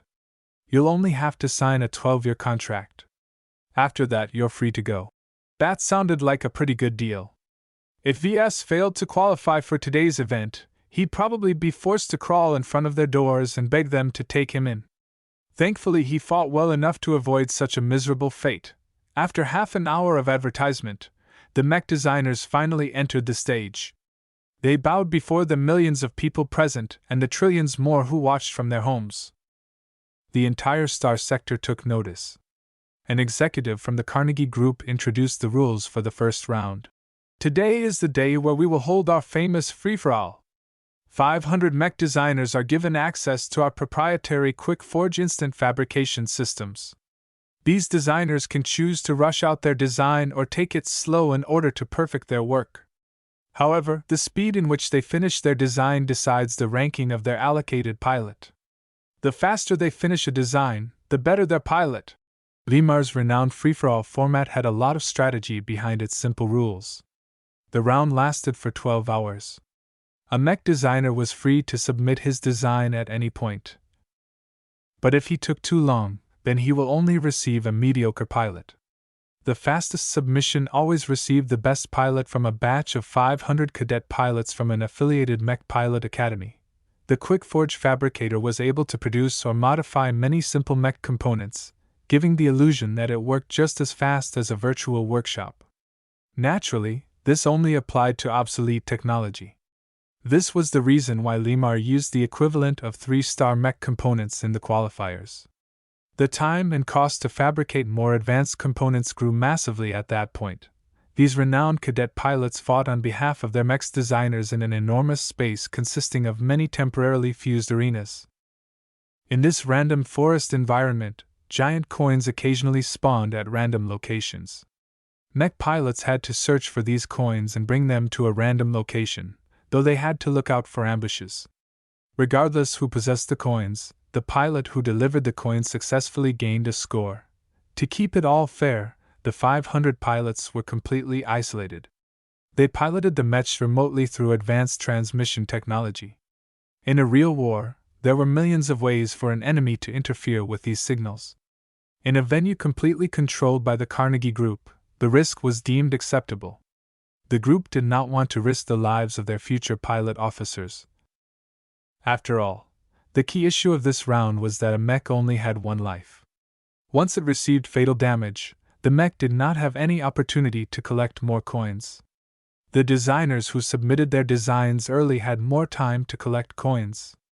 Those who came later might overshadow the rush jobs, but with lower-ranking pilots and less time to collect coins, they had an uphill battle to fight. Another key issue was that the allocated pilot remained attached to the designer if they successfully survived this round. Only the top 100 teams who submitted the most coins qualified for the second round. The pilot rank was thus of prime importance to your chances of reaching the finals. Now, every year, we receive the same complaints. It's not fair. It's too arbitrary. Everyone should receive the same quality of pilots. The executive turned around and stared at the designers on stage. All of them felt the intensity of a man who climbed his way up the ranks of the renowned Carnegie Group. I am a businessman. You work for us. As a responsible businessman, I expect my subordinates to work promptly and deliver their products on time. Those who can never meet their deadlines will never cut it in the mech industry. The best mech designers are always those who are a step ahead of the competition. It is up to you to decide how much time you wish to spend on your designs. Everyone felt the weight of his words. While some of the designers had little clue what he was talking about, Ves knew better as he already had some experience running his own business. The free-for-all in fact could be considered a race. Those who worked faster gained a lot more advantages, though sometimes the slowpokes turned the tables by submitting an almost invincible design. In essence, Ves had 3 overall choices to make before he even started. He could rush out a sloppy design and gain an elite pilot who could search for coins before the majority of the competition entered the simulated battlefield.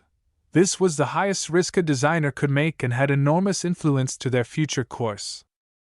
If Ves succeeded in his gambit and climbed his way up the top 100, then he paved the way for a clear road to the finals. With a high-ranking pilot by his side, he had the qualifications to fight for the number 1 position. If Ves was not that confident in a quick design, he could take it slower and submit his design somewhere around the average. With enough time, he could design a substantially better mech who could go toe-to-toe with almost any opponent except for the slowpokes. Finally, he could take his time and design a truly perfect mech. With sufficient time, he could build up a mech that enjoyed a full coverage of compressed armor. With such a marvelous protective layer, his mech would be virtually invincible. Still, the pilot object won't cut it. There's a huge difference between a top pilot and an average pilot. Ves considered carefully. He wanted to reach the absolute top. Those who took their time were mostly content with reaching the top 100 or top 50. Only the designers who submitted their designs fast enough had the right to struggle for the limited amount of available apprenticeships. Throughout the competition, Ves already acted boldly. He already staked his entire future to a single throw of the dice. He had to keep walking his chosen path to the end. 3 hours. I should be able to finish a functional design in 3 hours.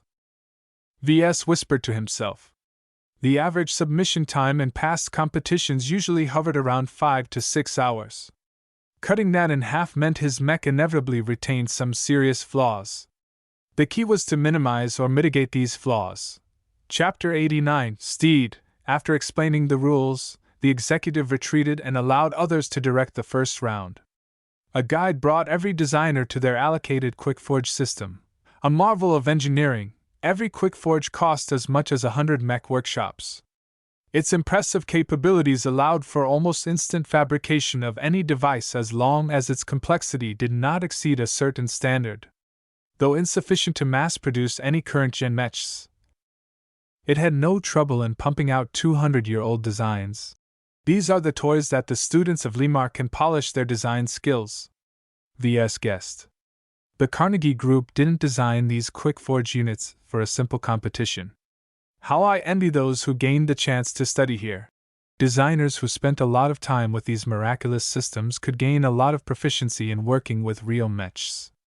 Though the assembly process was massively simplified and sped up, it still provided much more hands-on experience than working with simulations and projections. Once everyone reached their assigned stations, they waited for the signal to start. 3, 2, 1, go! Everyone rapidly engaged the quickforge system. The students from Limar had a distinct advantage. They used their familiarity with its systems to immediately start fabricating a frame. Sophisticated assembly arms flash-produced the alloys in midair, kept aloft by the most precise anti-grav emitters. Impressed by the speed of which these systems produced a frame, Ves hurriedly tried to catch up. Right. If I want to finish a frame at the fastest speed possible, I'll have to go for a light mech. Though he preferred to design a versatile medium mech, its larger mass and size meant it took more work to get it running. A light mech not only had a reduced material requirement, its limited loadout meant it only needed a couple of small components to make it fully functional. As Ves wanted to make his mech count in the first half of the round, he focused on improving his mech's peak capabilities. It needed all the performance it could get in order to remain competitive with the mechs submitted a few hours later. The battlefield fortunately featured small resupply depots where mechs could supplement their ammunition and energy, so mechs with shorter running times still had a chance. After a brief consideration, he therefore picked a sprinter mech. He rapidly scanned the list of pre-made components and picked out a laundry list of limbs and internal parts. He particularly paid attention to the legs.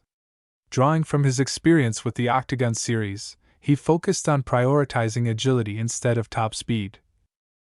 Though not to such an extreme extent this time. In the early stages of the free-for-all, it's more important for a mech to be able to avoid damage. The less damage it incurs, the longer it will last. Some mech designers chose to go for the opposite strategy. They built a crude heavy mech brimming with armaments. Such a heavy brick relied on its immense armor and firepower to deter others from taking it on even as it sluggishly transported a coin. The tiny light mechs like what Ves had in mind gained no advantage in taking on such monsters. Though fairly safe, their limited speed and mobility meant that these lumbering oafs had a lot of difficulties finding coins. They could only cover a limited area. Even if they spotted a coin, any rival mech could easily snatch it before the heavy mech reached the spawning point. Heavy mechs are just a dead end in this mode, Ves concluded. Only heavy mech specialists had a way to make it viable. Anyone else only risked their downfall if they played with something they didn't fully master. Now that he developed a concept, he had to attach the proper image to his design. In a contest like this where his entire future was at stake, he had to pull out all the stops. Even as his slower rivals all began to fabricate their parts, Ves still remained unmoved. He closed his eyes and sharpened his intent. My mech will be a steed fit for the most talented pilot. A proud machine, it cherishes its freedom to move. Any location is within reach. None may blaspheme its integrity. Violators will be speared by its horn if they are weak. Those who are stronger can never touch its surface, for my mech is fleet of foot and can depart whenever it wishes. Ves envisioned a unicorn in the form of a humanoid light mech. Proud, inviolable, and fleet of foot. The new design he had in mind combined all three aspects into a coherent whole. He felt empowered by his vision. Let's go. He started to design and fabricate his mech. Though the interface of the QuickForge system was complex, it basically functioned as a monstrous amalgamation of a design terminal, a 3D printer, and an assembly system.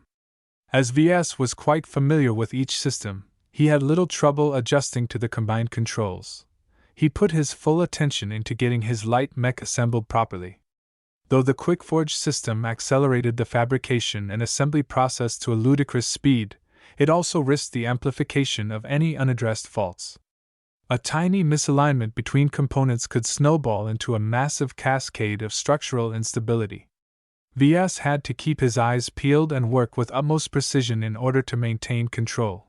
The only snag he faced was that he had to tune out the commentators. "Look at the beauty Chris Adrian has in mind," a male announcer pointed out. "From how many components he has in mind, he's definitely going to make his splash in the mid-game." At least the mech designers had some measure of privacy this time. Opaque screens blocked their view of their rivals. In addition, each designer had access to a function where they could obscure all of their actions to the entire audience. This allowed designers to hide their proprietary techniques, though they were only allotted an hour of privacy in total. A female announcer complimented her colleague. "Chris Adrian is one of Limar's top graduates of this year. He has graduated cum laude in mech design, so his foundation is top-notch. He recently accepted an invitation to work for the Carnegie Group directly. So he's certainly the man of the hour at this moment. While Chris is a talented lad, look at his self-declared eternal rival. Mortimer Presutti is on fire.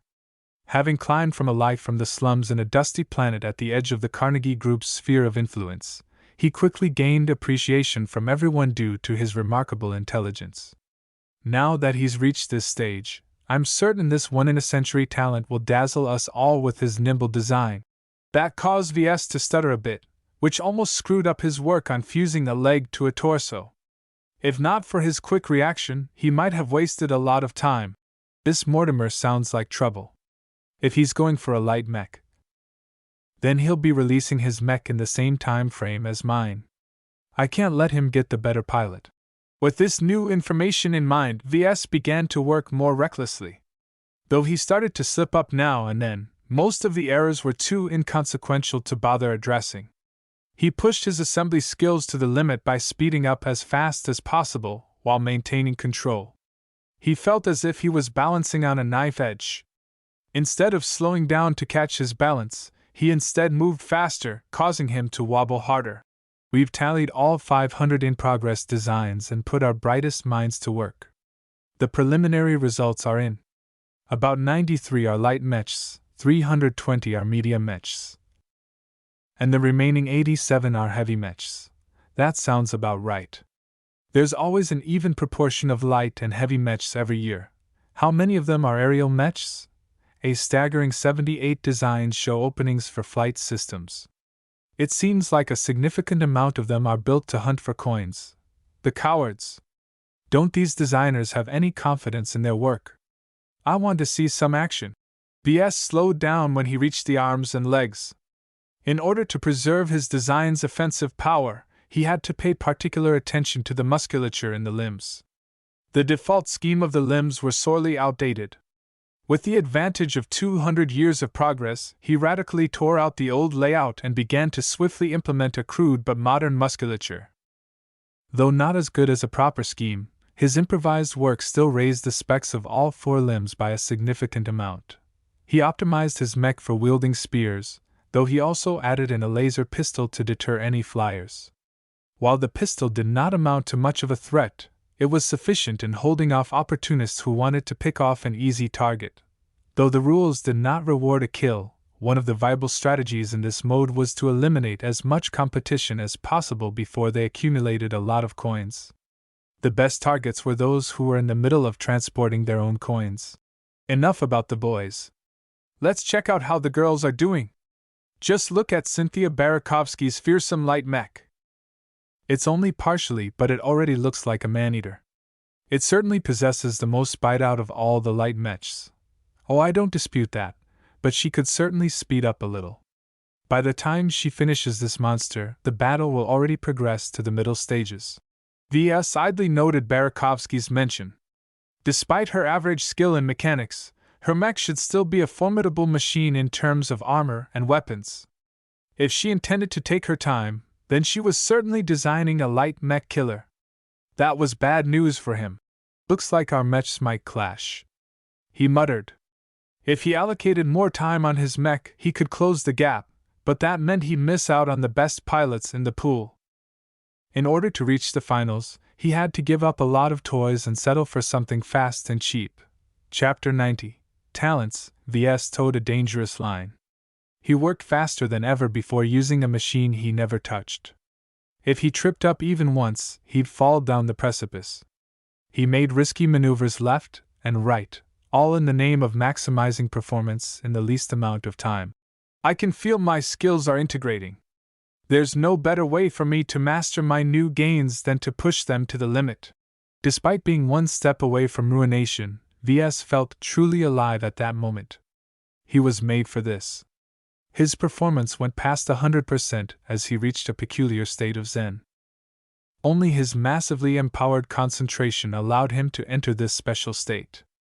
Under this remarkable influence, he worked as furiously as a richly empowered demon, which even managed to attract the attention of the commentators. Who is that foreigner? He's working remarkably fast.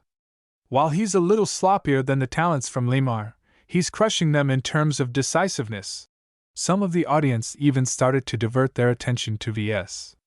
While he had no impressive background or reputation to speak of in the coalition, his frantic pace still marked him out as an unusual contender.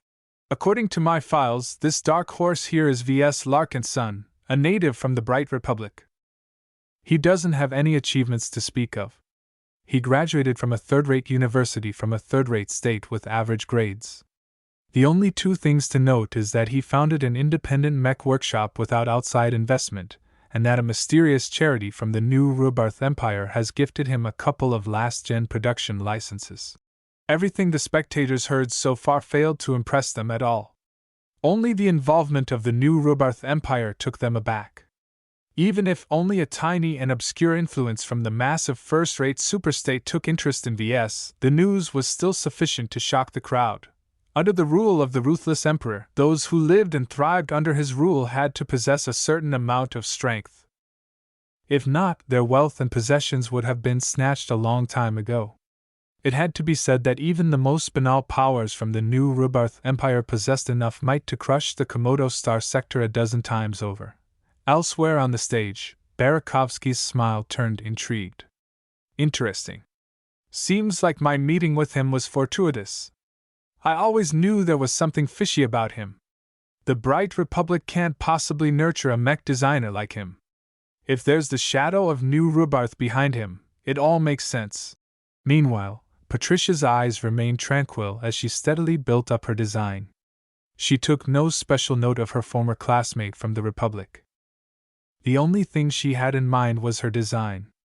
Her subdued way of working drew no eyes from the audience even if her fingers operated the QuickForge system in a masterful way. There were also some on the stage who treated the news contemptuously. One graduate from Lemar snorted offhandedly when he heard the commentary. Truly worthy of the Rubarthans to invest in a random ant from the most backward place in the star sector. Ha, if that influence is truly legitimate, then we'd all heard about it by now.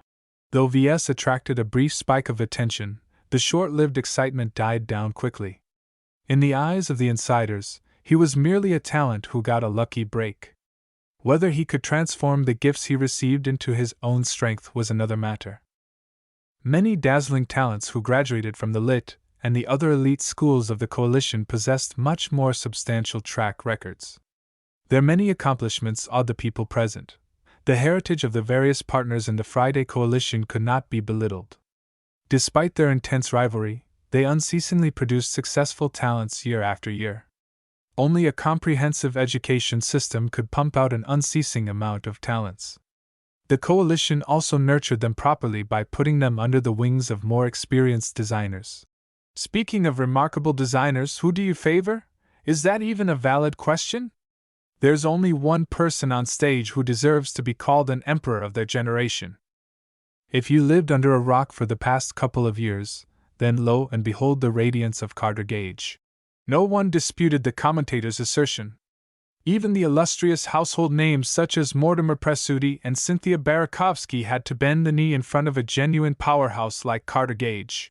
As a descendant of the ruling Gage dynasty, there is no question Carter will inherit the role of chief mech designer from his father. The Gage dynasty was the strongest partner of the Friday Coalition. They were the first to arrive at the desolate Komodo star sector. With their innumerable assets and power, they blazed a trail and colonized the juiciest star systems. If not for the entries of rival powers like the precursors of the Kansa clan and hexateric hegemony, the Gage dynasty might have firmly grasped the entire star sector. Nowadays, their immense strength and unruly behavior often invited universal condemnation. Though the dynasty could overpower any other partner, even they had to halt if the rest of the coalition combined together in opposition. Militarily, the Gage dynasty unquestionably occupied the throne. The Kansa clan was only a distant second. The almost evenly matched Vermeer group hounding at their heels, not content with their third-place position. In comparison, the Carnegie group's core strength did not even come close. The group pursued an economic and diplomatic path to dominance. Their industrial power matched the Gage dynasty while their connections spread beyond the star sector. No one belittled the Carnegie Group even if their strength was fairly weak on paper. That is interesting. Carter Gage is disregarding the usual strategies and is calmly designing a media mech for the late game. If anyone else is doing the same, I'd call them a loser. If it's Carter, then he surely has a sinister plan in mind. His mech will surely be a peerless killing machine, though I wonder how he will gather enough coins. Even if the spawn rate increases bit by bit, it still doesn't give him a lot of opportunities to catch up. His mech will also be outplayed by the higher-ranking pilots. There was a remarkable disparity between the top-ranking pilots and the ones who ranked beyond the hundreds. Those who dwelled in the bottom ranks still possessed a certain amount of strength, or else they wouldn't be present. Still, they've all exhausted their potential, so it was incredibly difficult for them to grow stronger. Carter's arrogance gave him so much confidence that he was willing to kneecap himself with a trash pilot. It was as if he taunted every other powerhouse on stage that he could beat them even with his hands tied behind his back. Despite everyone's praise, the powerhouses among the designers were not convinced of his strength. Even Ves, who occasionally heard about Carter's accomplishments, did not shrink back. Even if he admitted that Carter likely possessed a deeper foundation, he still wished to clash head-on against the coalition's best. As 2 hours went by, his mechs slowly came into fruition. Ves spontaneously adjusted his design when he learned new tricks. Though he still pursued speed, he also wanted to bestow his mech with a minimum amount of self-protection. We have our first submission. Who is it? It's a mech designed by Alyssa Phil, a guest from the miry 7 stars. That's not even a proper third-rate state. It's only a fourth-rate minor power. Now that is certainly exciting. Can this quick little rabbit snatch enough coins before the wolves are released on the battlefield? Alyssa literally designed a small and nimble rabbit mech. Among the standard beast types, the rabbit shape offered an unsurpassed combination of speed and leaping power, though its agility wasn't anything to slouch at. However, she rushed through the design and fabrication of her mech with excessive haste. Whether the mech could match even 50% of its specs if it had enough time for development was still in question. The bottom floor of the combined arena space came to life. The lights revealed a temperate arboreal forest interspersed with plains and hills. All of the terrain consisted of real dirt and real trees. Lemar spared no effort in making the competition as realistic as possible. Once Alyssa's rabbit mech entered the battlefield, a large and powerful signal engulfed the modified cockpit. The remote controls of the mech engaged. Hidden several hundred meters below ground, 500 simulation pods rested silently as the pilots inside waited to be called up. One of the pods lit up, signifying a successful connection. He's in! Richard Lovell is in! The top cadet of the Abelard Academy has taken control of the rabbit mech. Look at the movements of the mech. He's testing out the integrity of his new acquisition carefully. Only rarely do we see a mech enter the battlefield at the second hour. It should be cruel and unusual punishment to subject a top cadet pilot to such an awfully rushed mech. Just look at its left forepaw. It's practically falling apart already. The entire crowd derived a cruel sense of satisfaction every time a talented mech pilot got paired with an absolutely awful trash mech. This was one of the competition format's greatest attractions. Genius pilots got paired with trash mechs while trash pilots got paired with elite mechs. The struggles between the two wildly different pairings always resulted in impressive fireworks. The rabbit mech is hopping away now. Lovell is sniffing after coins. A pity that for a beast type that excels at sensors, Alyssa only installed the most rudimentary sensor system in the rabbit's head. Those large floppy ears are completely wasted as antennas. The star cadet is forced to scramble blindly for coins in this dense and tricky forest. Everyone laughed at the spectacle. Rabbit mechs functioned as the scouts in any organized group of mechs. They outperformed humanoid light mechs in that regard alone, though they paid for it by faring worse in a head-on battle. Still, Alyssa spent all of her time on making her mech functional. She only spent a couple of minutes installing the simplest sensor system, which happened to malfunction right now. Lovell was forced to rely on his visual sensors, which massively cut back on his detection range. Perhaps pressured by Alyssa's daring speed, a couple of designers pulled the trigger a short time later. 6 shoddily produced mechs joined Alyssa's rabbit in the battlefield. Just as the elite pilots engaged the controls, 3 of the mechs instantly malfunctioned. Amazing! 3 of them suffered catastrophic failure. One locked both legs, another can only actuate about 10% of its motive power while the last one blew up directly. The other 3 mechs are not faring any better. While they can still move around, their integrity is even worse than Alyssa's rabbit mech. They'll simply collapse at the first blow. The early bird gets the worm. Who cares if they can stand up in a fight? They all entered the battlefield before the first fighting mechs arrive. As long as they gather a couple of coins, they've accomplished their mission. With a significant chunk of the top pilots taken away, Ves rushed to complete his mech. He cut back on a couple of luxuries such as a sophisticated sensor system and an improved energy transmission system. Only the essentials mattered. During this sensitive period, only a few more mech designers dared to submit their rushed designs. Most encountered setbacks immediately upon entry in the battlefield. They submitted their mechs way too early, and suffered widespread scorn from the entire star sector. A mech designer that failed to judge his own work correctly had no place in the upper echelons. They were never going to live down this moment for the rest of their careers. The audience instead lamented the wasted opportunities for the elite cadets to showcase their skills. In the meantime, Ves finalized his design. He took an incredible 2.5 hours to complete a somewhat functioning light mech. It was one of his first works to date where he fully utilized his newly gained journeyman skills. Gradually, a light shone in his eyes. Chapter 91 Minor Breakthrough. Each time Ves fabricated a mech, he imagined bringing a new life into existence. At his best, he even had the illusion that he became a god. His unicorn mech paled in comparison to his older designs. Made in haste, the mech only possessed the bare essentials. As a scout skirmisher, it was very light on firepower. Besides a piddling laser pistol, it mainly had to rely on a spear to threaten other mechs. Its armor was paper-thin and it possessed merely adequate speed among light mechs. Its faults were also numerous. As a rushed product, not all of the parts aligned perfectly with each other. Though Ves managed to avoid major faults, the mech still possessed numerous inconsistencies that might prove vulnerable later on. At least all of its limbs worked as designed, more or less. The endurance of the mech also fell short. The unicorn could reluctantly support 15 minutes of peak combat before it entered power-saving mode. If the mech failed to recharge its energy cells, it only grew more sluggish and feeble. All in all, the unicorn was one of the worst mechs he ever designed.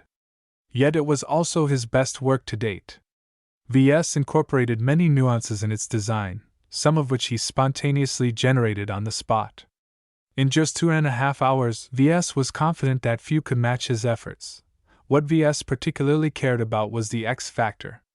In the scoring system used by the system, he only achieved a score of C for his inspired Mark Antony design. He remembered the drive and passion he experienced when he completed his first real mech design.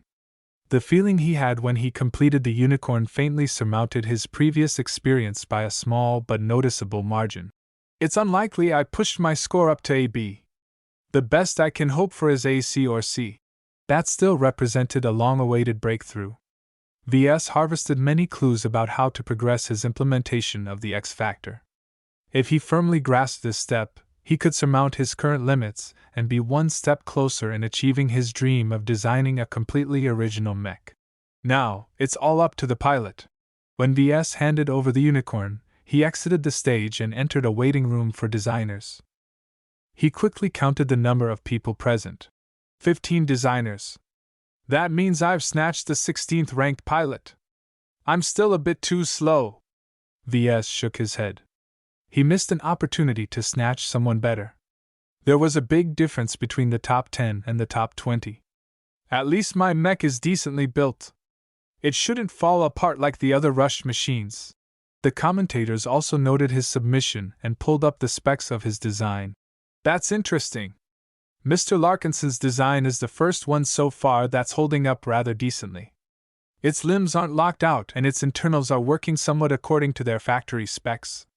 What fearful speed, what fearful precision!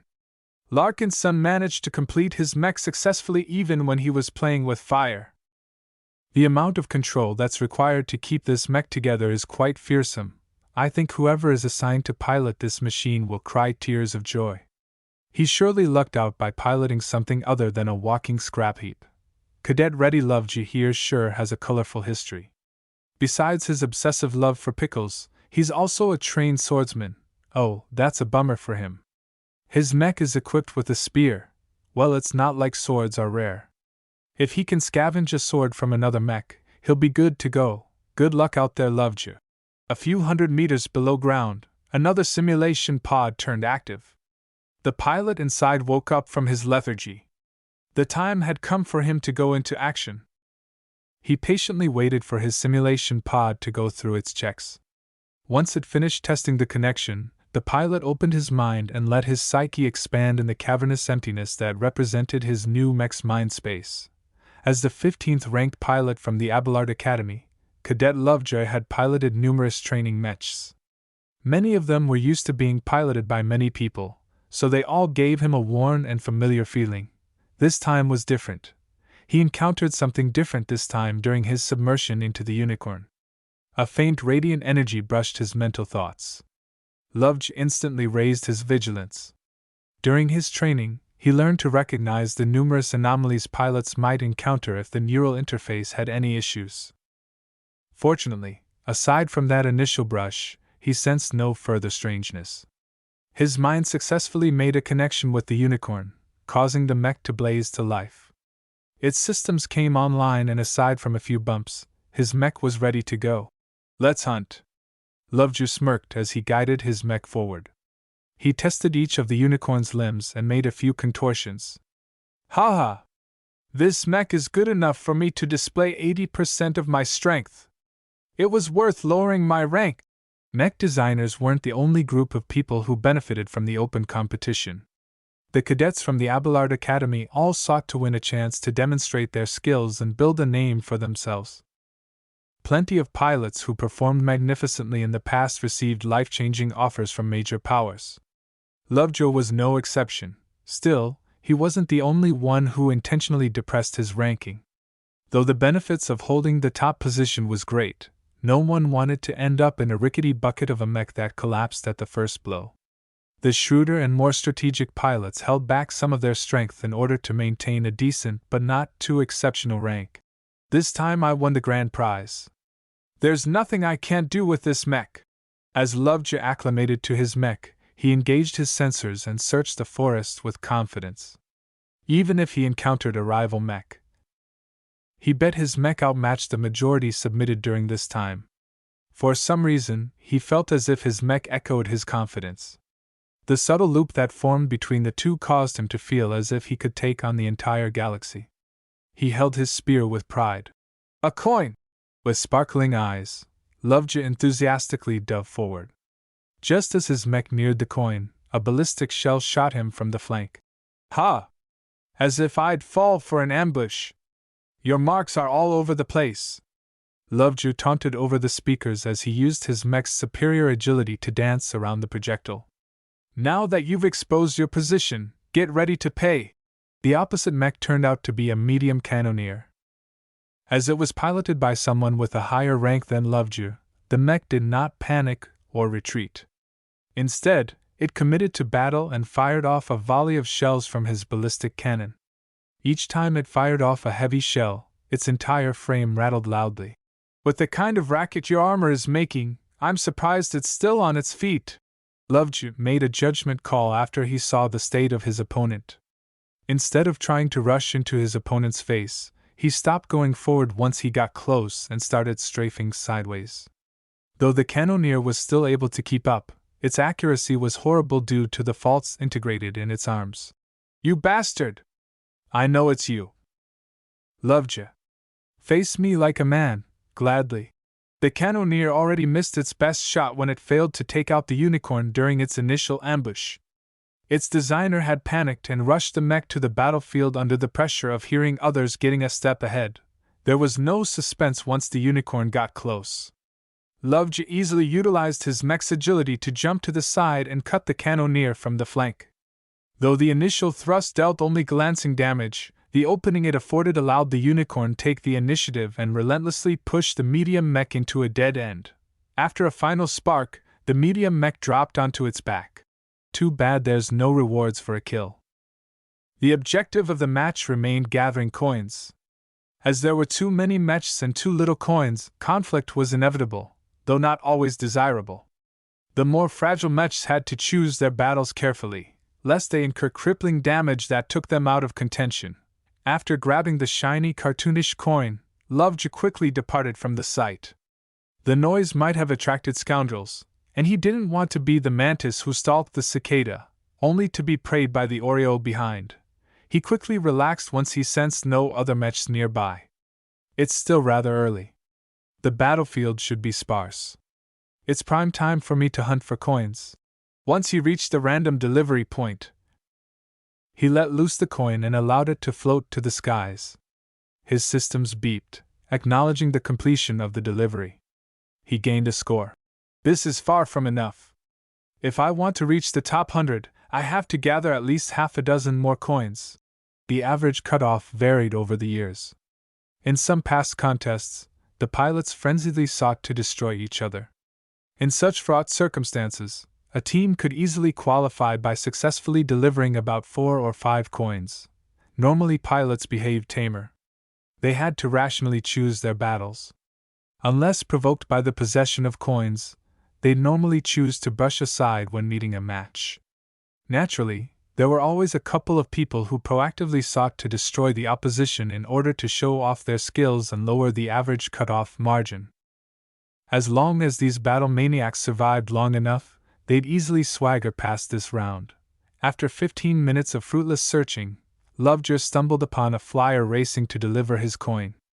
A chance! The unicorn set aside its spear and retrieved its laser pistol. It fired a barrage of shots in the direction of the flying mech. As an elite pilot, his marksmanship was decent, though he didn't specialize in ranged weapons. With the aerial machine's speed, Lovejoy had little chance to hit the target with a couple of aimed shots. He might as well substitute accuracy for volume as he crazily overheated his pistol. With the sheer amount of lasers beams in the sky, a couple of them succeeding in hitting the flying mech. Go away! This coin is mine, fat chance! Your wings are already smoking. I'm eating chicken tonight. The unicorn pressed through the trees and reached the flying mech's crash site. The mech only suffered a malfunction in its power supply, so it hadn't straight up turned into a pancake. Its pilot ruthlessly cut off its malfunctioning wings with a sword. Whoever designed this piece of dung should stay away from flight systems. The pilot muttered before turning his burning gaze at the unicorn. Hand over your sword and coin, And you can keep your miserable life. You can pry them from my dead hands. Without another word, the two mechs closed the distance. Lovejoy fended off the initial thrust with decent spearwork. As a pilot who specialized in swordsmanship, he hadn't neglected his training in other weapons in case he encountered situations like this. Sadly for him, the opposite pilot was a competent swordsman himself, and despite his mech's many handicaps, he still managed to press Lovejoy back. As the pressure increased, Lovejoy crazily split his focus. One portion analyzed his opponent's moves while the other kept an eye on the environment. He slowly guided his opponent forward. After making a few more steps backward, the unicorn hastily jumped aside as a volley of high-powered laser beams strafed his former position. Even as they failed to hit their primary target, they still extended forward and glanced the former flight mech. The mech stuttered in its movements as several critical systems malfunctioned. Lovejoy took advantage of the gigantic opening and thrust his spears straight through the mech's cockpit area. Though the mechs on the battlefield were remotely controlled, any damage to the cockpit that normally killed the pilot inside still counted as a weak point. The flight mech lost control and fell into a heap. Lovejoy threw away his spear and quickly picked up his opponent's sword. He turned around vigilantly, expecting another volley of lasers. When nothing happened, he carefully inched closer to the flying mech's coin and picked it up. Too bad that laser gunner didn't come forward. His mech must be a shambling wreck. Those who piloted substandard mechs often chose to stay in the shadows. They loved to be the bystanders in a duel between two mechs. They lost their opening when one side vanquished the other in a dominant fashion. Chapter 92, Double Trouble. After 2 hours of careful stalking, Lovejoy managed to deliver 4 golden coins. Compared to his competitors, he achieved a decent result. His luck was fairly good as he encountered 2 more light mechs in the process of transporting their coins. As these machines had all been prematurely rushed to the battlefield, Lovejoy easily crushed them through his superior mech's capabilities. However, now was the time when the match transitioned in the mid-game. Shoddy mechs stopped pouring in by now. With at least twice as much time spent on their design, the second wave of mechs all overpowered the early birds by a significant margin. Too scary! It's getting crowded here, he muttered as he vigilantly retreated from a newly spawned coin. 3 mid-game mechs were duking it for possession of the coin. A worn-out light mech like his unicorn had no contending against even one of them. He knew his limits. I still don't have enough coins. Though he could yield in front of most dangerous encounters, he still had to fight for coins. Without at least 2 or 3 more, his chances of making it to the next round might evaporate. He navigated through the forest carefully. By now, plenty of areas suffered from battle damage. The ground was scorched, and many trees had been toppled. Broken mechs were strewn about like toys. Many of them only suffered light damage before they completely collapsed. Luckily, my mech's designer isn't a total idiot. I can still hold up for a few hours. The only issue he encountered was that his mech required frequent recharging. The few supply depots spread around the battlefield were all highly visible areas. He always had to watch his back in case he encountered an ambush. His sensors beeped, alerting him to a nearby coin. He guided the unicorn forward and carefully stalked past the foliage. He spotted an unclaimed coin resting against a cliff. Am I truly alone here? Lovejoy wondered as he looked around suspiciously. It seemed too good to be true. With a laser pistol in one hand and a sword in the other, his unicorn crouched behind a dense patch of trees and waited patiently. He decreased the power to his systems in order to make his mech's thermal signature blend in with the environment. Unless someone is piloting a dedicated scout, no one should detect my presence. His caution turned out to be prophetic, since a well-built light mech approached the coin a minute or so later. The mech appeared to be a sharp-looking skirmisher. Its twin wrist cannons possessed enough firepower to melt the unicorn in a short amount of time, though it would suffer from catastrophic overheating in return. Still, the skirmisher was not a soft cookie but a well-built machine that took at least 4 hours to complete.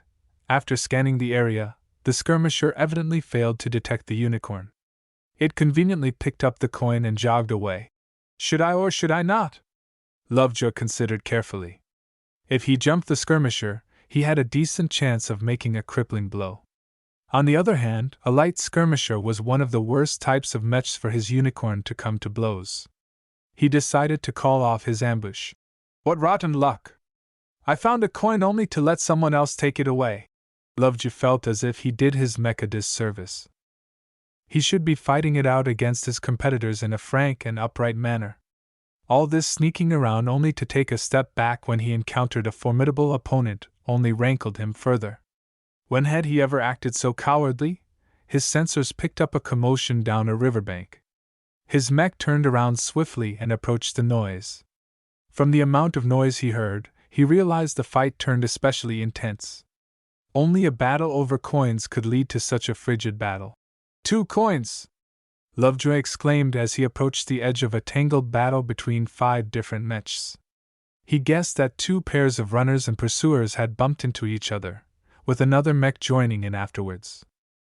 What made him hold his breath was that all of the mechs were of the medium weight class.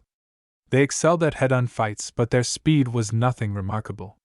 As the mechs all had to devote their full attention to the fight, the original holders of the coins all dropped them to the side. The cadet formed a bold plan to snatch the coins before making off. If he squeezed past the battling mechs correctly, they'd never catch his tail. 10 seconds.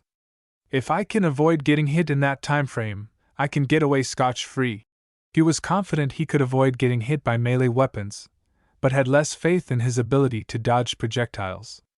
As the mechs in the battle started to accumulate damage, Lovejoy's window of opportunity quickly closed. He had to make a choice. Let's go! The unicorn burst out from the trees and steadily approached the nearest coin. Of the 5 battling mechs, one of them noticed the newcomer but could not respond. As for the rest, they were too consumed in their attempts to constrain each other, and only noticed the newcomer when he was within grabbing distance of a coin. Oh no you don't! A pilot of a rifleman exclaimed as he shot a laser beam at the unicorn. The light mech managed to grab a coin but suffered a heavy hit on its waist. Its legs still worked fine, but another hit would definitely cripple its mobility. Lovejoy gritted his teeth and danced around the battling mechs in order to approach the second coin. Get the thief! He's too fast! The unicorn received another couple of hits, but they only scraped off the armor. Lovejoy picked a good moment to make his move, as all of the mechs suffered from depleted ammunition or severe overheating. After bending down to pick up the second coin, the unicorn raced off like a cat who caught the canary. Even the commentators who were watching from above noticed the daring raid, though the pilots could not hear their words. Cadet Lovejoy is in for it now! He dared to snatch 2 whole coins from a crowd of serious-looking mechs. Can he get away from their clutches? Ouch! One of his mech's legs got hit. But wait a moment! The mech is still running like a horse. Incredible! He got away! The medium mechs lost track of the little bugger. How tragic! They fought so long only to end up with nothing but damaged mechs. Their chances of making it through have dropped down to almost 0. In fact, while the unicorn appeared to be running at full capacity, the damage was a lot more serious than the observers thought. The pace the mech had set increased the burden on the damaged leg, which decreased its effective lifespan. Lovejoy had no choice but to keep running at full tilt in order to lose his pursuers. That should do it, Lovejoy tiredly said as he let out deep breaths. He looked down his leg and saw that the damage was fairly bad. It won't last very long. But I should at least last long enough to deliver my coins. Lovejoy sacrificed a lot in order to obtain his spoils of war. He directly discarded his pistol and sword in order to lower his encumbrance. At this stage of the battle, he could scavenge any weapon from a broken mech as long as it was simple. The more sophisticated weapons usually featured identity controls that locked them out against unauthorized users. After scavenging a discarded knife, the unicorn carefully trod towards the nearest delivery point. As he carried double the amount of coins as everyone else, he tried to camouflage his ill-gotten gains as best as possible. He dug some dirt and soiled the coins as best as possible before breaking up a tree trunk and stuffing the coins between a wide cut. It won't fool anyone who comes close, But at least I won't give the game away from the reflections. Most pilots weren't willing to fight against a mech if it carried no coins. Such a battle was pointless and did not help too much in increasing their score. However, there were plenty of exceptions. An innocent-looking rabbit mech hopped in the unicorn's path. Despite its fragile appearance, Lovejoy stopped as he felt a chill. The quadruped mech obviously suffered quite an ordeal. Its entire armor was worn out as it suffered from a lot of glancing blows. What Lovejoy found particularly notable was that despite its sordid look, the rabbit mech managed to avoid critical damage. Its pilot must be a genuine powerhouse. Your mech stands no chance against mine. Can you please get out of my way? A silky smooth voice emerged from the rabbit mech.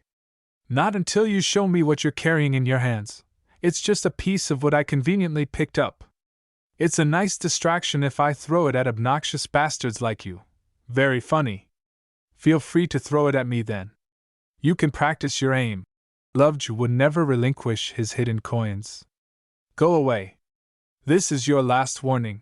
The rabbit mech's pilot stayed silent, but its continued presence was a provocation in itself. He wasn't stepping aside without a fight. The worst thing about the situation was that Lovejoy recognized the voice. Richard Lovell was one of the Abelard Academy's top pilots. His ranking always hovered in the top 3. Such a monstrous pilot could do miracles with any mech, let alone a worn-out rabbit mech. The face-off even attracted the attention of the crowd. That's the top-ranked pilot confronting the 16th-ranked pilot. I've taken notice of that light mech. He's hiding not 1 but 2 coins in that log. How did Lovell sniff out those coins? Who knows, but I'm sure a lot of sparks are about to fly. I've heard a bit about Lovell and Lovejoy. They both clashed a lot of times due to the similarity of their names. A lot of times, they get paired up against each other during practices. Cadet Lovejoy indeed fought many times against Richard Lovell. He lost over 90% of the time. Even with a superior mech, he did not let down his guard. The rabbit mech made the first move. It leaped forward in a powerful hop which startled the unicorn. Lovejoy jinked his mech aside while throwing the log at the rabbit. The flimsy wood failed to scratch the rabbit, but the distraction proved enough for Lovejoy to turn around his mech and slash at the landing rabbit. You're too young to catch me off guard. The calm voice of Cadet Lovell said as the rabbit mech kicked out its leg against the grip. After fending off the knife, the rabbit hopped close and amazingly avoided a kick as it snapped its jaws against the damaged portion of the unicorn's leg. The rabbit mech was too weak to snap off the entire leg, but it successfully exacerbated the wound. You bastard! I won't let you take my chances away! Lovejoy roared as he turned berserk. The damage to his mech's leg had worsened so much that he wouldn't last longer than an hour, less if he stressed the limb. However, he had no thoughts on preserving his leg as he crazily tried to tear apart the rabbit mech. Even Cadet Lovell was taken aback at the sudden ferocity.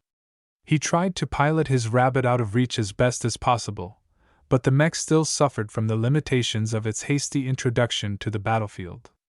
The rabbit fended off the strikes as best as possible, and even got in another hit when it fired off the laser built into its mouth. The unicorn took the hit head-on, and only suffered damage to its torso armor. The laser ultimately lacked the power to punch through in a single hit. Lovejoy did not give the rabbit another opportunity to fire off its laser as it finally reached the rabbit. With brutal efficiency, the unicorn pressed down the mech's head with one arm and slashed it with a knife with the other arm. The knife sliced off both ears along with a decent chunk of its head. The sudden move caused the unicorn to lose its grip. Cadet Lovell successfully moved his rabbit away and crazily hopped into the bushes. Yeah! Just get lost! Lovejoy shouted even as he declined to pursue the wounded beast mech. His expression worsened when he read the detailed damage report of the unicorn's tattered leg. Its core integrity was close to snapping. It could not bear so much weight anymore. In order to maintain its shape, the unicorn was forced to walk. I've got 2 coins. So long as I succeed in delivering them, I still stand a decent chance of reaching the top 100. The rabbit mech had inflicted major damage to his chances of survival. In some years, 6 deliveries was enough to make it through. However, that was no guarantee for this year's competition. Cadet Lovejoy faced an uphill battle. First, I have to finish delivering these god-armed coins. Chapter 93, Abnormal Mechs. The battlefield became crowded with mechs, both active and disabled ones. The majority of mech designers had pushed their works onto the field. Even if they were unwilling, they had to release their mechs in order to stand a chance to win some coins. While the latest wave of mechs were built a lot more solidly, the quality of their pilots had deteriorated. This led to absurd situations like Alyssa Phil's rabbit mech demolishing a couple of mechs that had enjoyed twice or thrice as much design time. A third of the crowd paid no attention to the other mechs as they rapidly followed Cadet Lovell's ingenious methods. His performance proved that while the quality of the mech mattered a lot, an ace pilot was able to work miracles with even the trashiest of mechs. While he hadn't managed to gather a lot of coins, his future was already bright. Barakovsky's light mech also entered the stage. As a supremely built machine, it acted like a crane among chickens the moment it descended onto the battlefield. Its pilot made great use of the tools at hand. While he generously made way for better armed mechs, it ruthlessly hunted the shabby light mechs that managed to eke out a meager existence. The light mech easily snatched a couple of coins with this strategy. On the other hand, heavy mechs also entered the field. Their stupendous amounts of armor and prodigious firepower deterred many mechs from engaging them. Getting dragged into a head-on fight would always be a losing proposition. These heavy mechs simply lumbered around, and whenever they found an unclaimed coin, they simply picked it up and walked to the delivery point without challenge. As for the unicorn, Cadet Lovejoy was forced to squirrel like a rat and avoid any encounters due to his damaged state. With a leg that was almost crippled, Lovejoy had to crawl through the most desolate terrain in order to avoid the crowded spots of the battlefield. "I'm almost there. Only a kilometer to go," he muttered as he vigilantly paid attention to his sensors as well as his intuition. "This last stretch is going to be the hardest. The delivery point is right in the middle of an open plain." The delivery points were decided semi-randomly. The battlefield had a couple of thousand potential spots where the systems governing the match could turn it into a delivery point. All of these spots were relatively open and accessible, meaning that some devious pilots might wait in the bushes nearby. After inching closer, Lovejoy sensed no ambush nearby, but that didn't mean much. All of the cadets learned how to minimize their emissions by lowering their heat to a minimum in order to blend their thermal signature in the environment. Some extreme pilots liked to turn off the power reactor entirely, which meant they were completely exposed to damage if someone noticed them before they became active. Lovejoy had to make another judgment call. He decided to rush to the delivery point without reserve. The unicorn burst into the open and jogged as best he could without completely allowing his leg to collapse.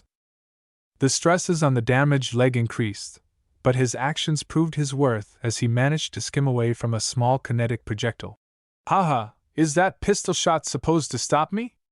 Lovejoy taunted as he jerked his mech a little to the sides. "Your accuracy sucks." If his ambusher piloted a competent mech, he'd surely pay for his words. Yet from the scattered shots, Lovejoy already determined his ambusher's mech was nothing impressive. With grace akin to a drunken dancer, the unicorn reached the delivery point and let go one of its coins, keeping the other stuffed in its log. The coin successfully ascended into the skies, which meant that Lovejoy gained another score. "Haha, you're too late. Keep firing if you want to." "But you've already lost your chance to steal my coins." The ambusher stopped firing his pistol. Lovejoy guessed the enemy mech retreated even though he still failed to spot it on his sensors. He smirked at his successful gambit. The idiot thought he only had a single coin and did not know about the second one that was still sitting snugly in his log. "Fooled you." He laughed and swaggered back into the forest. Up at the waiting area, Ves nervously sighed in relief as his pilot successfully made it past this challenge. While he wasn't able to communicate with the 16th ranked pilot, he still felt a connection with the man. Both of their futures were intertwined now. Lovejoy's success carried over to Ves, while his own accomplishments meant that Lovejoy could reach greater heights. "Hello again, Ves. Patricia? You're done with your mech as well, it's just entered the battlefield." The woman replied and gestured down towards the spot where the mech descended. I know it entered kind of late, but I'm confident my mech can catch up. Ves stared down and gaped at the sight. His former classmate had designed and put together an arachnid-heavy mech.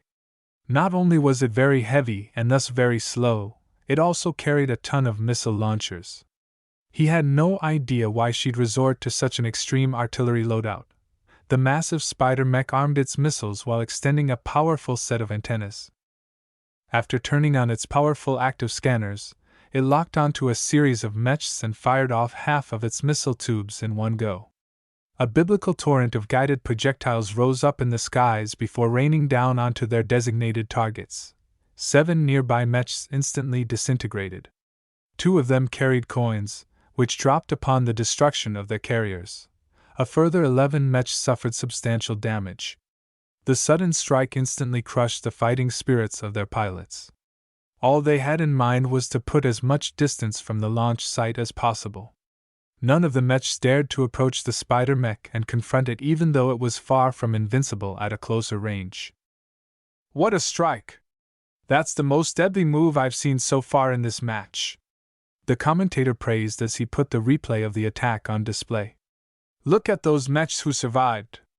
They completely turned into scaredy cats. One of them even threw away its precious coin. With its powerful sensors, the spider mech slowly crawled over to the fallen coins.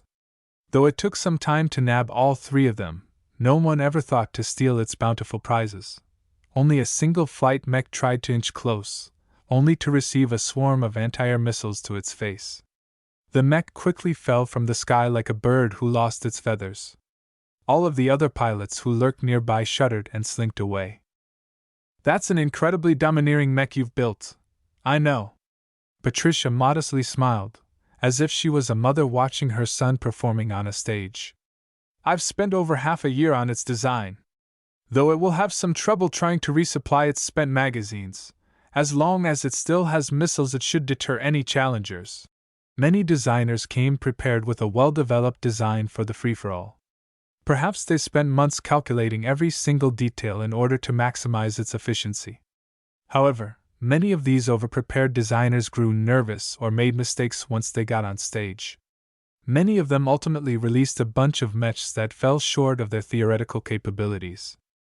Patricia evidently stuck to her design and succeeded in releasing a formidable mech. Ves admired her ability to maintain composure and deliver a consistent product. He also had another reason to rejoice: the introduction of her overbearing mech. The more opponents it killed, the more the pressure on Ves and Lovejoy eased up. With fewer mechs on the field, the easier they reached the top 100. Luckily your mech is on the other side of the battlefield. I'd hate to see my light mech get bombarded by your spider mech's missiles. Perhaps it was luck, but the unicorn never drew attention from any of the formidable mechs currently dominating the field. Mechs like the ones designed by Barakovsky and Patricia were obviously a cut above the average mid-game mechs. Many of their designers had only lucked past the qualifiers. Now that they had to compete on their own merits, their shaky foundation proved to be their downfall. No matter how many hours they spent on their design, they could never catch up to the true talents. That was also why when Lovejoy occasionally encountered another mech, he got away without getting crippled. Most of the badly built mechs weren't able to hit anything with their firearms as their limbs were too uncoordinated and skewed. The abysmal hit rates of most of the mechs in play proved why quality control and certification was essential. Still, some mechs came equipped with rapid-fire weapons. These guns might not pack much of a punch, but their sheer volume of fire meant they'd always hit something if pointed at the right direction. The unicorn accrued significant damage over its entire frame. Most of its armor had turned into the mech equivalent of Swiss cheese by now. Its responsiveness took a disastrous dive. The unicorn reached the final stretch just as it was about to collapse. A small distance remained until it could deliver its final coin, upping its score to 6. Whether it was enough to reach the top 100 was still in question. He only had to go past one final obstacle. 3 mechs were battling it out over a fallen flight mech carrying a coin. They must have shot it down when it flew past the area. Unlike the previous situation, all three mechs held back their aggression. They faced off against each other in a vigilant manner, but failed to make any move. Lovejoy found the situation to be fishy. What are they waiting for? Are they guarding against third parties like me? Or is it just too awkward for them to start fighting when there's three of them? Whatever the reason, the unicorn was at the end of its lifespan. The longer it had to wait, the more likely it would forcibly shut down. He couldn't allow such a thing to happen. After a moment's consideration, he decided to ignite the conflict. He calmly raised his beaten-up laser pistol and fired a couple of ineffective shots. The focusing lens had cracked, so the beams weren't very concentrated or straight. The sudden attack spooked the three mechs into enacting their plans. They already stood on a hair trigger. The stray laser beams caused them to attack each other before their brains caught up to the fact that a bystander shot at them first. Like a mouse scurrying between a couple of angry cats, the unicorn hobbled closer even as they became aware of its presence. The log managed to hide the fact that it hit a coin, but after a second or two the combatants recognized the old trick. He's delivering a coin! Just as two of the mechs turned their weapons at the unicorn, the third mech went for the fallen coin. This drew back the attention of the two who were about to attack the unicorn, which ultimately split everyone's focus.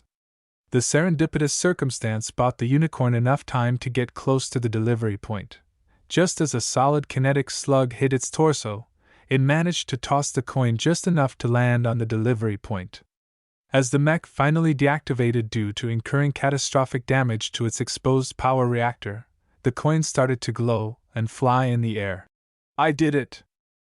Chapter 94 Score. Cadet Lovejoy's brilliant last moves were noted by few. Compared to the dazzling mechs destroying their rivals left and right, a worn-out mech like the unicorn attracted little attention. It had quietly served its purpose for the few hours it remained in existence.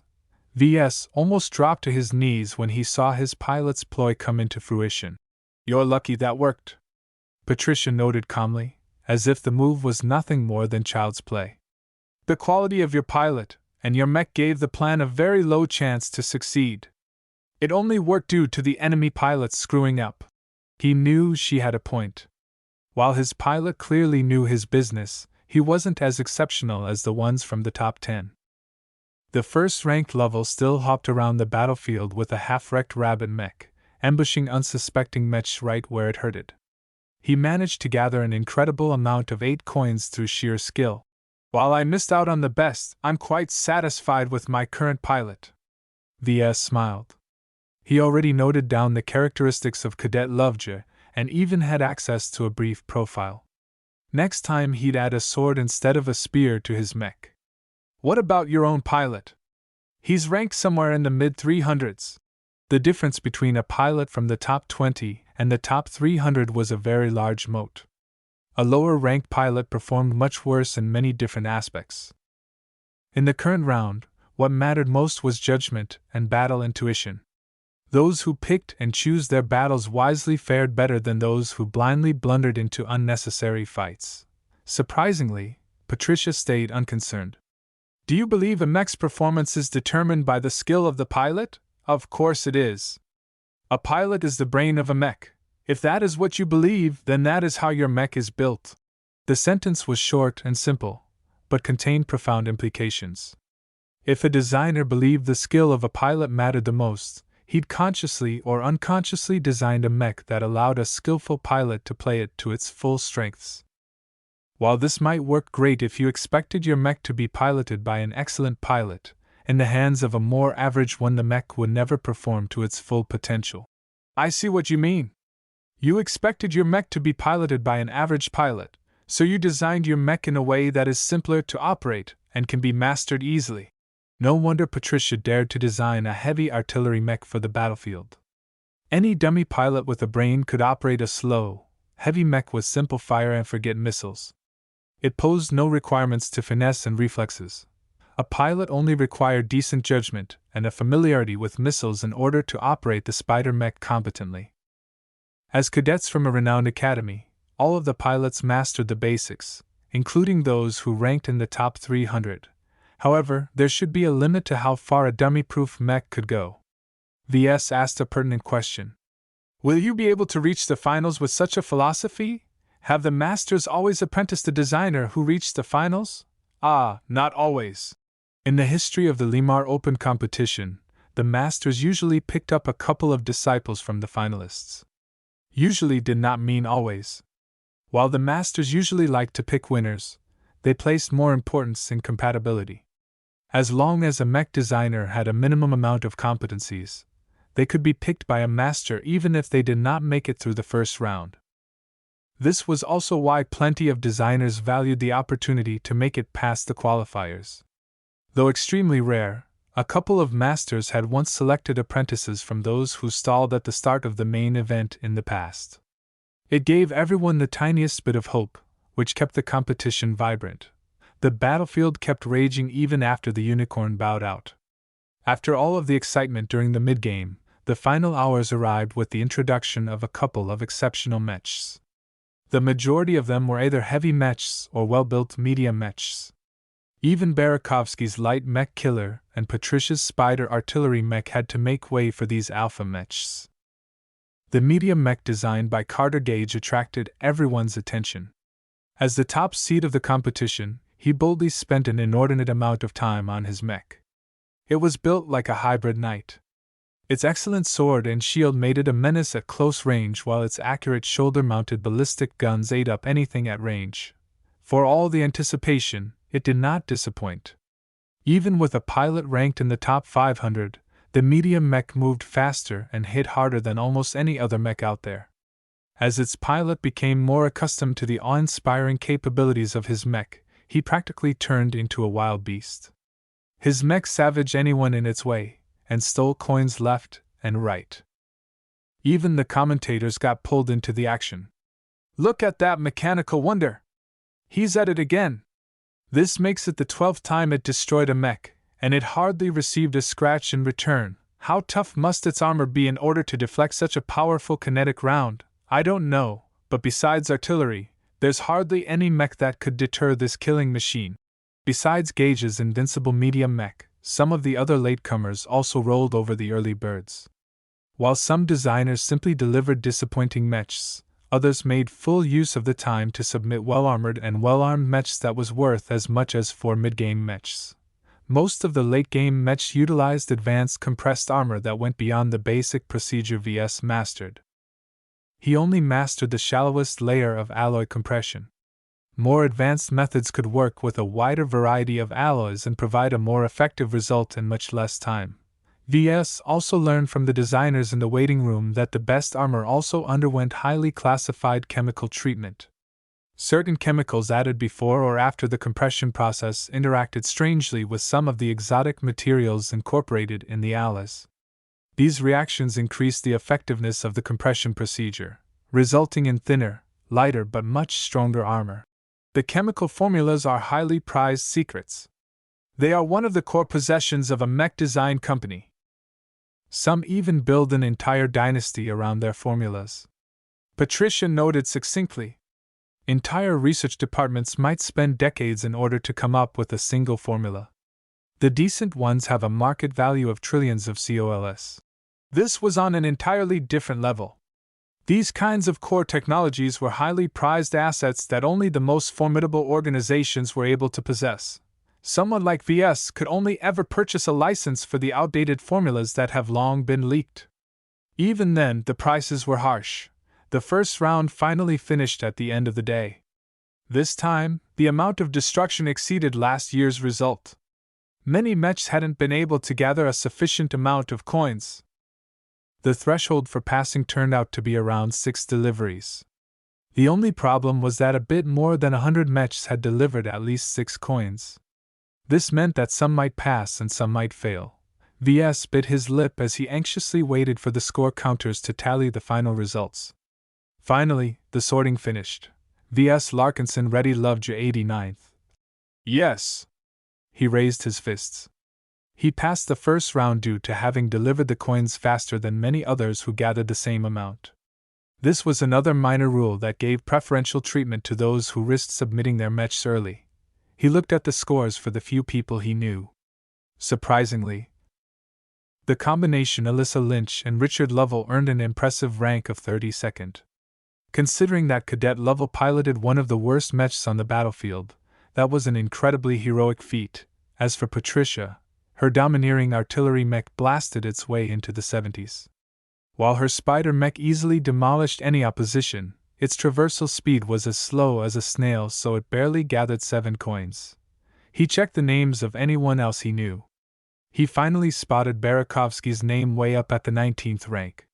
She achieved a much better result than him, even though she submitted her light mech a lot later. Her well-built mech hunted down many badly built mechs and ruthlessly robbed them of their coins. As for Carter Gage, he did not disappoint. His medium mech only came late, but its overall excellence proved even more tyrannical than Patricia's light mech killer. No matter the quality of its opposition, as long as it had a coin, it quickly died. With its supremely optimized sensors, it had no trouble tracking down coins. In just a couple of hours, its pilot easily gathered 19 coins. "This guy is in a different league than us," VS noted as he stared at the top score. "He should be participating in events organized by first-rate superstates. Why is he slumming it with us?" Patricia nodded in agreement. "You're right, but it's a political game. The Gage dynasty wants to press down the Carnegie Group's liveliness by emphasizing their deeper roots." None of this concerned VS, so they quickly dropped the subject. Now that the main event had concluded, the audience started to return to their hotels. A few designers were invited up on stage to talk about their mechs in the after show, but VS had no interest or expectation that he'd be invited up there. When VS met Dietrich back at the entrance of the arena complex, he took an irritated Lucky from his grasp. "Then now, we only have 2 more days before we can go home. A lot of girls have been petting him." Dietrich explained Lucky's bad mood. "He's never gotten a proper rest. But hey, I'm not complaining. He's a great chick magnet." VS shook his head. "His pet might look like an adorable cat, but his claws could cut right through a solid piece of armor. What do you think about Lovejoy? He's the 16th ranked pilot at the Abelard Academy. Is he better than you? I'm a marksman and he's a swordsman. We've got different specialties. His basics are very solid. I have to admit he's got a better reaction speed than me. He'd chew me up if he gets into melee range. Still, he's obviously too green. Any rookie pilot is no good until their lives are put on the line. Well, hopefully that won't matter because they're all cadets. They haven't graduated yet." Dietrich shook his head and pointed at Richard Lovell's name. "You're wrong. There's a couple of pilots who are different. This guy is the most obvious one. Every move he makes is focused on ending lives." That sounded ominous. VS had no familiarity with Alyssa Phil. She courageously designed and submitted an extremely rushed design in 2 hours in order to claim the best pilot available. Someone who took such a daring risk had to have some real capability. Her gamble worked, and she now had sole possession of the number 1 pilot, which gave her a great advantage in subsequent rounds. Every formidable designer made it through the top 100. Those freeloaders who passed the last qualifying round while doing nothing all crashed and burned in front of an audience of trillions. VS was relieved he made it through the first pass, but he was a little disappointed he hadn't reached a higher score. The impressive achievements of his rivals had taught him that he was far from the best. "I've got a good enough pilot, and that's what matters. It doesn't matter if my mech gathered 6 or 19 coins. It's enough to make it through with the best pilot possible." He looked forward what tomorrow had in store. Chapter 95, Second Round. The next day brought the 100 surviving mech designers back to the arena complex. This time, the arena fields had been separated, which meant that the second round no longer took place on a mass battlefield. VS had a good talk with Dietrich last night about how he should go about designing a mech for a swordsman. Though Dietrich did not specialize in this area, many of his subordinates did, and he was a wealth of practical knowledge. "Good morning, VS." Patricia greeted him once she spotted him. "Are you ready for the second round? The successive duels are always tricky. It'll be a struggle, but I'm confident I can make it." Only 100 of the best designers who came all the way to Limar survived up to now. Those who made it this far were not soft persimmons. No matter who he faced, he had a tough fight on his hands. While he did not guarantee he could win every duel, he still wanted to stand out. After opening the day with a brief performance from some musicians, the announcer explained the rules for the second round. In the first test, we've tested our designers on whether they could deliver a working product on time. The second round revolves around efficiency and longevity. A mech designer must deliver a product that does the job as long as possible with the least amount of cost. The projection changed into a list of available base parts. They were the same outdated junk they've used in the previous round, but now they had a price tag on them. The number varied widely according to their quality. The first major challenge is to design a mech that costs no more than 1,000 points in 6 hours. If you happen to worry about not being able to reach this height, then don't be. I can assure you that you will wish the limit is higher. Those who reached this stage were all capable of designing a decent mech in that time. A 6-hour design time was rather short, but for Ves, who used the quick forge system to design a mech under 3 hours, it was an eternity. The finished mechs will then have to duel 4 random opponents in a standard duel environment, with a 2-hour interval between each fight. The mech designer is only allowed to use the quick forge system to make as much repairs as possible. If you can't finish your repairs in that time, then tough luck, because many repairmen have faced the same situations during wartime. These 4 consecutive duels tested a designer in multiple ways. First, they had to design a mech in a way that made it easy to repair if it incurred any damage. Second, they had to deal with a wide variety of possible damage and allocate their limited time to repairing the most essential parts. This could get pretty brutal by the time the 4th duel was about to be held. Also, many times a mech sustained so much damage it could not fight on, which straight up brought the mech designer and pilot out of contention. In this case, the pilot had to make their own judgment on how to fight. Taking risks meant fights could finish quickly, but it also left them open to heavy damage that wasn't easy to repair. They also had the option to forfeit a duel at any time in order to avoid accumulating damage when facing a losing proposition. Yet giving up too often dragged down the ranking. Only the top 25 qualified for the 3rd round. When Ves approached his now familiar quick forge system, he went over the design templates he had in mind. The last time he designed the unicorn, he did so with the expectation that it would be compatible to any pilot. This time was different. He knew the pilot. He read his profile. He watched him fight. Cadet Lovejoy fancied himself as a swordsman, so Ves should design a mech that revolves primarily around the use of a single sword. Swordsman mechs differed substantially from the standard knight type. Whereas knights benefited from a substantial amount of armor along with a trusty shield, a swordsman had less mass in order to speed up its reaction. In a tactical sense, knights acted as door stoppers. They excelled at defensive engagements where the enemy had to go past the knight in order to complete their objectives. Swordsmen fared worse in head-on clashes, but they performed well when used as a flanker or as a follow-up. A swordsman mech was built around its sword. Ves read up on the basics.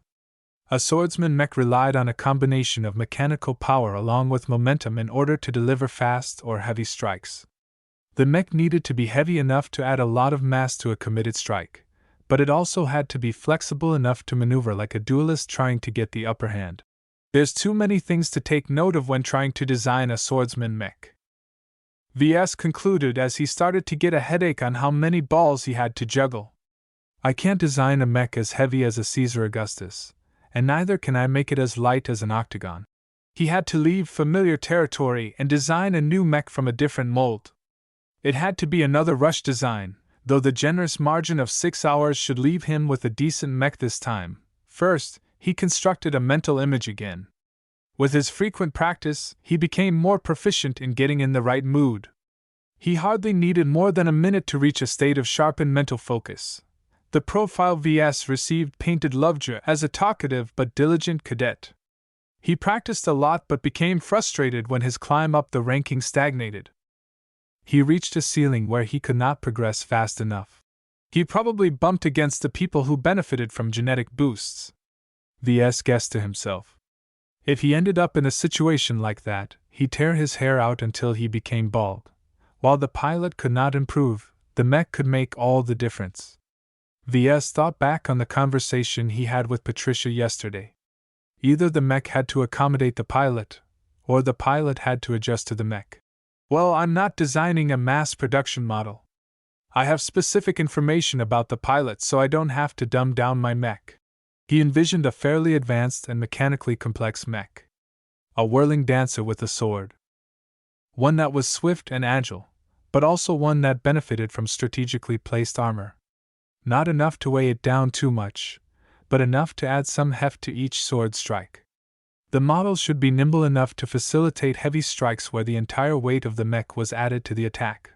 With a solid image of the sword dancer, Ves went to work. He first picked out the basic components. In order to keep costs below 1,000 points, he started picking the most essential parts first. A swordsman mech is built around its sword, so the first thing to choose is the weapon. Ves had to admit he did not know much beyond the basics when it came to mech swords. As the default melee weapon for mechs, a mech sword was a heavy, sharp instrument of destruction. It had to be sharp enough to slice through armored portions and sturdy enough to support the weight of two mechs clashing against each other. It's got to be big and heavy, but how far should I go? The profile did not mention Lovejoy's preferred sword type. He could be specializing in a thin one-handed rapier or a heavy two-handed claymore. In the end, Ves made a judgment call and picked out a one-handed longsword model that cost 100 points. With the sword model in place, he designed the rest of the frame around the use of a one-handed sword. He spent 200 points on a powerful pair of engines and power reactors, 50 points on high-performance energy cells, 100 points on legs optimized for burst performance, and a whopping 250 points for heavy but powerful arms. He spent much of his remaining points on the parts he prioritized less. With 200 points spent on many entry-level parts like the sensors, cockpit, and a backup laser pistol, he completely wiped out his savings. As for his final 100 points, he picked out a middle-of-the-road armor system that only distinguished itself on the ease of which it could be compressed. With all of the parts selected, Ves quickly drew up a basic design. He could afford to spend more time on its design, so he made sure to optimize his prospective mech for close-ranged high-speed engagements. He tweaked many things such as strengthening the fingers so their grip on the sword became stronger. He reduced some of his mech's rear torso armor in order to improve his mech's agility. In order to keep the mech balanced, he also had to shift a few internal components so that the mech wouldn't have a tendency to tip over. Once he finished a detailed outline of his design, he activated the forging module of his quick forge system. His time was a little tight due to the lengthy procedure of compressing all of the armor plates, so he rushed through the construction again, though not as extreme.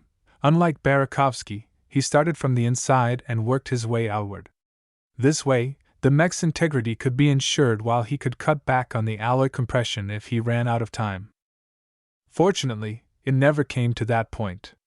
He spent a solid 2 hours on forming the internal frame and the internal components. The Quick Forge system worked a lot better than the second-hand 3D printer and assembly system his father acquired for his workshop. The assembly system even came with automated functions that automatically laid out the cabling and other internal infrastructure in the most optimal and non-intrusive way. If my assembly machine was as good as this one, I'd be able to assemble 2 mechs a day instead of a single mech over 2 days. Once he reached the process of forging the armor plating, he got to witness how the Quick Forge system fabricated them in a single comprehensive procedure. It definitely impressed him when he saw how various liquefied materials combined together under intense pressure and heat, all of which happened in plain view. An extremely powerful combination of electromagnetic, gravitic, and some other sorcery Ves wasn't aware of kept the process contained. All that mattered was that he kept control over the process. Despite the dazzling technologies employed by the machine, the steps it followed differed little from the standard process. His mech finally took shape after the plates started attaching to his frame. The metallic plates treated with the most rudimentary level of compression shown in blue. A sword that underwent a slightly different compression procedure came at the end. Combined with the thick arms and slim legs, it gave the mech an impression that it was an icy warrior. As Ves had timed his work meticulously, he finished a few minutes before 6 hours had passed. Time's up, designers! Lay down your work while your mech gets ready to fight. The first duel starts in a couple of minutes. He finished his job. Now it was up to his pilot. He hoped he could perform miracles with the sword dancer. After all, he formed this mech exclusively for him. He only found it unfortunate that he did not gain any new insights with regards to the ever-mystical X factor. I got a hint of a future direction with the unicorn. Why do I feel I missed the opportunity with the sword dancer? Perhaps the extended time gave Ves too little pressure to feel impassioned. He was a little confused, to be honest. Could the X factor only be ignited when he was caught in an extreme mood? That made it difficult to employ it whenever he wanted to. After all, while he could hone his thoughts, he could not completely control his emotions. I'll have to unfold this puzzle later. First, I have to prepare for repairs. Chapter 96. Need a light? Lovejoy waited in his pod. His initial high at the news of his successful advancement made way for apprehension. He knew that he'd face formidable opponents from now on. Even those ranked near the bottom of the top 100 posed a threat to him with the right mech. Hopefully my designer has got a brain this time and provides me with a sword. In order to ensure fairness, the pilots did not have any contact with the outside world. Cadet Lovejoy had no impression of his mech designer, other than his work was solid. If he could produce a mech like the unicorn under 3 hours, it meant he was a viable contender. He licked his lips. If I managed to reach the finals and stand out, I might get an offer from the Carnegie Group's Mech Corps. Every cadet from the Abelard Academy dreamed of joining the Mech Corps. Those employed directly in the group's most prestigious branch enjoyed the most riches and authority. In return, they'd have to participate in the most pitched battles under their flag and had to live a regimented life. Even with the obligations, such an impressive job will set me up for life. His pod lit up. His mech stood ready to receive his consciousness. Cadet Lovejoy opened up his mind and fell into the usual routine of letting his mind engulf his new mech. What the, it's there again! He muttered as he felt a tingling brush past his mind. There's definitely something wrong with my neural interface. Why didn't I report this anomaly to the technicians yesterday? He swore to himself. He was about to enter a match. This was no time to fix his technical issues. Ugh! Next time then. Once the connection process finished, Lovejoy cautiously extended his senses. He found nothing out of place. So he let down his guard and beheld his new mech. The sensations overwhelmed him for a bit. The mech moved so smooth that he was confused whether it was his own body. Though he eventually calmed down when he experienced the usual sluggishness customary to mechs, he still enjoyed this new mech. This machine is a lot better than the training mechs of the academy, he exclaimed once he got used to its movements. Too bad the designer chose to accompany my mech with a long sword. Mech longswords were characterized by their versatility. They could be wielded with one hand or two hands, and they could both slash and pierce through well-protected sections if accompanied by sufficient force. This versatility also turned them into the jack-of-all-trades of mech swords. Lovejoy preferred wielding larger two-handed swords. His fighting style revolved around generating rotational momentum in order to unleash a flurry of devastating slashes. Such a style put great importance on the durability of the weapon. The match started before he could consider anything else. The darkness around him disappeared, revealing a desert arena environment. Lovejoy was ambivalent about the environment. His mech did not rely too much on heat-generating weapons, so he should have an advantage. On the other hand, the lack of obstacles meant he could be shot down from a distance. It all depended on the opponent. When Lovejoy turned on his sensors, he spotted a very powerful signal. That's got to be a heavy mech. His brows furrowed at the discovery. Heavy mechs sacrifice mobility for armor and firepower. Each mech that wanted to take down a heavy boulder like that had to make a lot of sacrifices. His sword dancer stepped closer. He took his time due to the limited size of the arena. The moderate pace also allowed him to adjust his footing on the sandy soil. Each environment posed different challenges to mechs, and sandy deserts played hell with footing. Fortunately, while his mech's legs were not too big, the soles were sufficiently wide enough to avoid sinking too deep. The heavy mech came into view. Considering its size and bulk, it did not move from its place, lest it mess up its own footing. Damn, it's a heavy skirmisher. Still, this happens to be one of its worst environments. The second round's successive duels took place in random arena environments. This was standard in many mech duels. It just so happened that this heavy skirmisher that was built around heat-generating weapons like its wrist-mounted flamethrowers and shoulder-mounted laser cannons radiated an immense amount of heat. In a hot environment like this simulated desert, that was a death knell. "Haha, this is my lucky day!" Lovejoy cheered and approached his opponent in a zigzag pattern. The heavy skirmisher readied its flamethrowers but started with firing its laser cannons first. The high-powered, long-ranged weapons possessed decent accuracy. Their light-speed beams could not be dodged when they fired, so Lovejoy could only dodge while relying on his intuition and the angle of their barrels. God damn it! Whoever designed that mech is an expert on laser weapons!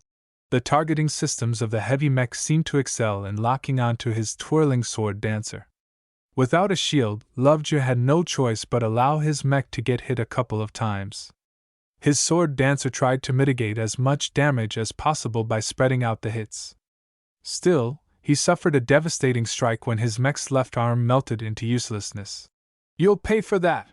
With the long sword held in a single arm, he closed the distance with vengeful wrath. The mech he piloted complemented his every thoughts, allowing him to metaphorically dance along his mech. It was a sublime experience that brought his piloting skill to a greater height. He even improved his dodging skill. Now that he reached a close range, he started to circle around the heavy mech. His speed overcame the slow rotation of the powerful but sluggish laser cannons. The skirmisher gave up on the overheated lasers and raised its arms. Twin gouts of chemically enhanced flames departed from the wrists. The desert turned even more stiflingly hot from the immense heat.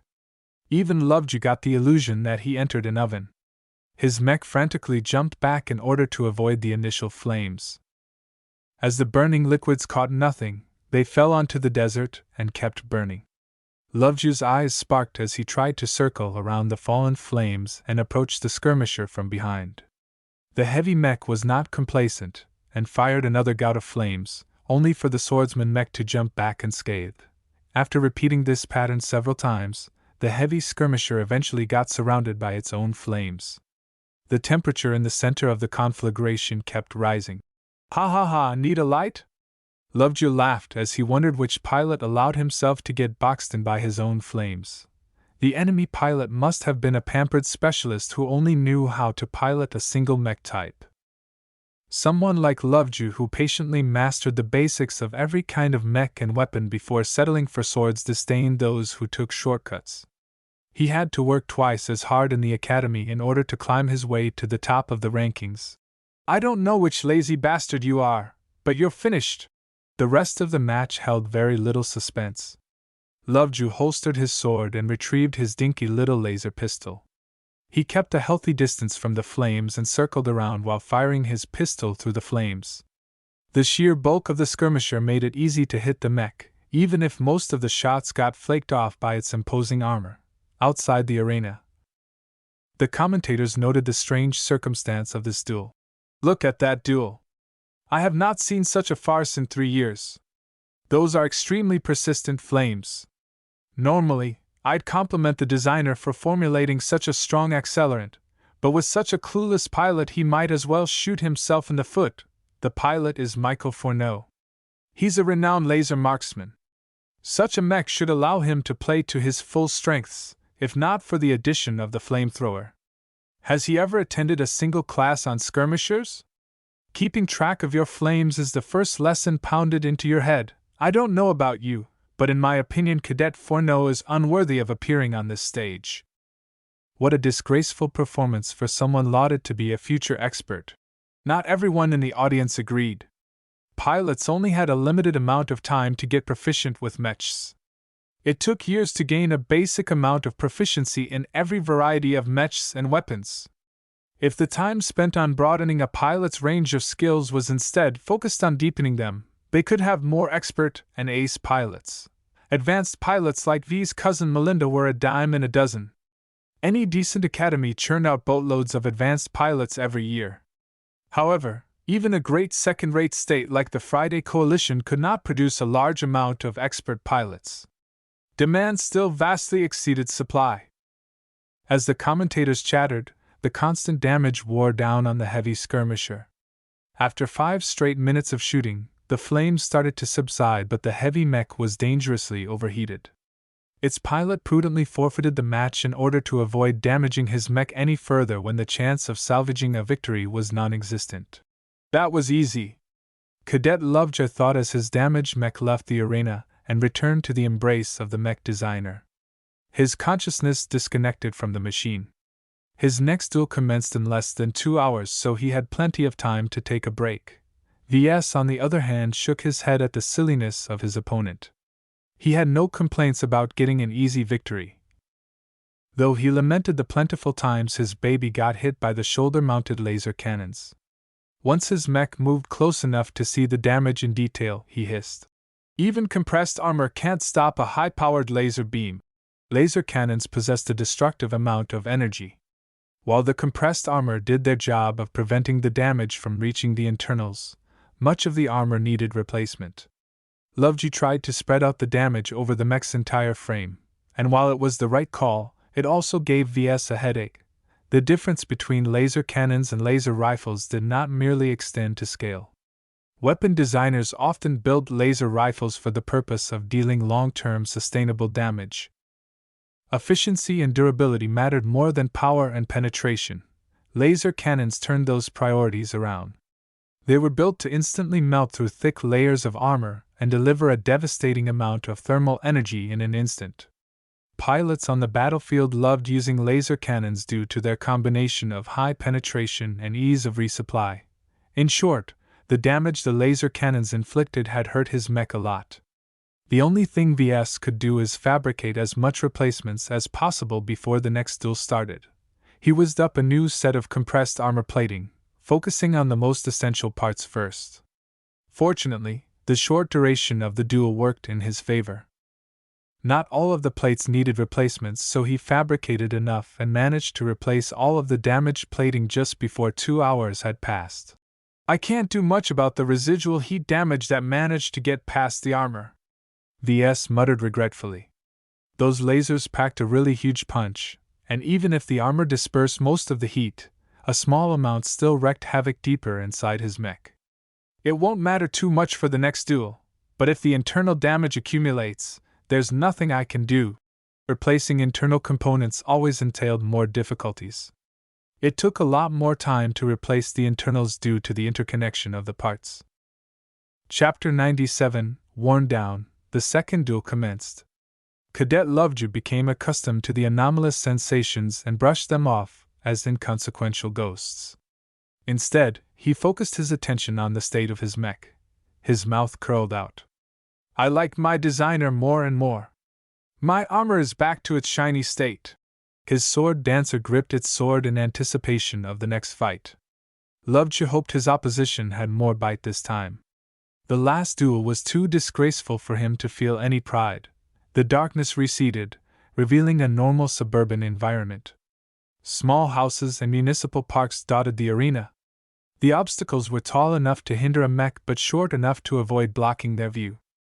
It was a tricky environment that favored ranged weapons. Over there, he said as he zeroed in on his opposition. It turned out to be a light harasser, a mech that specialized in running rings around melee mechs like his sword dancer. Damn, this one's a challenge. The only thing hopeful about his second duel was that the light mech sustained a lot of damage. Even after receiving some repairs, it still suffered moderate damage to its torso where an artillery shell must have exploded. I can use that to my advantage. Lovejoy moved the sword back to its place and retrieved the flimsy little laser pistol again. He felt a little depressed that he couldn't showcase his swordsmanship and instead had to rely on his pitiful backup weapon. Still, against a mech that moved faster than him, he'd be a fool to chase the enemy. The light harasser responded first by firing its light laser rifle at him. The firing rate of the weapon was high, but the power behind each laser beam was lackluster. Even if the sword dancer received hits, it did not affect its integrity at all due to the strength of its compressed armor. Ignoring the intermittent damage for now, the sword dancer closed the distance. While the light harasser tried to maintain the distance, the complex environment did not always make that possible. While any mech possessed sufficient force to crash through any residential home, such an act slowed it down while also incur some minor damage. For a fragile mech that prized its mobility, that was unacceptable. "Get back here, you chicken!" Lovejoy yelled over the comm as he started firing his pistol. While its power paled in comparison to the rifle in the harasser's hands, the light mech's armor could not withstand too many hits. Lovejoy carefully paced his shots in order to avoid overheating the pistol. He aimed specifically at the light mech's damaged torso in order to exacerbate its internal damage. Thus, the two mechs engaged in a lengthy shootout. The rate of fire slowed down for both mechs once their weapons overheated. The laser rifle held an advantage in that aspect as the larger weapon dispersed its heat much better. The sword dancer started to accumulate a lot more damage than its opponent. "Man, this is why I hate light mechs," Lovejoy complained and let loose a few more curses when a lucky laser beam shot a portion of his mech's damaged leg. The light mech noticed that the sword dancer's legs were slimmer than normal and therefore focused much of his firepower there. The devastating hit damaged some internals, which abruptly reduced the speed of Lovejoy's mech. "Come on! How is that discount laser rifle able to get past my armor?" The tables turned a minute later. Though the sword dancer's legs started to get chewed up, the pistol finally achieved a promising result. The latest low-powered beam that escaped the pistol managed to penetrate the scorched section of the light mech's torso. All of the successive hits to that area paid off.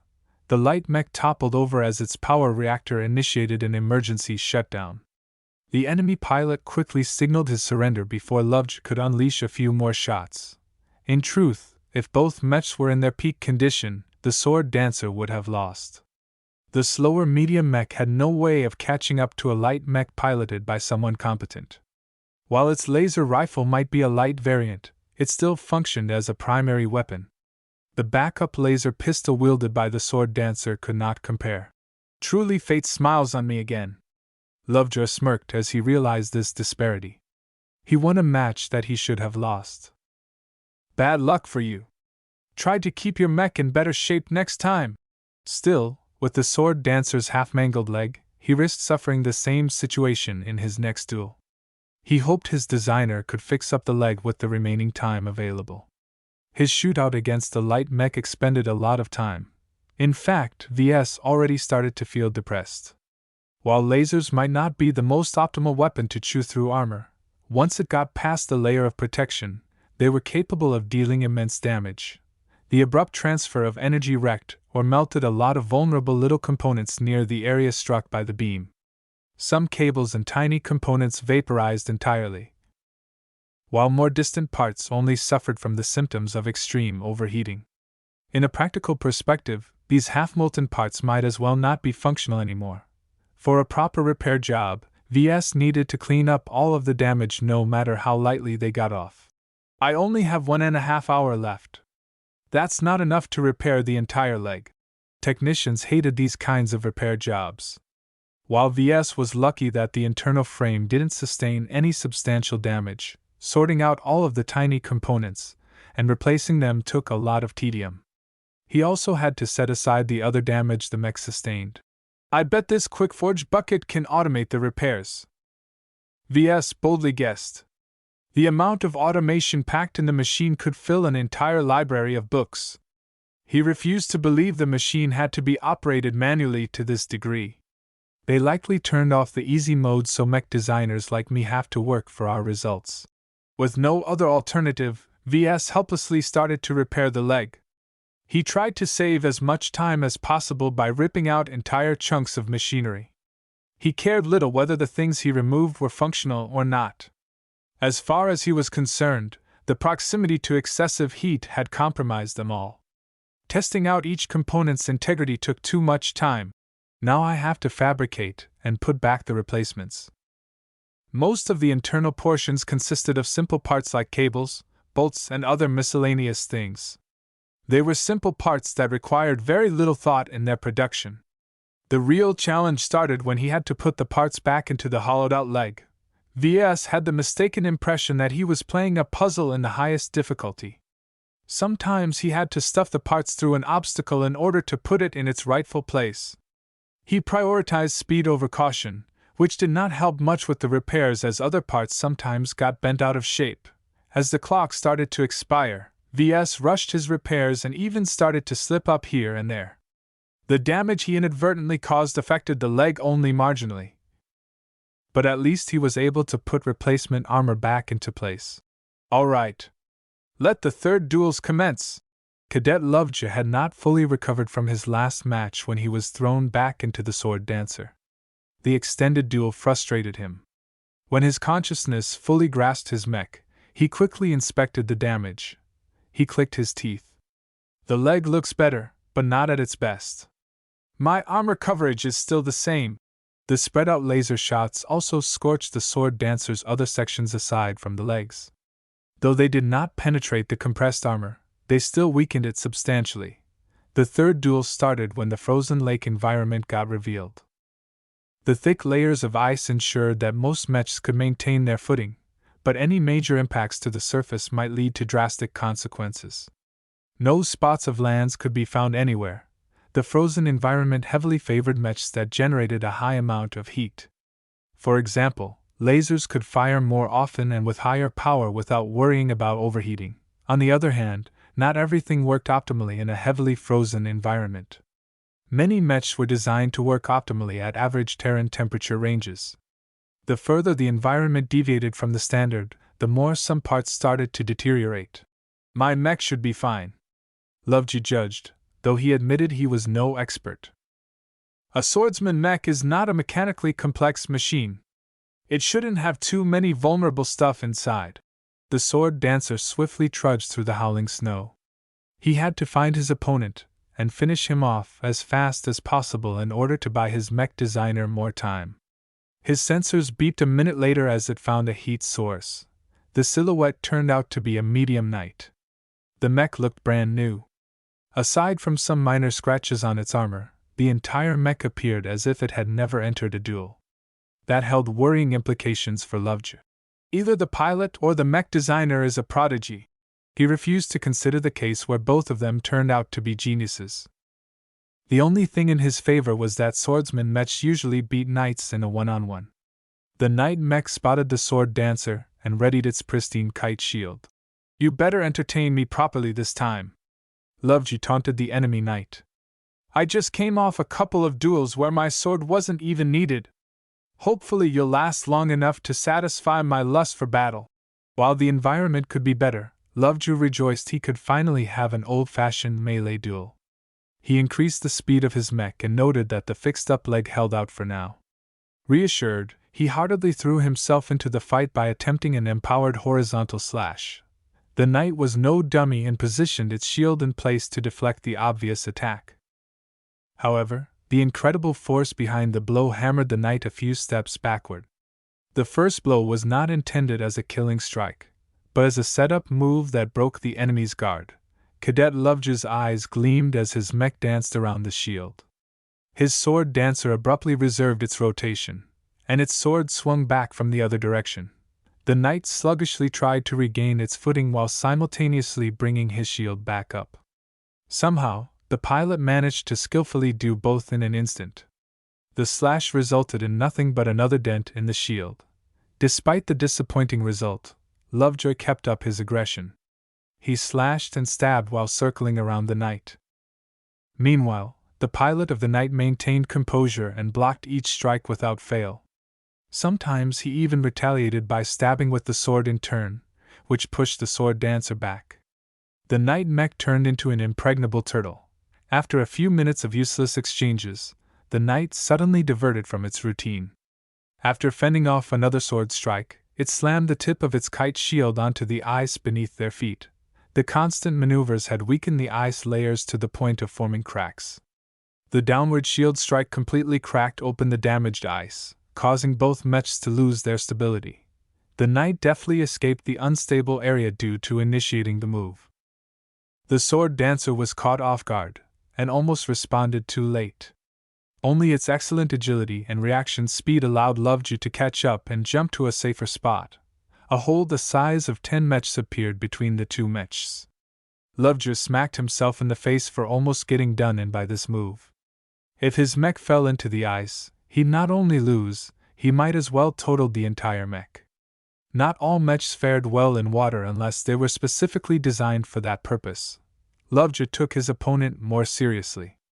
Though he did not recognize his opponent, he acknowledged his skill.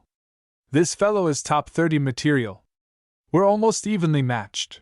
The frozen lake environment annoyed him. He did not relish sinking down in the icy abyss.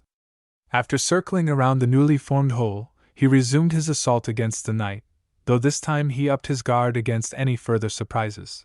After the next few exchanges, the enemy pilot proved its mettle. Having adjusted to Lovejoy's tempo, the knight started to handle the incoming attacks better while delivering more poisonous retaliations. The knight suddenly sidestepped instead of blocking the latest attack. The sword dancer had overextended, leaving it open to the follow-up shield bash. The solid chunk of metal thunked against the sword dancer's head. It instantly crushed half its face, most notably destroying its optics. Just as Lovejoy frantically switched his view to the backup optics, the knight slashed its sword. As the sword dancer had reflexively jumped back, the sword failed to strike the torso. Instead, it managed to cut off an arm. Lovejoy screamed in frustration. He had not expected this sitting duck of a knight to be a porcupine. At least his mech hadn't lost its sword arm. I can't keep this up. I have to change the game. The enemy pilot's skill restrained his sword play. It was as if he specialized in crushing the dreams of other swordsmen. After a few seconds of thought, he grinned. Since you like to play with ice, let me give you a nice surprise. The sword dancer retreated a bit in order to open up some space. The knight stood in place, shield ready to receive the next attack. Lovejoy let out a war cry as his mech thundered forward. Just as his mech reached the knight, Lovejoy dragged his mech to the side and made a couple of complex maneuvers. His mech half-slid over the ice while directed his sword against the ice. The sword hammered the ice several times, creating cracks near the knight. The sword dancer took advantage of its superior mobility to circle around the knight, while repeatedly impacting the ice underneath. While a sword was not the best tool to damage the ice, the sword dancer's arms was capable of transferring a lot of force which aided the mech in its task. After completing a couple of rotations, the ice started to deteriorate on its own. The pilot of the knight panicked and quickly stomped out of the danger zone. Not today! Lovejoy yelled as his mech circled around again and confronted the knight head-on with a shoulder bash. While the impact failed to damage the enemy mech, it succeeded in interrupting its escape. The transfer of force also sped along the collapse. A second later, the knight disappeared. It fell down into the lake and sank down in the depths. I hate ice, Lovejoy said as he looked on from a few steps ahead. His mech escaped the waters at the last second by bouncing back from the enemy mech's shield. It was a close call and a risky one, but he succeeded in winning without dragging out the fight. 3 down, 1 to go. Chapter 98, Fourth Duel. Ves imagined that others had it worse. He certainly didn't envy the designer of the knight his mech faced in the previous duel. Repairing a submerged mech took a lot of time, perhaps days to get it right. Well, at least my mech has more working parts than broken ones. A busted head and an amputated arm is nothing to speak of after the third duel. The competitions in the past had shown that results diverged wildly in the second round. The consecutive duels tested the skill of both the designer and the pilot. If either of them were not up to standard, the damage accumulated pretty fast, to the point of making the mech a derelict. Only a gifted designer like Carter Gage, or a talented pilot like Richard Lovell could turn around this convention. The duel above the frozen lake lasted a long time. The extreme thermal conditions that simulated a frozen planet environment played havoc with the internals, especially since the armor lost its weather-sealing capabilities in the previous duels. The rapid transition from hot to cold strained the more sensitive components. I don't have time to fix up the internals. My mech has enough redundancies so that a couple of faulty components won't break the mech. Ves only had a limited time to fix up the arm and head. In his view, both of them had the same priority, but he decided to start with the arm. Fortunately, it's a clean cut. I don't have to sort out the damaged components. Forging a replacement arm did not take a lot of time. As all of the internals had to be made from scratch, Ves did not have to resort to stuffing new parts in an existing space. It only took about 30 minutes to create a new arm, and an additional 10 minutes to add the accompanying compressed armor. That left him with just enough time to sort out the head. The deformed head posed some difficulties to Ves. He did not have enough time to fabricate an entirely new head. Instead, he put his jury-rigging skill to good use. He cut off the deformed section and cleaned up as much damage as he could. After fabricating a replacement sensor module, he carefully put it inside. He flash-forged a hastily designed mask and put it over the hollow front of the head.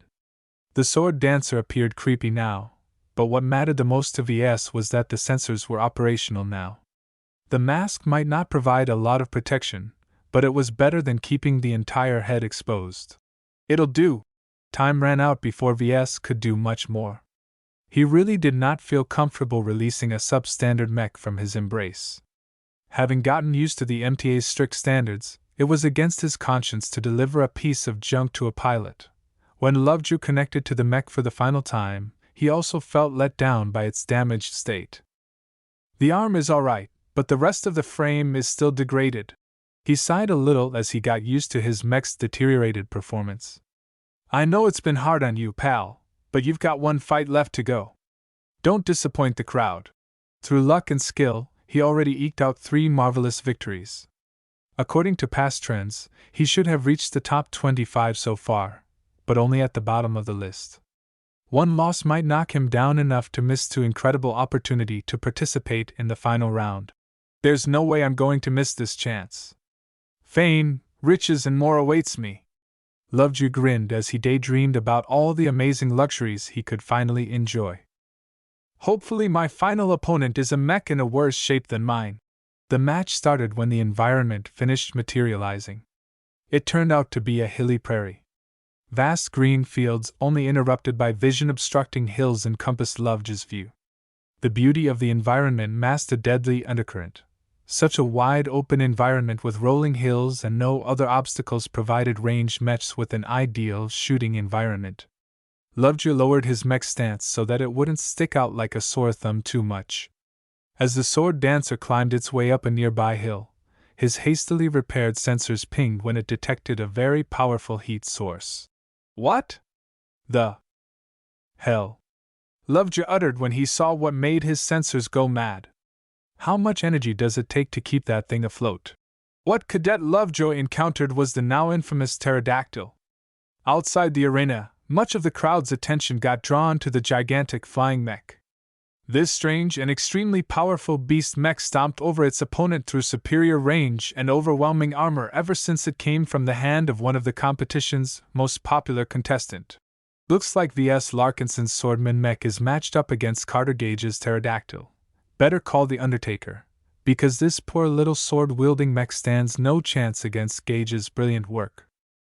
Ordinarily you'd think so, but the pterodactyl suffered a lot of damage back in its third duel. I'm kind of hopeful for the mech called the Sword Dancer, to be honest. Are you blind? That dinky little medium mech only has a laser pistol. How many times does he have to shoot until the pterodactyl's armor gets scratched? Anything can happen, baby. Even Gage can't work miracles. The pterodactyl's bottom armor still has holes. Ves learned that Gage met a strong opponent for the third duel. His mech fought hard and finally overpowered the enemy cannoneer at a substantial cost.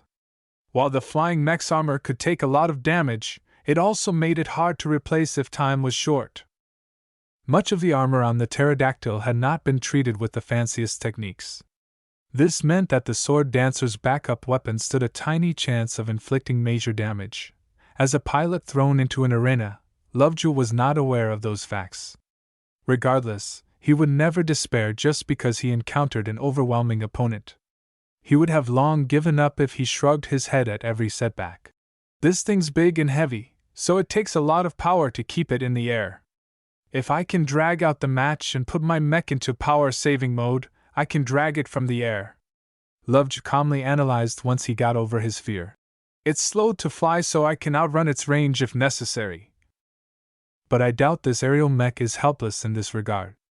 The designer must be someone really incredible for designing such a marvel. The sword dancer retrieved its trusty laser pistol and started to fire at the flying fortress. The low-powered laser beams hit a wide area around the pterodactyl. At this distance, many shots flew wide despite the target's huge size and slow speed.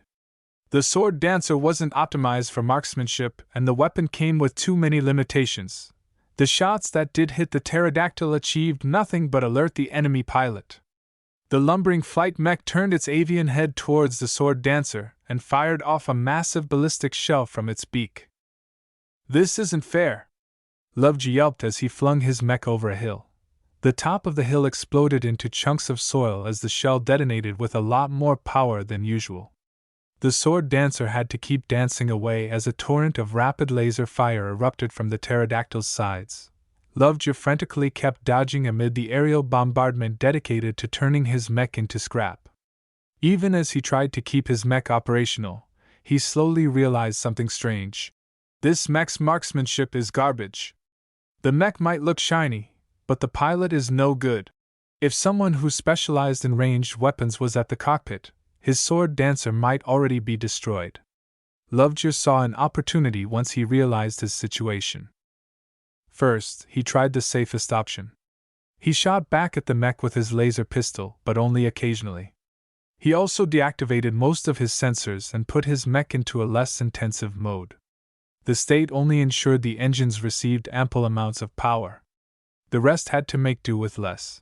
As Lovejoy put his full attention on dodging the shells and lasers, his mech only received minor damage in return. Without any distractions, he became more proficient in predicting his opponent's aim and moved just a fraction of a second before a salvo of laser beams arrived at the spot his mech previously stood. Sometimes, skill trumped over gear. Lovejoy started to grin. While the enemy mech was a grand feat of engineering, it nevertheless did not suit the enemy pilot.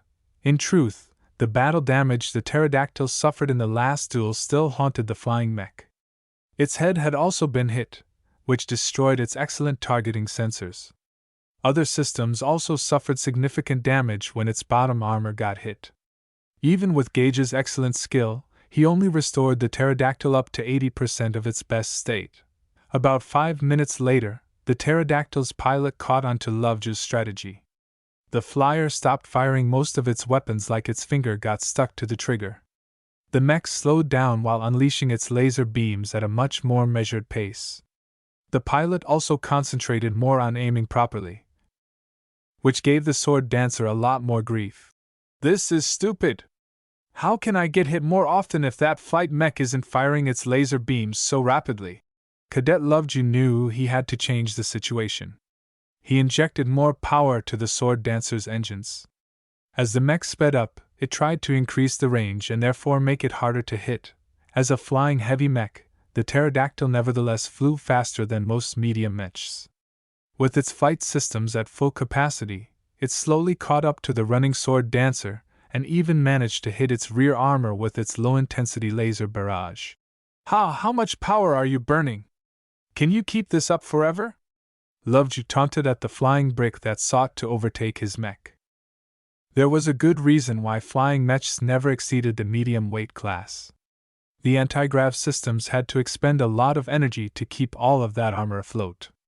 Getting it to move wasted even more precious energy.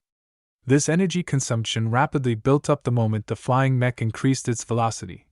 The pilot realized this fact belatedly and stopped accelerating like crazy. Instead, it used its superior lasers to bombard the sword dancer from a comfortable range. Oh well, it was worth a try. Lovejoy shrugged. While the enemy pilot was not as good as him, he was still a cadet who attended the prestigious Abelard Academy. Cheap tricks didn't work on him. He had to figure something else than simply running away. In the standard rulebook of mech duels, the side that played too passively lost by default. The mech that weighed the lightest was burdened with the obligation to seek the initiative. This age-old rule prevented light mechs from running away from their heavier counterparts for the duration of the entire match.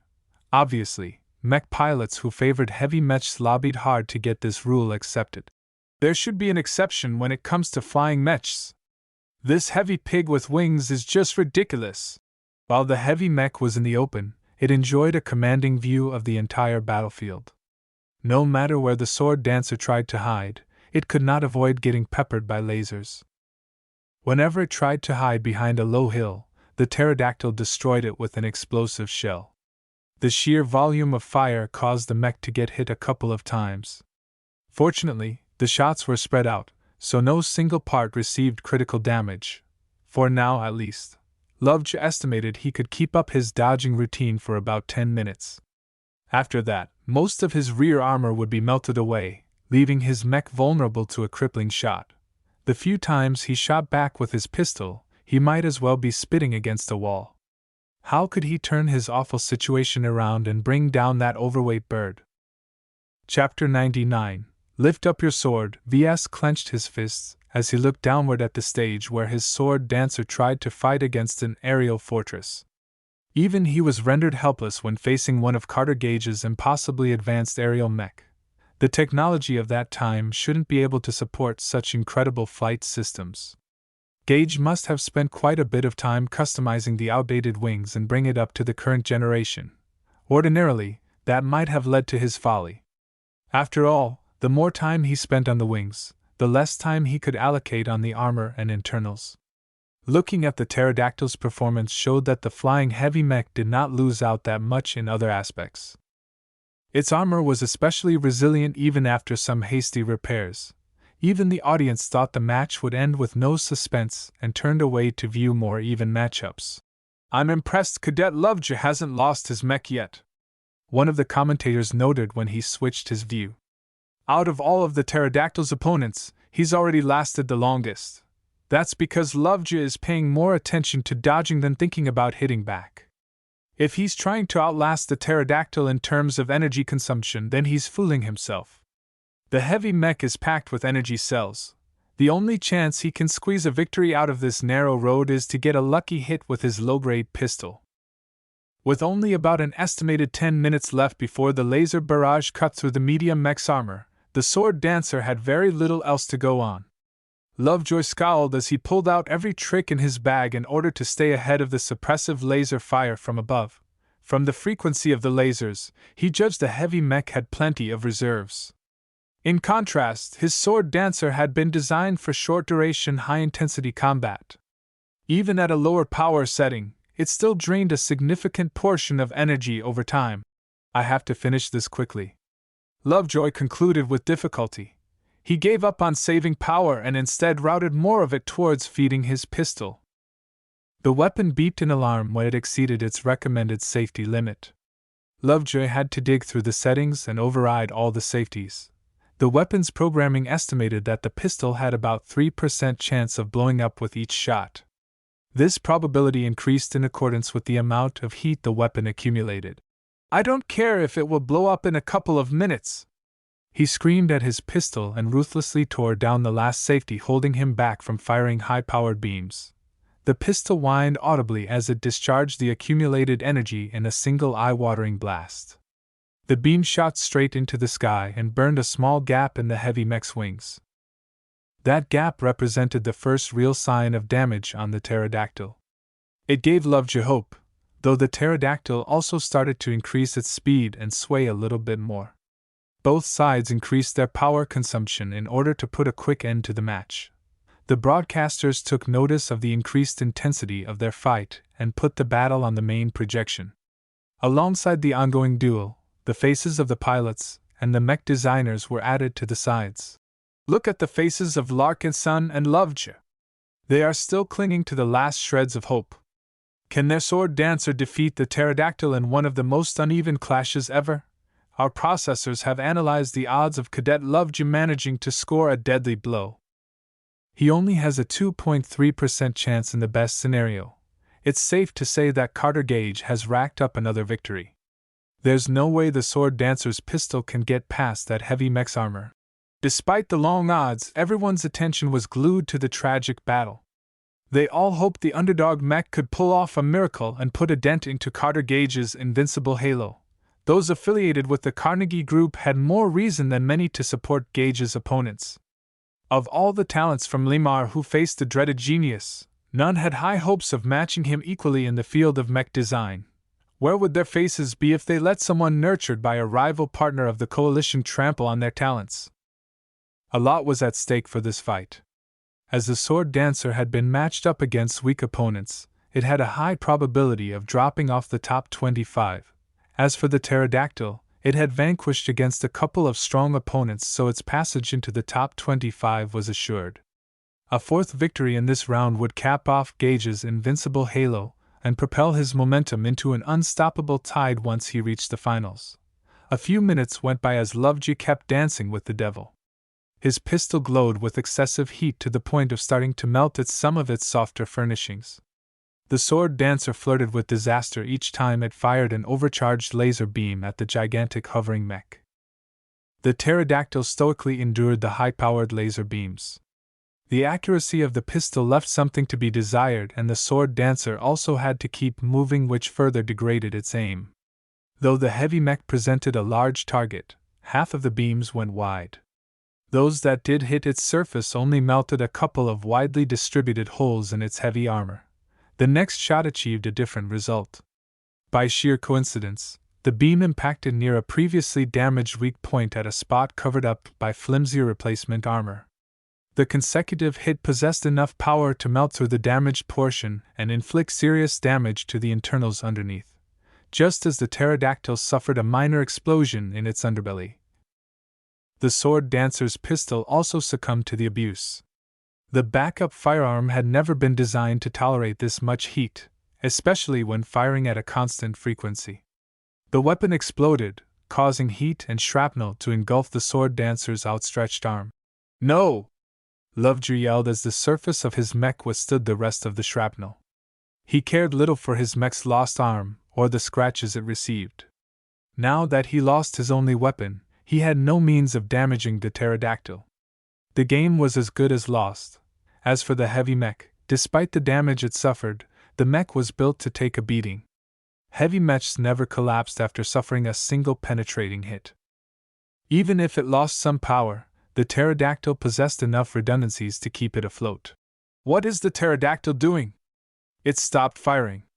According to our readings, its weapons should have plenty of juice left. It's hovering closer to the sword dancer. The pilot wants to gloat over his victory." Some of the people in the audience started booing at the unsportsmanlike behavior. Only the most conceited individuals disrespected their opponents this way. The worst thing about the act was that the latter half of the duel had been broadcast to the entire Komodo Star sector. On the main projection above, both the pilot and Gage adopted arrogant expressions. Though joined together through circumstance, they both complement each other nicely. Gage wanted to prove his superiority by partnering with a bottom-ranked pilot, while the pilot grew an inflated head due to the excellent matches he received. A shadow hung over the motionless sword dancer. Lovejoy already gave up on the match and sank down in his simulation pod. He paid little attention to the ongoing match. Like a caveman staring helplessly at an aircar, the pterodactyl emphasized its superiority by maintaining its altitude over the helpless swordsman mech. It even dipped up and down in an exaggerated motion, which attracted further scorn from the audience. "Finish it already, you asshole! You don't have to take it, Lovejoy. Just forfeit the match. You're despicable, Gage. If it's up to me, you'd already be tumbling out of Carnegie space."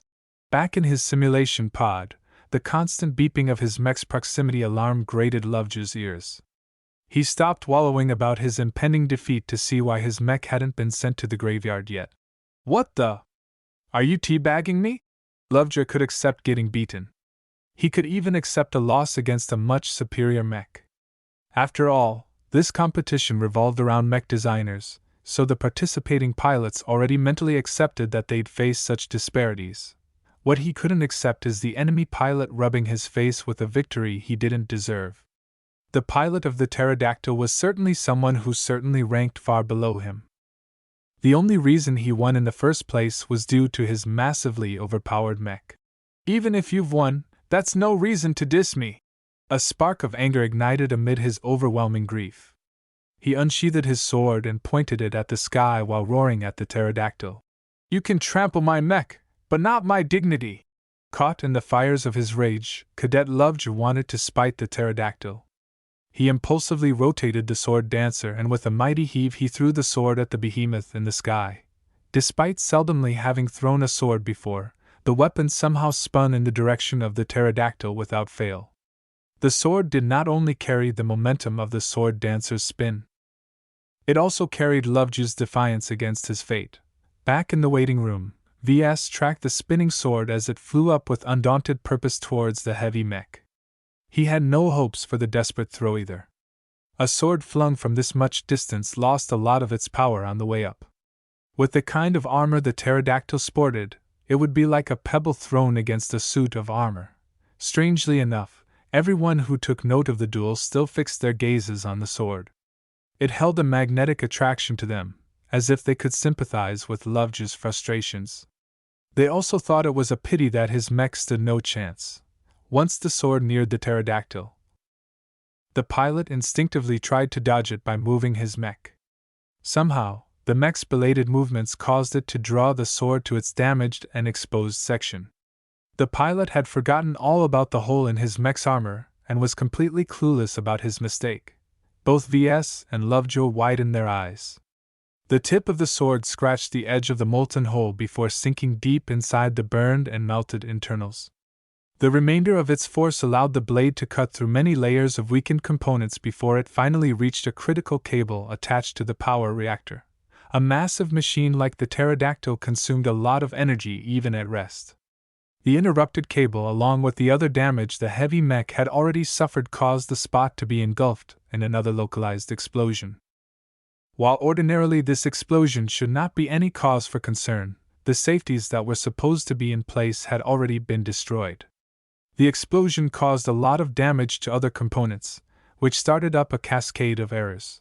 The pterodactyl suddenly lost 70% of its power. That was not enough to keep the mech in the air. The flight system whined as it tried to keep the mech at a constant altitude, to no avail. The pilot woke up to the sudden crisis and frantically tried to redirect more power to the flight systems. Due to the damage his mech had already suffered, he found no alternative paths. What kind of piece of shit mech only has this many paths? He cussed, completely forgetting his earlier flaunting of his mech. While an ordinary heavy mech possessed a lot more redundancies, Gage only received 6 hours of design time. He could not spare much energy in adding redundancies to his mech's internals when he had to invest most of his time in improving the flight systems. Smoke trailed the pterodactyl as it descended to the ground in a soft landing. The wings possessed sufficient enough power to avoid a crash landing. That did not help the pterodactyl much when the mech had been designed solely for aerial combat. It did not even possess legs, which turned it into a sitting duck on the ground. Lovejoy's eyes gleamed. Ignoring his mech's amputated arm and weaponless state, he drove his mech forward and approached the pterodactyl just as it skid along the grass. The pilot of the heavy mech noted the danger and rerouted power from the flight systems to the laser mounts. A couple of weak beams started to pepper the sword dancer. As if those weakened lasers can save you! Lovejoy laughed as the sword dancer took the lasers head-on, causing it to suffer some light damage in the process. The medium mech ignored the mosquito bites and jumped on top of the grounded pterodactyl. The entire audience stood still. Even the commentators had no words to say. As a mech designed to bombard the ground from above, the pterodactyl was not meant to attack any targets that landed on its back. When the side-mounted laser turrets turned around to face the assailant, the sword dancer simply grabbed the barrels of the lasers and snapped them off one by one. They only managed to unleash a dozen ineffectual beams before their mounts got wrecked. Even the majestic heavy mech's beak-mounted cannon posed no threat to the sword dancer. Its range of motion only allowed the beak to swivel sideways. Just to be sure, Lovejoy stomped his mech's foot repeatedly on the head until its neck collapsed. The pterodactyl lost all of its weapons. The sudden reversal caught everyone by surprise. Are my eyes deceiving me? A male commentator befuddled asked. Did Gage's mech got strung like a duck? I don't think anyone believed this has happened. A thrown sword changed destiny. The undefeated has tasted defeat. Gage must be stewing in anger right now. Look at his awful face. Lovejoy cared nothing for the commentary even if he could hear it. Somehow, he snatched victory from the jaws of defeat, so he tried to cling to it as tightly as possible. He resolved not to make the same mistake as his opponent and started to dig into the pterodactyl. Without a weapon and only one arm intact, the sword dancer could not inflict much damage to the grounded mech. It had to kick aside a loosened plate and dig into the internals with brute force. After a couple of minutes of helplessly sitting around, the pilot finally bowed down. He could not take the humiliation and exited the match by forfeiting. Ves and Lovejoy won their fourth duel after an arduous match. Their total victories in the second round propelled them to the single digits in the top 25. Their last victory especially gave them a lot of points. It was a no-brainer for them to move on to the finals. Thank you, Lovejoy. You really saved my skin, Ves said with a smile. He really dodged a bullet there. He could not bear to think what he'd do if he narrowly missed the top 25. Chapter 100, Finals. The next day, before the pre-show began, an executive from the Carnegie Group took to the stage. He adopted a solemn face as he addressed the crowd that just arrived. We have an announcement to make. Cadet Freeman, who pilots the Mechs on behalf of Carter Gage, has been found dead in his dorm. Our investigators have ruled the cause of his death to be self-hanging. There are no signs that others are involved. Everyone who listened to his words was stunned. Ves more so than others due to his indirect involvement to this incident. He didn't know his name, but Freeman was the pilot of the pterodactyl that crashed and burned at the moment of its victory. Cadet Lovejoy achieved a miracle when he triumphed over a hopeless situation. Had Gage quietly eliminated Freeman? Ves did not believe a cadet could commit suicide through a method as slow as hanging. These cadets should all be strictly monitored. Security bots should also be patrolling around their dorms, ready to respond in seconds if a disturbance occurred. Ves felt a chill when he considered that Gage might not limit his rage to his idiotic pilot. After all, the mech that handed out his very public humiliation was designed by Ves and piloted by Lovejoy. We at Limar are aware that our pilots and designers are put under an immense amount of pressure. Some believe that we should coddle them more. I disagree. Our young men might not have experienced much of what life has to offer, but they must learn to deal with adversity. Risk and reward goes hand in hand. Those who aim to win must always prepare to lose. Those who cannot endure these kinds of setbacks have no place to compete with the best. Ves did not expect such harsh words after the death of a fellow contestant. He turned his head and noted that the graduates from Limar showed no discontent. They fully agreed with this executive's views. His heart chilled a little further. Due to the unfortunate loss of his mech pilot, Carter Gage has lost his qualifications to continue competing. He has agreed to withdraw from the Limar Open competition. We express our apologies for the irregularities. The finals will proceed with 24 pairs of pilots and designers. It took some time, but the crowd quickly forgot about Freeman's apparent suicide. The festive music and impressive performances by the artists hired by Limar did much to dispel the inauspicious cloud. Only Ves remained unmoved. He could add another name to his list of enemies. Having successfully wiped away the stain, the event progressed to its third and final round. In the first round, we've tested our mech designers on their speed and timing. In the second round, we've pushed them on their endurance and their ability to set priorities. Now, in this final round, 24 of our best designers will now compete against each other with nothing more than pure design skill. A projection of 3 quick-forge systems in a row appeared in front. A generic designer approached one of the machines and started to design a mech. Each of his actions on one machine was duplicated on the other machines. In essence, the designer was building 3 mechs at a time. With our ingenious quick-forge system, a mech designer is able to mirror their actions over as much machines as we choose. Each of our mech designers will produce 3 copies out of a single design, which provides their pilots enough identical mechs to reach the finals. The projection of the quick forge systems disappeared. A tournament bracket appeared into place. From 24 to 12, from 12 to 6, from 6 to 3. Through a single elimination tournament, our 24 contestants will be whittled down to 3. Their assigned pilots will be piloting a fresh identical match for every duel in order to keep things equal. Those who win their duels have more chances to display their mechs, and thus gain more opportunities to attract the attention of the masters. Naturally, the final 3 will also win a special prize. In practice, the masters always apprenticed the mech designers who made it to the final 3. They possessed enough skill, maturity, and luck to make good seeds. The others also stood a chance. It wasn't uncommon for a master to apprentice someone who lost the first duel due to the qualities they showed in the previous rounds. As for the special prize, it differed from year to year, but it was always a pleasant surprise. The prizes generally ranged from goodies such as production licenses, lots of calls, or even some highly prized shares for one of the Carnegie Group's primary enterprises. Our contestants have 10 hours to design their mechs.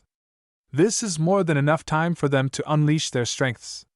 Those who have made it this far have already proven their skills among the riff-raff. Now we shall see whether they have what it takes to reach the top. Ves looked at the tournament bracket but failed to recognize his first opponent. The mech designer was a graduate from Limar called Lachlan Kurbanov, and his paired pilot was a woman named Lisa Kwong. Due to his high ranking in the second round, his first opponent should be someone weaker on paper. Who am I kidding? Ves shook his head, well aware of the circumstances that allowed him to earn such a high ranking. I only scraped by the previous round due to luck. He did not underestimate his opponents. Lachlan and Lisa painstakingly fought their way to the final round, beating many highly skilled rivals in their way. Lachlan must be a great mech designer on the same level as Barakovsky. There were no tricks this time. Ves approached his assigned quick forge systems and picked the middle one to work with. He looked around, only to see his view blocked by privacy screens. He could not spy on his opponents and adjust his design according to circumstance. He shook away irrelevant thoughts and focused on the issue at hand. Now what kind of mech shall I design? Should he reprise the sword dancer design and improve on it? The idea had merit. He already spent quite a few hours refining the design in the previous round, and though he made it in haste, the design had proven itself on the battlefield. His head already swirled with a few adjustments to address the sword dancer's shortcomings. Still, will I be able to impress the masters if I recycle an existing design? The system gave him a mission. His ultimate objective was to become an apprentice to a master mech designer. He had already shown off the sword dancer. In order to provide the masters with a better idea of his work, he should create something more unique. The masters don't want to take on a lazy apprentice. I have to show some effort on my end if I wish to make myself attractive. Ves considered after a moment of thought. A mech designer who always cut corners had limited potential compared to one that always worked hard to improve himself. Though he could not read the minds of the 5 masters watching from afar, he believed they wanted to pick someone with promise. Alright, then let's make a new mech. First, Ves considered the performance of the sword dancer in the previous round. It turned out that Cadet Lovj could not show off its strengths due to the nature of its opponents. The last duel against the pterodactyl showed that Ves had to come up with a means to diminish the advantage of range. Should I design an aerial mech or give my mech a better ranged weapon? He did not specialize in flight systems. Though he knew enough to implement the standard flight systems provided by the QuickForge's catalog, he could not make any meaningful improvements to them. Gage's pterodactyl already showed how extreme a proficient designer could push a flight system. On the other hand, adding a ranged weapon did not conform to the requirements of a swordsman mech. Some people expressed very extreme opinions about how swordsman mechs should never carry a firearm, not even a dinky backup pistol. In addition, it wasn't like he specialized in weapons tech either. Ves was torn between the two. He considered what his pilot preferred. Adding a flight system will add to the bulk of the mech, but it will also give it more options. Cadet Loveju only needs a tool to close the gap. The flight system is not the most important part of the mech. He decided to add a slim flight system to a medium mech frame. It would not increase the top speed of the mech nor turn it into an aerial acrobat. It should give his mech enough tools to respond to aerial threats even without a pistol. Now that he determined the basic features of his mech, Ves filled in the gaps by letting his imagination free rein. He sunk into his mind and sought to match a fitting purpose to his mech in order to unleash its X factor. Again, while his rivals already started to work on their designs, Ves still worked on generating a mental picture. The strange disparity caught the attention of the crowd. What in the galaxy was he doing? Ves ignored such considerations and started to think back on the sword dancer's final moments.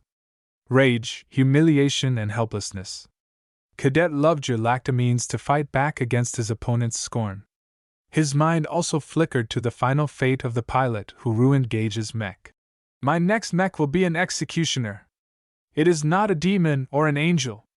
It cuts anything in its way no matter how unreachable the target.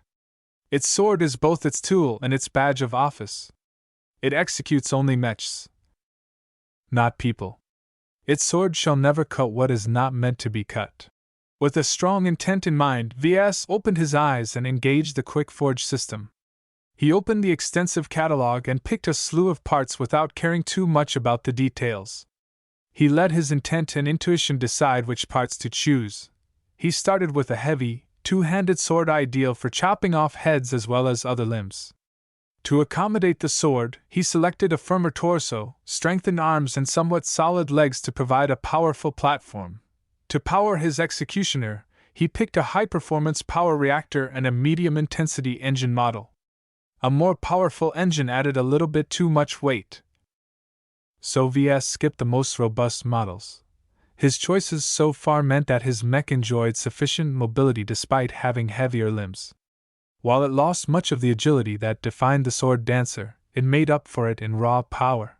As for the flight system, it should first and foremost avoid hindering Lovejoy's swordplay as best as possible. Due to his lack of proficiency in flight systems, Ves could only pick a default compact model from the catalog. It consisted of two thick tubes with an unfolding wingspan on each. While it like a pair of deformed trees, it nonetheless provided a decent amount of thrust for the amount of space it took. The only major downside to this system was that it wasted a lot of energy. Since my mech isn't using any energy weapons, I can spare the energy expenditure. Ves considered and went ahead with his choice. After confirming his selection of components, he started putting it all together. He started with integrating the flight system to the back of the torso. Fortunately, the torso model he chose possessed a standardized attachment system that allowed for easier attachment of flight systems. While he could complete the merging of the two components fairly quickly, Ves was not content with the basic layout. He modified the attachment point by strengthening the connection and adding a couple more redundant power lines to the flight system. He did not wish to encounter the same situation the pterodactyl suffered when it failed to find any means to transfer power to its flight systems. After spending 2 hours on integrating the flight systems properly, Ves turned to the rest. Installing the power reactor and engines provided no problems. He took a little more care with the limbs due to his mech's reliance on momentum and mechanical power to deliver damage. He specifically selected thicker limbs in order to accommodate a more powerful artificial muscle layout.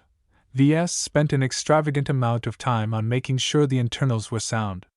That left him with 3 more hours. He painstakingly spent an entire hour on optimizing his executioner's armor scheme.